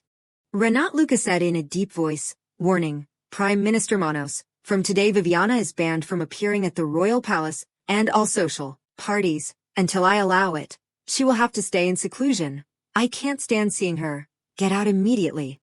The rest below were silent, not daring to utter a word. He approached Reichardt and Alicia, a smile flickering on his lips, his voice light but clear. Countess Echeverria. Renat Luca said happily, his eyes full of excitement, I hope you two will get married without hesitating any longer. He said sincerely, That is my sincere wish. Reichardt, hearing this, frowned slightly, his expression slightly thoughtful. The two of them left together, he said softly, For now, temporarily avoid going to the Empress's palace. She replied, puzzledly, Why? Reichardt's tone was mixed with concern, his eyes heavy, Because His Majesty has noticed you. Temporarily avoid appearing for a while. Alicia was surprised. Is it anger? He replied, Yes, but more than that. Reichardt stopped and looked at her, slowly saying, His Majesty is both curious and suspicious about Alicia Lane. Alicia frowned slightly, puzzled, drew closer to him, her voice soft. Suspect me? For what reason? Reichardt replied, The Emperor is always suspicious of strong people, so, be quiet for now. Alicia crossed her arms, But why should I? A deep voice rang out, interrupting, Alicia. He reminded, Look ahead. She turned in surprise. Voldemar Lane with a pensive face, step by step slowly approached the two of them, his gait carrying a dignified air. Alicia frowned unhappily, in her heart a fatigue arose. Oh my God, what is this about now? He stopped in front of Reichardt, saluting respectfully, Your Highness, I apologize for causing you trouble because of Alicia. Alicia was surprised, her eyes flickering. Voldemar Lane turned to look at her, his eyes stern but calm. Alicia, have you apologized to the Grand Duke? Alicia looked puzzled. In her heart she thought, he really has timed his intervention very well. Alicia smiled, covering half of her face with a fan. On the surface she was annoyed. Did he want to oppose more than anything? She thought about it, anyway. It is not completely wrong. Only to the Grand Duke. Alicia bowed slightly, said to Reichardt, I apologize for causing trouble. He happily smiled, his eyes unusually gentle. It is okay, a face that made any apology worthwhile. Alicia calmly looked at Voldemar Lane, her voice indifferent. Does father have anything else to say? He frowned slightly at her. Voldemar Lane sighed. He said, I came to tell you that. Voldemar Lane's voice rang out warmly, carrying pride. I believe today you made the right decision. Alicia could not help but be surprised, hurriedly covering her face with a fan. Is that really my father? He continued. You responded to the other party's lies with violence, but that was the best choice in your situation. Voldemar Lane stood opposite her, looking at her without blinking, because the other party has many supporters, and you do not. He continued, his voice heavy with reason. If you only rely on words, then it will be very difficult for you to prove your innocence. The atmosphere suddenly quieted down. Alicia raised her head and let out a soft "ah." Outside, The setting sun had turned gold. Rykart gently led her towards the carriage. He gently reached out his hand. Alicia's expression was slightly surprised. She lightly placed her hand on his. Rykart looked down. He helped her step into the carriage first, then slowly followed behind. Suddenly, Rykart tripped, his body staggering forward.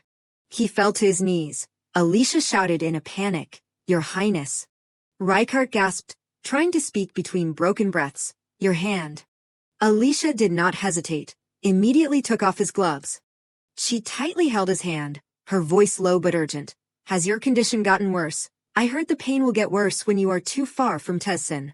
Rykart tried to answer, his voice hoarse but calm. "It is not that. It is just because that matter was too sudden. I was worried that my fiancé had killed someone. So I rushed here." The noise in my head also became a little louder. She was silent. In her heart a doubt arose. Really? So the illness is worse, and the reason is because of me? Alicia frowned slightly, her voice mixed with a bit of reproach. "You should have said so earlier." She thought in her heart, the Emperor definitely knows the Grand Duke's condition, yet still summoned him here just for this farce. Rykart spoke, "I am really fine." His voice was warm. "As long as you are by my side, Alicia, then I still have enough strength to endure." Alicia was surprised. Her cheeks flushed slightly. Rykart looked at her worriedly, asking softly, "But you really do not have any friends?" Alicia awkwardly replied, "What? Of course I do." He continued, his voice mixed with a light tease. "Your servants and your embroidery teacher do not count, Alicia." She was surprised. Why not? Alicia hesitated, trying to remember the people she had met. Then what about the guys I met in hell? She remembered the demon who tried to steal her magic stone, or her pet chimera. The image of the large chimera appeared in her mind.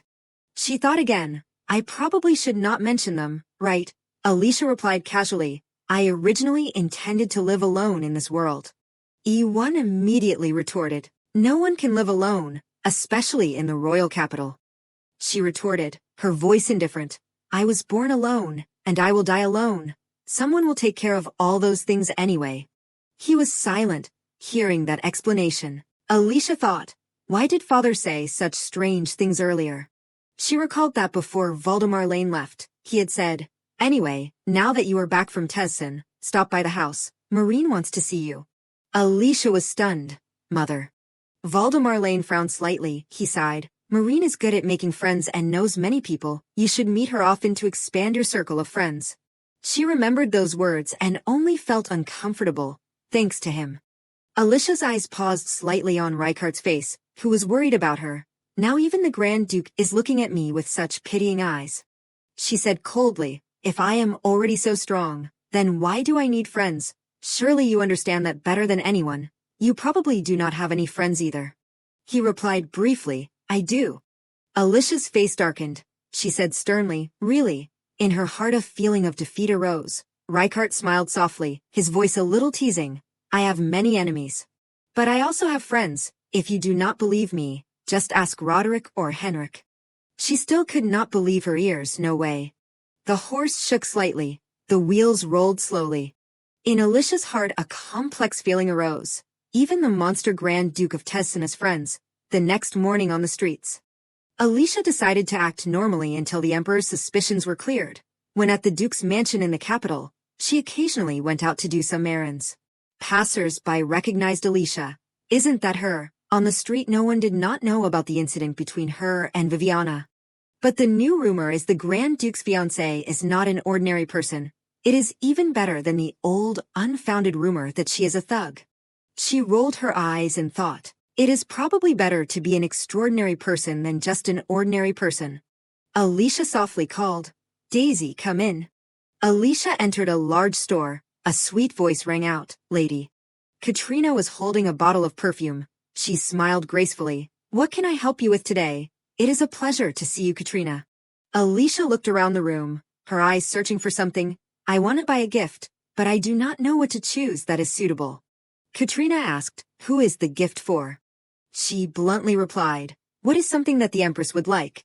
But do not be too ordinary." Katrina's expression was slightly stunned. "I understand." Alicia exclaimed in surprise. She pointed to the neatly tied scented candles on the cabinet. Scented candles. Would you like to give this? Katrina replied softly. This type of candle is quite popular recently. The Empress has probably received quite a few already. She smiled, a little embarrassed. That is true. Luckily, I recently blended a new fragrance. Why do not you try that? This is a completely new product that I have not sold on the market. Alicia happily continued. As expected of shop owner Katrina. That one is perfect. Please pack it beautifully for me. Katrina quickly replied. Of course, lady. Alicia quietly looked, seeing her focusing on wrapping the gift, her hands careful in every detail. Alicia suddenly asked, her voice light and curious. You must have a lot of friends, Katrina. Katrina looked up, surprised. Huh. She said softly, friends. I have a few, but not many. Daisy behind her, with a slightly surprised expression, looked at Alicia. Katrina slowly said while cutting the ribbon, I realized that in this capital, it is very difficult to find friends who truly understand your true self. Alicia breathed a sigh of relief. See, even a legend in high society does not have many friends. She suddenly thought of Voldemar Lane and Reichardt always nagging. Why do I have to make friends just to make others feel at ease? Katrina held the gift box in her hand, smiling happily. Since coming to the capital, have you made any friends? Lady, Alicia softly hummed. Not really yet. She reached out and took a tulip flower. The nobility make friends through social activities. Katrina used the flower to decorate the gift box, her voice gentle mixed with a bit of comfort. The whole capital is now buzzing about you, lady. Soon you will definitely receive a lot of invitations. So do not worry. Alicia's eyes dimmed slightly, her heart full of thought. I am not worried. Moreover, I have never answered those invitations before, so surely no one will invite me again. Anyway, I do not intend to accept. A few days later, in the courtyard of Alicia's house. She was riding on horseback, Reichardt's voice calling out Alicia. Alicia stopped her horse, looking towards him puzzledly. She gripped the reins tightly, her voice soft. I am sitting straight, and riding the horse correctly. Reichardt frowned slightly, his voice lowered. I heard Henrik said that there was an invitation sent to you. What are you planning to do with it? Alicia smiled slightly, her voice drawn out. With Henrik, he repeated, I mean with that invitation. She bluntly replied, I threw it away. Reichardt gently rubbed her head, his voice helpless. Threw it away again. Alicia turned her horse around, replying coldly, I had a bunch of unanswered letters. So when cleaning up I threw them all away at once. He leaned slightly, his hand gripping the horse tightly. Reichardt gently jumped up, sitting behind her, his movements decisive and easy. He said softly, his voice almost only audible to her. In the Grand Duke's mansion there are many of the Emperor's people. Reichardt asked back, his voice mixed with doubt. Did you really throw away Josefina's invitation? Alicia frowned, her voice slow. So you already knew. Who told you that? He was slightly flustered, not yet answering. Reichardt replied, the Zephyr family's letter flashed through my mind. It was an invitation from the Zephyr family. He advised her, I think you should go. Alicia immediately asked back, did the Emperor tell you to say that? Reichardt quickly turned away, avoiding her gaze. No, but... Alicia thought to herself, why is it like this? He said, his eyes stopping on her, this is definitely an opportunity to make friends, but it is also an opportunity to discuss people you have in common. Reichardt continued, his voice lowered, I am talking about Gregory Barker. Alicia paused, her eyes wavering. She frowned and turned back, saying loudly, what? He replied calmly, after the engagement with the Lane family was cancelled. Reichardt continued, the eldest son of the Barker family has been decided to be engaged to a royal princess. Alicia froze, the image of Gregory flashed in her mind, making her shudder, that trash. She panicked, realizing, he is engaged to the Emperor's precious granddaughter again. Alicia had a thought, is it all my fault? She turned her head slightly, gently asking, if so then, can I borrow the carriage? The most expensive land in the capital, Batum Main Street. Here is located the salon of the Zephyr family, the leaders of high society. This place, called the Royal Palace of Batum Main Street, is the Great West Wing, the gathering place of noble ladies. Today, the Great West Wing is particularly lively, because the family's young ladies are waiting for the future fiancé of the Grand Duke. Outside, the whispers never stopped, the young ladies clamoring. What will she be like if she dared to take action against Viviana? Then she definitely is not an ordinary person. Whoever gains the upper hand first will have the advantage, right? Our Lady is not someone that anyone can deal with, right? Inside, Viviana tried to defend herself, her voice harsh. Why invite such a rude person? Everyone knows what she did to me. A calm female voice rang out. So what do you want me to do? She looked out, her voice unchanging. His Majesty has ordered me to be harmonious with the Grand Duke's future fiancé. I am not happy either, but that is the Emperor's order. What else can I do? She warned, her voice as cold as frost. Don't humiliate Lady Alicia any further, Lady Viviana. Consider yourself lucky that you have not been expelled from the family. Viviana fearfully covered her mouth, her face paling. Outside, the young ladies were still murmuring. When she said that, I have to admit, I felt quite relieved. Lady Viviana is too arrogant, always relying on the baby in her sister's belly. Right, that is right, it is so annoying. In the midst of that, a carriage stopped in front of the door. All eyes turned in one direction, the young ladies looking at the magnificent carriage in surprise. Oh my, it is indeed a splendid carriage. The door slowly opened and everyone's held breath. Lady Alicia, who was born from the Marquis family in the north after 200 years and is the Grand Duke's fiancée. And Lady Josefina, daughter of a duke and a princess, the noblest lineage in the empire. Josefina proudly stepped up, her eyes scrutinizing, waiting to see who would step down. Between the two of them, who would be the one with the higher status? A large whoops sound burst out of the carriage. Alicia landed on the ground lightly, her posture graceful and natural. Josefina was surprised. She gently lifted her skirt, her movements elegant, leaned over and bowed. Hello, Lady Josefina. Alicia politely said, Thank you for inviting me to the clan gathering. A lady saw that scene and thought, she knows how to behave politely. Josefina also happily replied, Welcome. I am the one who is honored to meet Countess Echevarria. She assessed in her mind, What? She is quieter than I thought. Then spoke up to start a conversation. Lady Alicia's dress, who is the designer? Hearing this, she happily replied, This is a dress designed by Augusta Tevel-Villette. I heard she is very good at matching blue. But suddenly Josefina pointed her fan at that dress. That dress. Her voice was full of killing intent, but on her face, she still showed a smile. Don't wear it again. According to Josefina, among everyone, she was the one who should not wear that thing the most. Everyone present was in an uproar. From the beginning, she showed her attitude, telling others not to wear a dress that they had specially ordered from a designer. Alicia lowered her head and thought, no noble can remain silent after hearing such words. As if she had made up her mind, she moved her lips. To everyone's surprise, Alicia spoke, I know. She thought in surprise, is she yielding? Then, she quickly tossed her hair. I did not know it was a design by a designer that you favored, lady. Alicia bent over deeply. Please forgive me. Josefina was clearly very surprised by that attitude. What is going on? This is clearly a blatant provocation. Yet, she humbly bowed and apologized. She was still quite confused. The person who once used violence in the palace finally spoke. Be more careful next time. She answered honestly, Yes, I will be more careful. Then Alicia gave a bright smile. I am still new to this, so please teach me a lot. The surrounding ladies marveled. She is so beautiful. Is she originally so kind? Is she an angel? She brought her face close to Josefina's face. She lowered her eyes and thought, Really? Josefina opened her mouth. Why do not you come with me to visit the salon? Alicia happily nodded. Thank you. Her expression was a little sad and self-reproaching. I am really sorry to you in Alicia's mind. Because of me, your life has become very bad.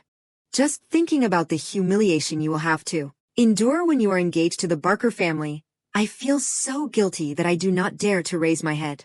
She began to lead the way. Then, let us go this way. Seeing the tears on Alicia's face, Josefina was extremely panicked, wondering, is she crying? Gently wiping away her tears, she softly asked, This is the West Wing, then scolded herself. Do you have to cry about this too? An hour later, The young ladies were sitting talking to each other. Alicia happily asked, "The scent is so exquisite. It suits you very well, Miss Blonde." The young lady covered her mouth and laughed. "Oh my, you flatter me, Lady Alicia. I did not expect you to have such a refined taste in perfume. Since coming to the capital, I have had the opportunity to try many things." She enthusiastically introduced, "I know a very talented perfume maker. I will introduce her to you. Even the Empress uses her perfume." The person who made it. The young ladies were very interested. How wonderful. Someone asked, "Lady, do you also like embroidery?" Alicia shook her head. "No." Josephina, standing from afar, secretly assessed them. She may be a little clumsy, but it seems she also has a talent for communication. But well, rumors are always exaggerated. Evening gradually fell. Outside, Alicia softly asked, "Why did the Grand Duke come here?"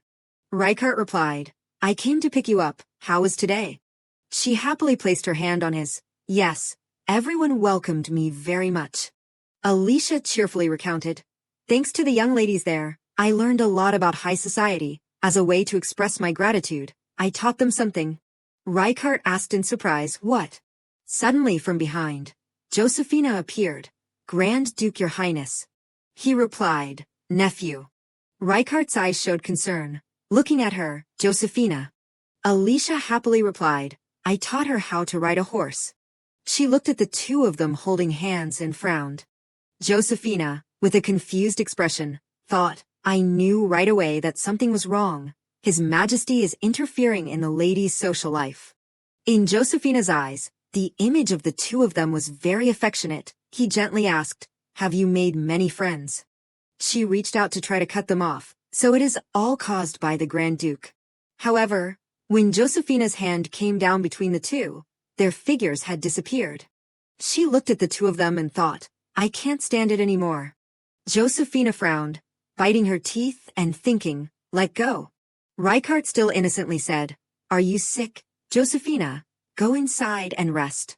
She screamed in her heart, "What are you two doing?" Josephina rushed to wave her arms wildly to separate them, but he had already helped Alicia daughter, holding hands while dating before getting married. As a member of the royal family, you should maintain your dignity.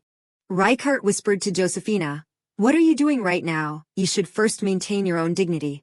She also whispered back, "I will tell Uncle. Uncle here is the Emperor." His voice was small but still casually replied, "I will tell him myself, and red does not suit you." Reaching this sentence, Reichardt's voice was no longer small. "You look like a peacock." Josephina asked in anger, "A peacock?" Ignoring her behind, he helped Alicia walk ahead. "Thank you everyone for seeing us off. I will take my leave first." The surrounding young ladies spoke in unison. "Goodbye, Grand Duke, Your Highness. See you again, Lady Alicia." On the way back, she wondered, "You seem very close to your niece." Reichardt casually replied, "Anyway, we are family, so there is also some bond." The two held hands tightly. Alicia asked caringly, "Does your pain still hurt a lot today? Is not that why you came to find me?" He turned his face away, guiltily thinking, "That pain, I have always endured alone, but now, just being away from Alicia even for a little bit, I can't stand it. That makes me very worried." Then spoke to reassure her, "I am fine now, more importantly." Reichardt continued, "I am on the way back after doing what Alicia asked, in exchange for holding her hand earlier." She asked thoughtfully, "Did you succeed in arousing the suspicion of the royal family?" He replied gently, "I only said a few words as a suggestion." Reichardt recounted his words at that time. Sent to Baroness Gokins, "Prepare yourself, because there may be others besides you that His Majesty is also interested in." Alicia asked suspiciously, "Was there a reaction?" He replied, "Everyone seemed to be trying to remember whether they had had any relationship with Lady Maud." Reichardt continued, "I am also curious about why Alicia is spreading such rumors." He recalled at that time, "Your Highness, are you suspecting your other brothers?" The image of Reichardt bowing his head to her. He looked over at Alicia, asking, "Do you mean what I am worried about is the truth?" She closed her eyes and shook her head. "I am not sure, Your Highness. I am just speculating about the upcoming events." Alicia gave more information. "What is certain is, Baroness Gokins will give birth to a daughter, and 4 months earlier than expected." She looked up and smiled brightly. "It is today." Late at night, knights with torches approached the Grand Duke's mansion. A bodyguard holding a notice said, "His Majesty has ordered. Bring the two of you into the palace as soon as you are ready." Rykard and Alicia, cloaked, were standing there. She spoke, "We will go right now, because the Grand Duke and his future fiancée, after receiving the Emperor's order from the royal messenger, did not hesitate to immediately set off, as if they had been waiting for this all along." The two bodyguards whispered, "Did the Emperor tell them in advance? I thought it would take at least an hour to set off." The other replied, "It does not matter, the less trouble the better." In the night, the carriage proceeded in the forest. Roderick Rosa, riding his horse beside, approached and asked, "Your Highness." He reported the information he had collected. His Majesty has summoned the members of the royal family to the royal palace and ordered the temporary blockade of the Marquis Manhwa's mansion. "I heard it is to protect them, but it seems—" He heard that and thought to himself, in reality it is no different than being under house arrest. Then Rykard nodded, "You did well." He secretly judged in his heart, Lady Maud gave birth much earlier than expected, meaning the Emperor has now started to give birth himself. Arriving at the place the next morning, Rykard asked, "Where is the Emperor?" A guard replied, "He is already inside the delivery room." He muttered, "The delivery room." Both Rykard and Alicia stood in front of the delivery room with worried faces. The servants were busy coming and going. She saw someone bring out a cloth stained with blood. Inside the room, Leonhardt sat next to the bed, vigorously encouraging, "Try a little harder, I believe in you." Outside, the female servants were discussing worriedly, "The labor started last night, but it is still not over. Even the imperial physician seems very worried." Estebna, seeing that situation, spoke up, "It is pitiful to this extent. Instead of preparing a celebration party, I am afraid we will have to worry about a funeral." The clock quietly ticked. At this time it was past 12 of the clock. There was still no movement until 3 of the clock. At this time, he stepped out, seeing Leonhardt. He quickly turned away. As if understanding her concern, Leonhardt closed his eyes and shook his head in response. Then he issued an order, "I will remove the blockade of the Manhwa's family." Leonhardt closed his eyes and gave instructions, "Summon the Marquis here." A guard respectfully bowed, "Yes." When hearing the Emperor's order, all those present immediately understood the situation at that time.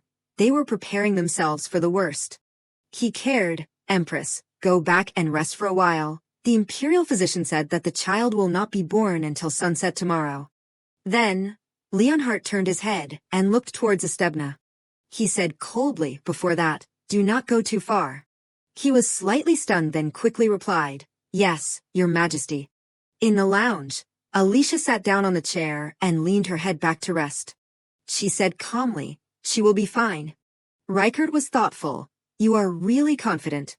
Alicia said with a natural air, "Because I have foreseen it." She affirmed her words, "If the child was not destined to be born, I would not have known it was a princess." He asked seriously, "Then what about the future of the Emperor's granddaughter?" Alicia turned her head in another direction, "I do not know." But Rykard did not think so, you know. He put his hand on the chair where she was sitting. Rykard stood up and approached. "You really do not know? Or are you just planning to remain silent until that time to say?" Seeing Alicia not answering, he softly called, "Alicia." Seeing that she had fallen asleep, Rykard slightly lowered his eyes, his heart full of mixed emotions. He did not hesitate to take off his outer coat. Rykard gently draped the coat over Alicia. "You really are special." Her past image came back to his mind. At that time, Alicia also fell asleep next to Rykard. At that time, he even gently reached out to touch her hair. Currently, Rykard was also gently tucking Alicia's hair while she was sleeping. Her face when sleeping looked so peaceful. He looked at that face feeling warm in his heart. At least she looks a bit normal. Night fell. Outside the castle, there was a dark shadow trying to break in. Alexis had successfully landed inside the castle. But unfortunately, he had been discovered. Someone. A soldier shouted and chased, "Intruder, stop right there. That area is the inner palace. No entry is allowed." Alexis, seeing the dangerous situation, stammered, I just came here to find someone." Because he was running headlong, he immediately bumped into Estebna. The guards quickly subdued Alexis. Count, are you okay? He shouted. Let go. He sat on the ground and asked in surprise, who is this guy? Alexis kept shouting loudly, let me see her. One person replied, he is a suspicious person who climbed over the wall, sir. He begged in tears, please let me see her one last time. Alexis blurted out a name that shocked Estebna, Mode. A soldier came to report, Sir Count, this guy fell on top of me. He muttered, how can it be? From now on, I will deal with this guy. A day later, outside the palace, the newspapers were rushing to report, hot news here. The people, hearing the news of the princess's birth, were very happy and talked about it. Oh my, that is really good news, His Majesty finally has an heir. Think about it, he even personally named the child. It is truly a blessing for the empire. Did you forget? This child has caused the entire palace to be in an uproar even before being born. Someone nodded. That is right, quite a few things have indeed happened since then. That night, countless fireworks were fired from the palace. Everyone raised their glasses together, congratulating the princess on her birth. Leonhardt, sitting in the presiding position, spoke up, everyone, thank you for coming to celebrate. He explained, unfortunately, the princess and my lady have experienced a difficult childbirth, so they are still very weak and cannot be present here. Leonhardt continued, there is still much work to be done, including confirming the bloodline, so, should not we enjoy the party while we still have time? Alicia silently looked at him, smiling and talking happily. She nobly raised her glass of wine and sipped. In the room, Leonhardt sat next to the bed looking at Galkin's Mode holding the child. She really looks like you. I feel warm. Perhaps this is one of the happiest moments of my life. Leonhardt said gently, I hope that our daughter will grow up to be both beautiful and strong like you. She chuckled softly, I am honored. Thinking in her heart, thanks to the emperor's first child, this is also the time when the power of the manhwa family reaches its peak. He asked softly, that is right. Do you think the name Dorothea suits the princess? Suddenly a guard stepped in, Your Majesty. I apologize, sir, but Countess Stebna said there is an urgent matter. Leonhardt frowned slightly and asked, is there something that can't wait until tomorrow? As Stebna rushed to report, there is an intruder in the inner palace. He began to recount. When the guards were about to take him away, he started shouting nonsense. Alexis was escorted in, immediately calling loudly, Mode. He kept repeating accusations. How can you do this to me? Why did you abandon me? Alexis continued to say words that stunned both Galkin's Mode and Leonhardt. You promised that we would be together forever. You chose the emperor because I am just a declining noble. Is that right? As Stebna slowly handed over an item, moreover, we found on him a handkerchief embroidered with the initials of the royal consort. He continued, he said that it was a token of love. He exchanged it for a pendant engraved with his initials. He turned back coldly and asked, Galkins, who is this man calling you? Galkin's Mode replied, his name is Alexis Tocqueville, Your Majesty. As Stebna continued, he publicly declared that he is having an affair with royal consort Galkins. At this time, Leonhardt's voice had turned a few degrees colder. I ask you. Finally, he was truly angry when her face was filled with panic. Your Majesty, I do not know that man. This is a slander. But Alexis kept trembling and crying, Mode, I can't eat or sleep because I can't see you, please. Just look at me once. His face was full of hope. Is that child? Alexis's next sentence made Galkin's Mode freeze. Our child? No. Leonhardt could not take it anymore and ordered, it is too noisy. Take that man out of my sight, Count. She hurriedly defended herself. Your Majesty, that is not true. But at this time he had turned his back. Lady, your body must still be weak after giving birth. Do not bother about this anymore. Get some rest. Seeing Leonhardt and the maid leave, Galkin's Mode anxiously asked, Your Majesty, where are you taking our child? But he did not turn back. Your Majesty. Reichert raised his glass. Your Majesty, congratulations. Leonhardt asked coldly, for what? He replied casually, of course to congratulate the birth of the princess. He coldly replied, there is nothing to prove that she carries my blood. Hearing this, Reichert was not too surprised. It is a pity to hear that. Seeing that, Leonhardt was slightly surprised. You really did not know. He was silent without answering. After a while, Reichardt finally replied, I had heard rumors, but thought that they were just meaningless gossip. I did not want to bring those dirty rumors into the royal inner palace. He also said his thoughts. Actually, I had suspected for a long time that there was something wrong in this situation, but I still chose to pretend not to know and wait for the right opportunity to deal with it. Who knew that he would come to see me in person? Leonhardt smiled sincerely. Reichardt, with you by my side, I always feel at ease. He was slightly stunned hearing that. Suddenly a soldier entered. Your Majesty. He nodded and said, you have arrived. Please excuse me for a moment, Grand Duke. He quickly reported, I searched the royal consort's room according to His Majesty's orders. The soldier presented a necklace, and found this. Reichardt glanced at it, without saying anything. Leonhardt threw the necklace straight back into the wine glass, because of being involved in a scandal related to royal consort Gokins. The Grand Duke would gradually distance himself from the Emperor, but by letting the Emperor directly judge the matter instead of letting the Grand Duke come forward to accuse. The two shook hands. The future had changed. Alicia silently looked at that scene. After the party ended, Reichardt spoke, I am sure the Emperor will execute Alexis Tocqueville. She said indifferently, doing that is right. Seeing that, he asked slightly dissatisfied, did you have to go that far? Alicia wondered secretly, is he sad about Alexis's death? She patiently analyzed. Intruding into the royal palace is already a serious crime, and he also publicly admitted his relationship with the royal consort. This case involves a royal descendant. We can't let him live so that the Manhwa's family or anyone else can take advantage. Reichardt quickly shook his head. That is not what I meant. If it were me, I would have made sure His Majesty never knew about this scandal. He said coldly, by eliminating him from the beginning. She secretly cursed Reichardt. You are the one with the problem.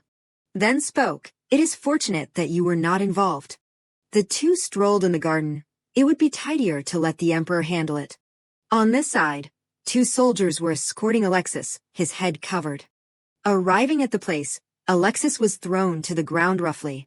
He quickly removed the hood. What is happening? Where am I? Alexis saw the soldiers slowly drawing their swords. You are not planning to let me see mode. At this time, his last words could only be heard 2 words, wait a. After that day, no one in the royal palace mentioned Alexis Tocqueville again. Princess Dorothea was confirmed to be the Emperor's real daughter, and one of his close confidants was appointed as the guardian for the princess. Royal consort Gokins never appeared at official events, and was said to have been detained in the inner palace. Leonhardt affectionately cradled the princess in his arms. At the Lodern mansion, night had fallen. Alicia comfortably leaned back on her beloved bed, so tired. So another scandal has closed. She sighed to herself, who would have thought everything would be messed up just because the Emperor had a mistress. Suddenly Alicia sat up, thinking back. She suddenly remembered something. Isn't this the first time the Grand Duke has been involved in a scandal? Let me try to remember. Alicia remembered Reichardt. There was a rumor back then that he was having an affair. The person mentioned was none other than Baroness Ruhr, an extremely charming and elegant image, but I think the Grand Duke, who gets sick as soon as he leaves Tussin, could not be in good enough condition to meet someone else. It turned out, the rumors were still just rumors, but then, one day, the luggage was neatly packed. Alicia was preparing to leave. She was saying goodbye to everyone in her house. I have troubled everyone for too long. Henrik Langs hurriedly and respectfully said, Not at all, lady, safe travels. Both he and she had an expression that was sad but thought, I had hoped that the lady would stay at the Grand Duke's mansion a little longer. It feels like His Highness has chased her away. Alicia smiled and soothed, I have neglected the Lodern mansion for too long. She placed a bag of things in Henrik Langs's hand. Please send my regards to everyone. Suddenly Alicia spoke and asked, It seems like His Highness is preparing to go somewhere, right? Where is he going? He replied. He is going to meet Lord Turin. She smiled and said as if she understood.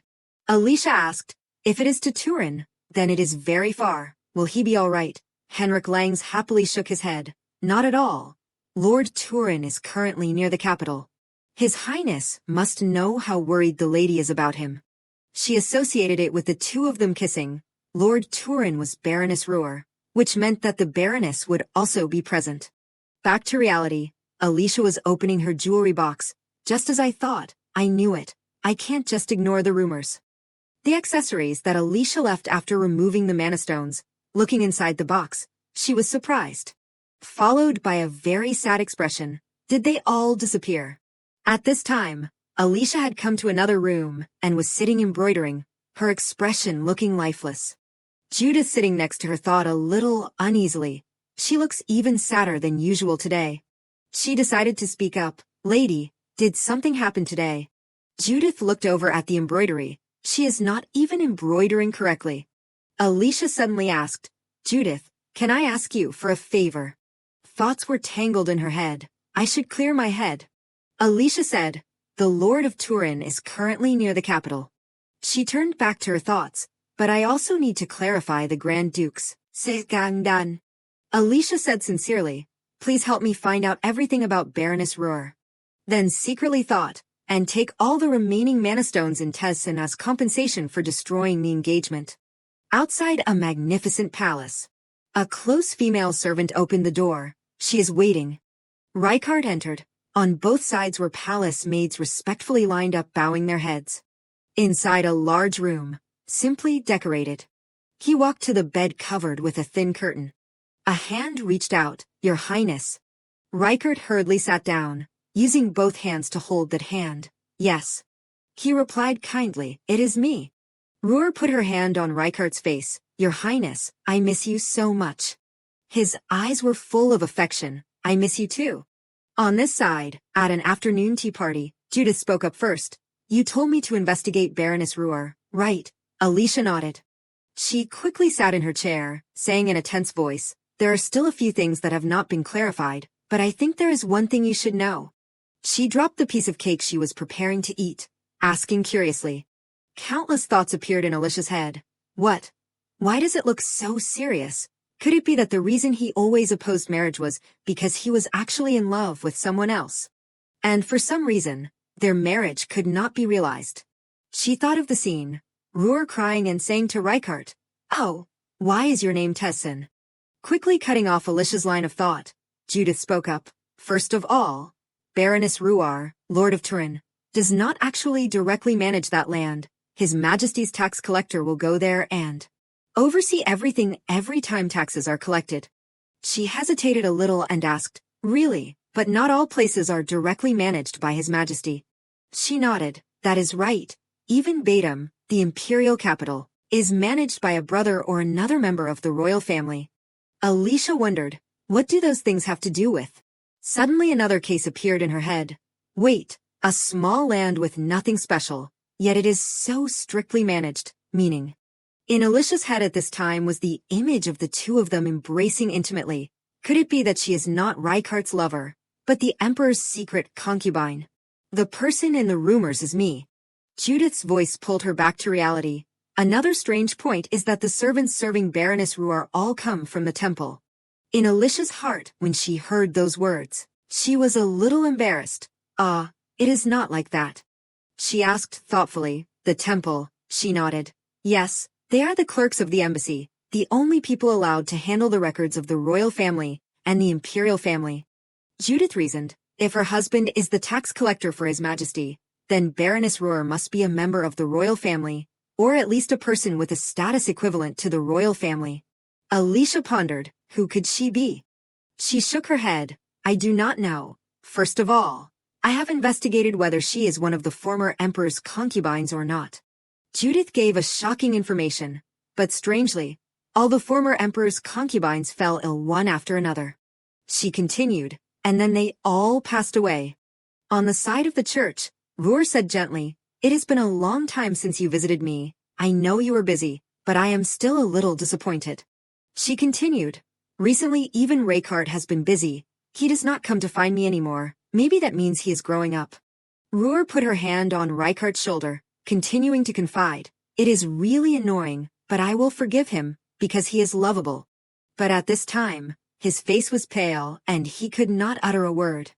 Rykard hurriedly turned his head towards the nanny standing behind him. Sadness was expressed on her face, her head slightly lowered. He lost his composure and asked, Raykart, who is she talking about? Judith's account still rang out. However, her age does not match the age of a former emperor's concubine. Ruhr called out, Your Highness. Raykart hurriedly turned his head and held her hand tightly. Yes, madam. She continued to say the information she knew, because according to the information I have, she is at least over 80 years old. The image of Ruhr lying wearily on the bed, trying to talk to him, please love and cherish Raykart. On this side, Alicia was very surprised. What? She is over 80 years old. Judith confirmed. She recalled, that is right, because we can't send people to directly spy into Haim, where the Baroness resides, so we investigated the surrounding area and discovered a caregiver who quit about 10 years ago after having cared for the Baroness. Judith recounted the situation at that time. According to her, at that time, the Baroness already looked over 80 years old. She hurriedly interrupted. Wait, if she looked like 80 years old from 10 years ago, then would not she be over 90 years old now? She scratched her face confusedly. That is what is most strange. Alicia did not understand. Strange. Judith continued to tell. According to the people living around the mansion in Turin, Baroness Ruhr had already looked like she was over 80 years old from 20 years ago. She froze. What? How can that be?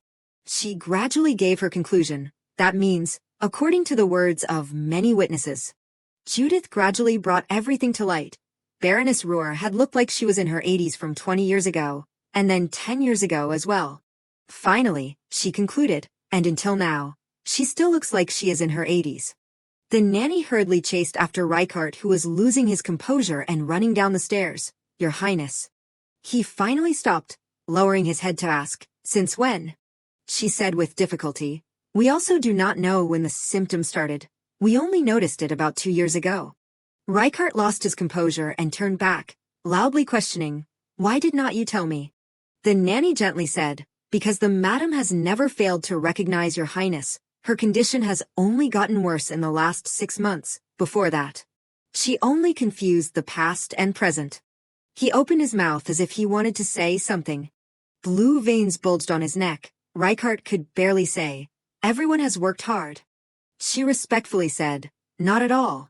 He finally stepped outside, leaning his back against the door. Tears rolled down his handsome face. Raykart remembered when he was a child. He participated in his parents' wedding. Ruhr at that time looked very young and beautiful. Raykart at that time was just a child, blankly looking at her without moving. She was his mother. The wedding was completed. He stood on the top floor looking down and caught the carriage moving. You just got married and you are already returning to the territory. What do you mean? Raykart hurriedly ran after her. I will go and ask her directly. The steward behind him quickly chased after and stopped him. Your Highness, you must not do that. He quickly ran downstairs chasing after that carriage, Mother. Raykart was running parallel to the carriage, continuously calling, Mother, why do not you speak? But at this time, her appearance was no longer a beautiful young girl. Ruhr's hair was white, her face wrinkled, looking painfully towards him. Raykart saw that scene and was startled. Mother. He knew that anyone bound by an oath with Tessin would be unhappy. She could not be like that. Alicia received Raykart's letter. On it was written, I am going to inspect the southwest region soon, so even if you come to Tessin, it will be difficult to meet. She read that letter and angrily tore it in half. So you are planning to avoid me forever, right? Daisy entered the room. I have something to ask. She looked at the pieces of paper on the ground, having her answer in her heart. It seems like she has been rejected again. Daisy called out, Lady, it is time to prepare. Seeing her come, Alicia hurriedly ran over and grabbed both of Daisy's shoulders. You came at the right time. She wondered. She said directly. I have something to ask you to help with. In another place, Raykart had arrived. A respectful voice rang out. It is an honor to meet you, sir. Alicia's thoughts about her plan. No matter what reason the Grand Duke has, I will make sure he meets me.